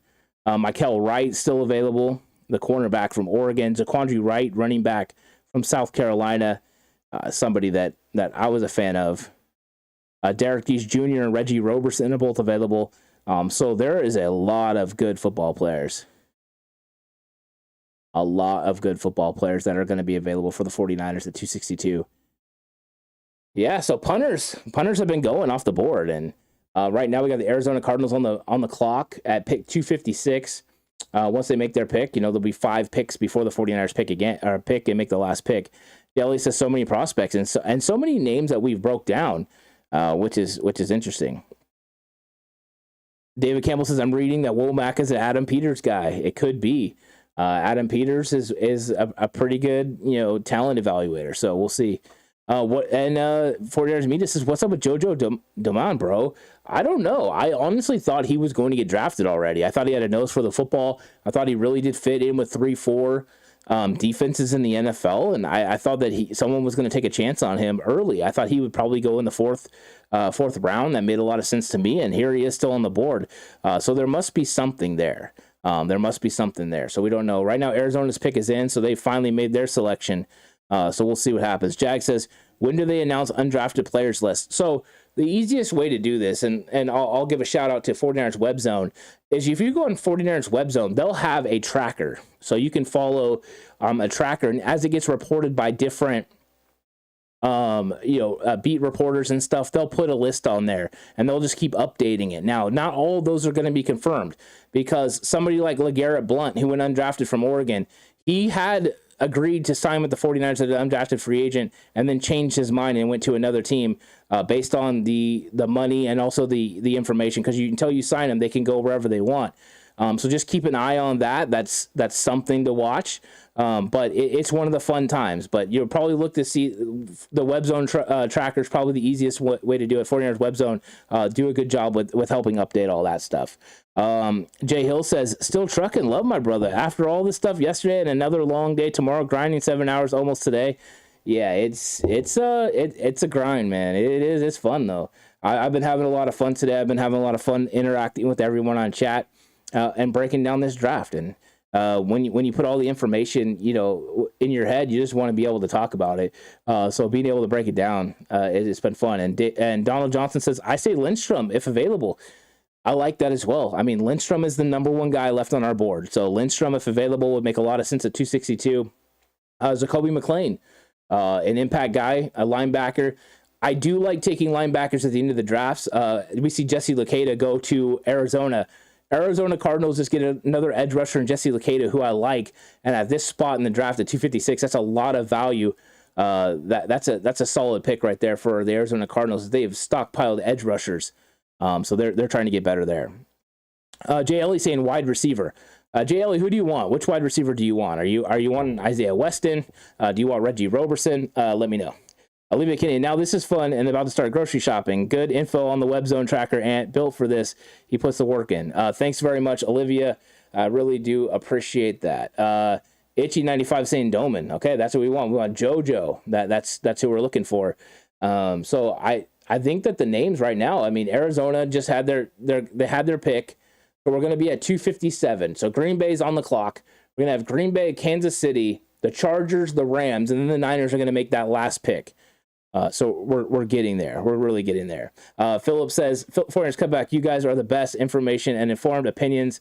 Okay, you got duty today. All right, guys. Hey, you know what, Philip, thank you so much for all your help. I really are, for checking in and everything. We really appreciate it. Really appreciate everyone in chat. And I got to give a huge shout out to Jay Ellie, Jan, everyone in chat for helping us out with the names. Donald, I know I'm going to miss people. Lou earlier, but everyone coming through and helping out with names and really going through the process with me. I don't need a co-host the whole time when I have everyone in chat. So I really do appreciate that.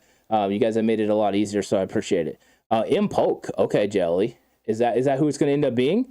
And then Philip give me the $2 super chat with keep up the good work. Thank you so much, Philip. Really appreciate the gift, big time. Thank you so much for that. Itchy says best player available, right? And then undrafted, the rest we want. Yeah.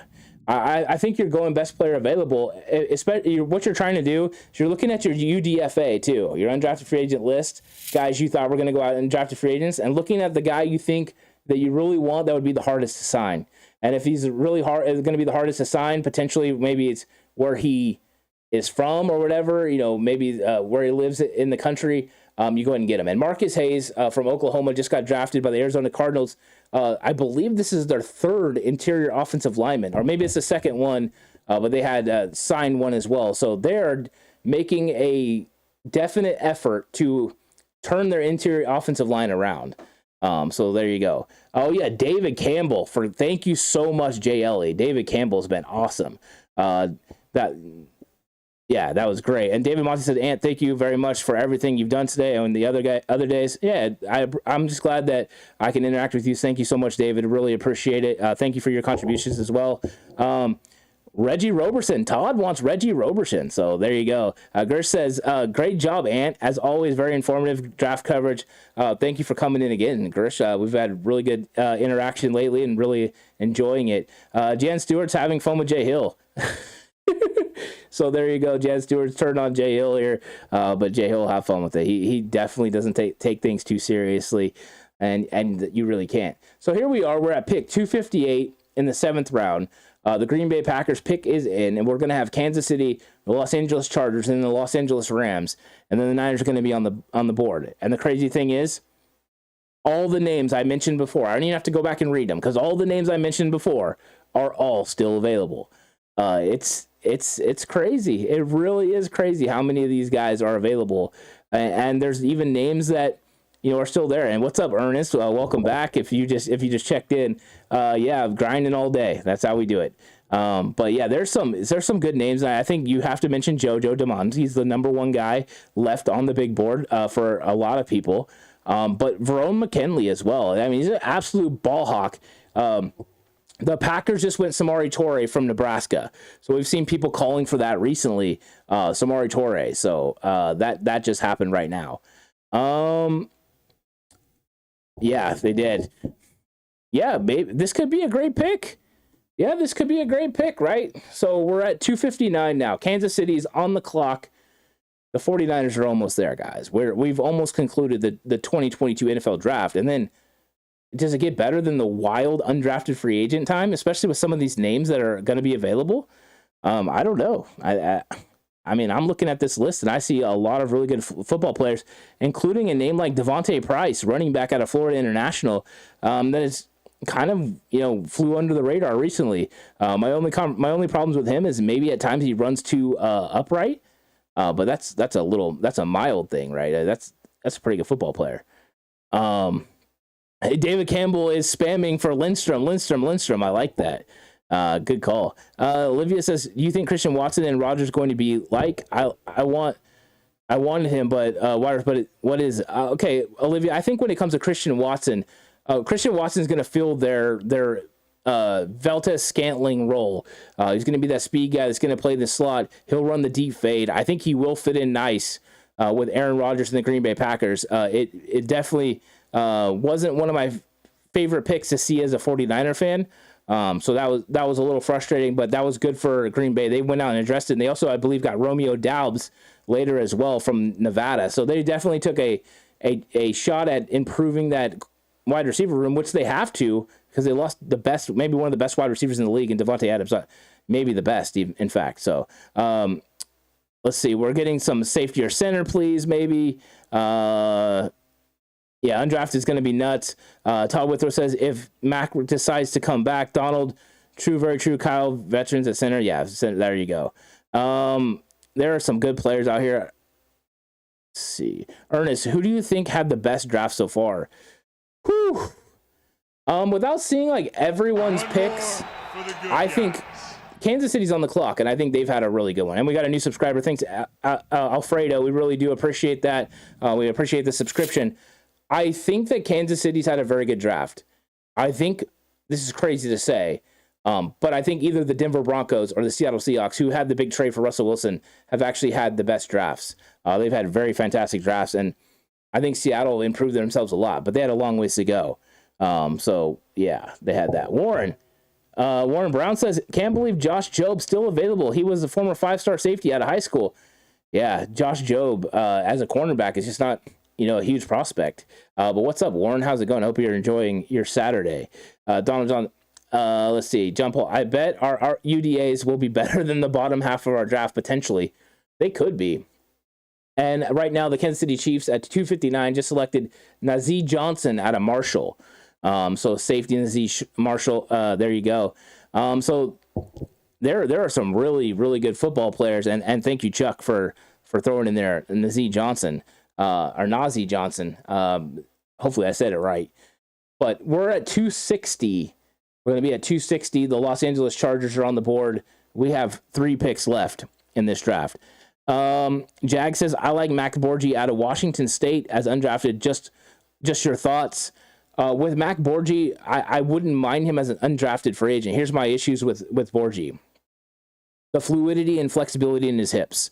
The change of direction is not there. It's almost like he needs to move his entire body in one way or the other. He's not. There's no fluidity in the way he moves laterally. Those were concerns for me. But I see a guy that's athletic running straight line. So I mean, if you want that in a running back or potentially a skill player, that's what you're going with Mac Borgie. But I'm not the highest on him. But undrafted free agent, you bring him in and see what he can do. I'm not going to have any complaints on that. What is your assessment on Detroit's second-round pick in the first round? Just curious. So I think that when it comes down to it, who was that pick, Harold, in the first round? I'm curious. Detroit second round pick. I don't remember offhand, so let me know who that is, and then I'll try to give my assessment. Do you think the Niners threw a curveball to everybody again, Ernest? I think they did. I think there's a couple curveballs. There's a couple times where you're like, ooh, who is that? Potentially. So yeah, I think they could have, but if they work out and they fit the scheme, then it makes sense. Jay Ellie says Sincere McCormick, running back. Yeah, he's still available as well. Yeah, or Price. Yeah, there you go. There's another guy. David Monty says, hey, can we go back and get some more picks? Haha. Yeah, there's no going back. The 49ers have made it. I'm actually really surprised that the 49ers made 9 selections. I thought with who they had, I figured they would just go back. Go back up into the top 150 and get those guys, but there's been no movement from them. Warren Brown says Justin Ross still available. Also, definitely some good talent still left on the board. There really is. I mean, there's a lot of really good talent. There's guys that were getting drafted in mock drafts all the way in the 3rd round that are still here right now, and that's crazy. Yeah. Jan Stewart says, why are we speculating? They're going to pick somebody nobody picks or nobody knows. And the fullback Xander Horvath from Purdue, fullback, just went to the Los Angeles Chargers. So that's what happened. A fullback just went off. So that's interesting. Let's see. Warren Brown says Jaden Peavy. Okay, there we go. There's a name to watch. I swear this draft was an experiment for our front office. It's crazy. It's crazy. And Jay saying quarterback from Brown? Maybe. Yeah, it was. Olivia says that was surprising to see them stay put in draft. It really is. I did not expect it. I was kind of close last year.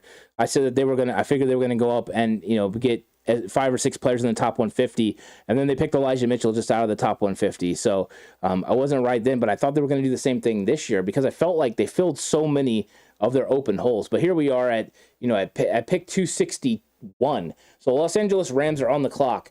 We'll see what they end up doing, but this is going to be interesting because the 49ers have a plethora of names available, including Josh Jobe, JoJo Dahman, Verone McKinley, Donovan West, Kellen Dyche, the quarterback from Nevada, Carson Strong, Christopher Allen, the outside linebacker from Alabama, Haskell Garrett from Ohio State, the defensive nose tackle. It's still Marquise Bell in the safety room. And like Jay Elliott brought up, Devontae Price is also available as well, the running back.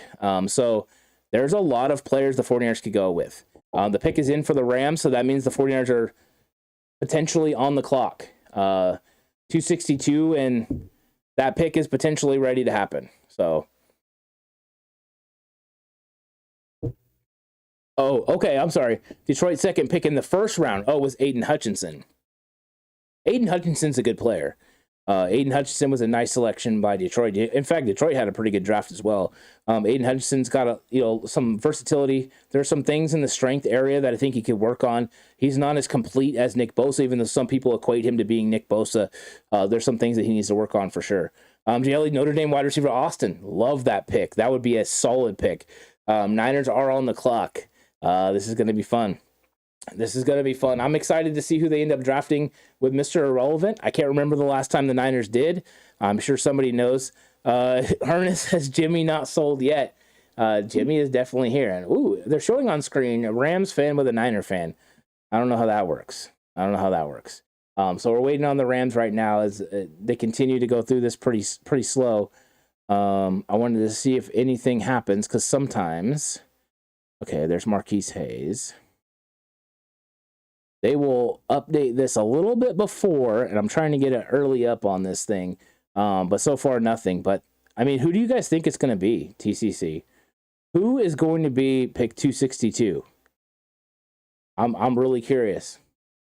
Okay, so the Rams have selected tackle A.J. Arcuri from Michigan State.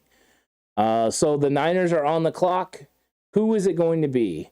Everyone give your best guesses on who Mr. Irrelevant is going to be. This is going to be fun. This is going to be a lot of fun. I'm so excited about this. I didn't expect the Niners to make this pick, but now they can. And maybe they'll end up getting one of the guys we really wanted. Maybe it'll be Alec Lindstrom. Maybe everyone will get that interior offensive lineman that they've been really wanting. Maybe it'll be Reggie Roberson, the wide receiver from SMU, and they'll put Danny Gray and Roberson together, potentially. They have Donovan West that could be a pick here, and also just some high talent players all around the board that they could go with. So I would love for this to be one of those guys, and the Niners get themselves a very talented football player. JL is saying it's going to be Verone McKinley. Maybe it will be Verone McKinley. The pick is in. We're just waiting on the announcement now. The 49ers are going to make this pick at 262. Mr. Irrelevant. The 49ers making the last pick of the 2022 NFL Draft. So excited for this. This is the pins and needles moment, everyone. We have reached the end of the show. The NFL Draft is almost over, and the 49ers are making this final pick. The drama is real. Let's see who they end up getting. Yeah, Jan Stewart saying Verone McKinley as well. It's possible. Oh, wow. Ronnie Montoya coming with Brock Purdy. That would be interesting. That would definitely be interesting if they went Brock Purdy, but that would make sense. That would make sense. I actually teased Dustin Crum from Kent State. That was who I was teasing way back, maybe like a month or two ago. So I think that would be potential, but we'll see what the Niners end up doing here. And we got everyone waiting, anticipating. Itchy says, oh my God. Does that mean you know who the pick is, Itchy? Because I don't know yet. And if it's somebody that I'm not ready for, we'll see what happens. Here we go. Let's go. What's going to happen for Mr. Irrelevant? I know they make a big deal out of it. They bring everyone out. Ronnie Montoya says it's Purdy. Ooh. 49er Minded said, let's go. Let's go. Does it end up being Purdy? Is that what it's going to be? Is it going to be Brock Purdy? Mr. Irrelevant 262. Waiting on pins and needles, everyone. I think the bigger question is it going to be somebody that we actually know? That's the big point. And does anyone know? Does he get to keep the 262 jersey, whoever it is? I think that would be interesting if he got to keep it.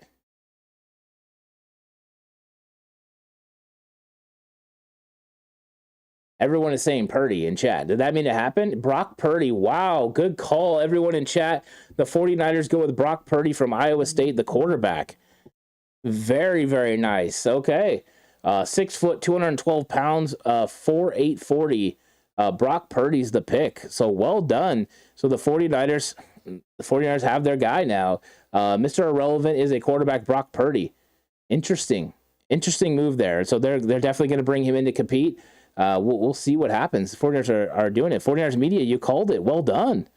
Well done. Everyone in chat did such a great job. Brock Purdy's going to be a guy now that's going to come in and compete, be in the room. We know Kyle Shanahan likes to keep 3 quarterbacks. Potentially, let's see what happens with Brock Purdy if he ends up making this roster or if he gets put on the practice squad.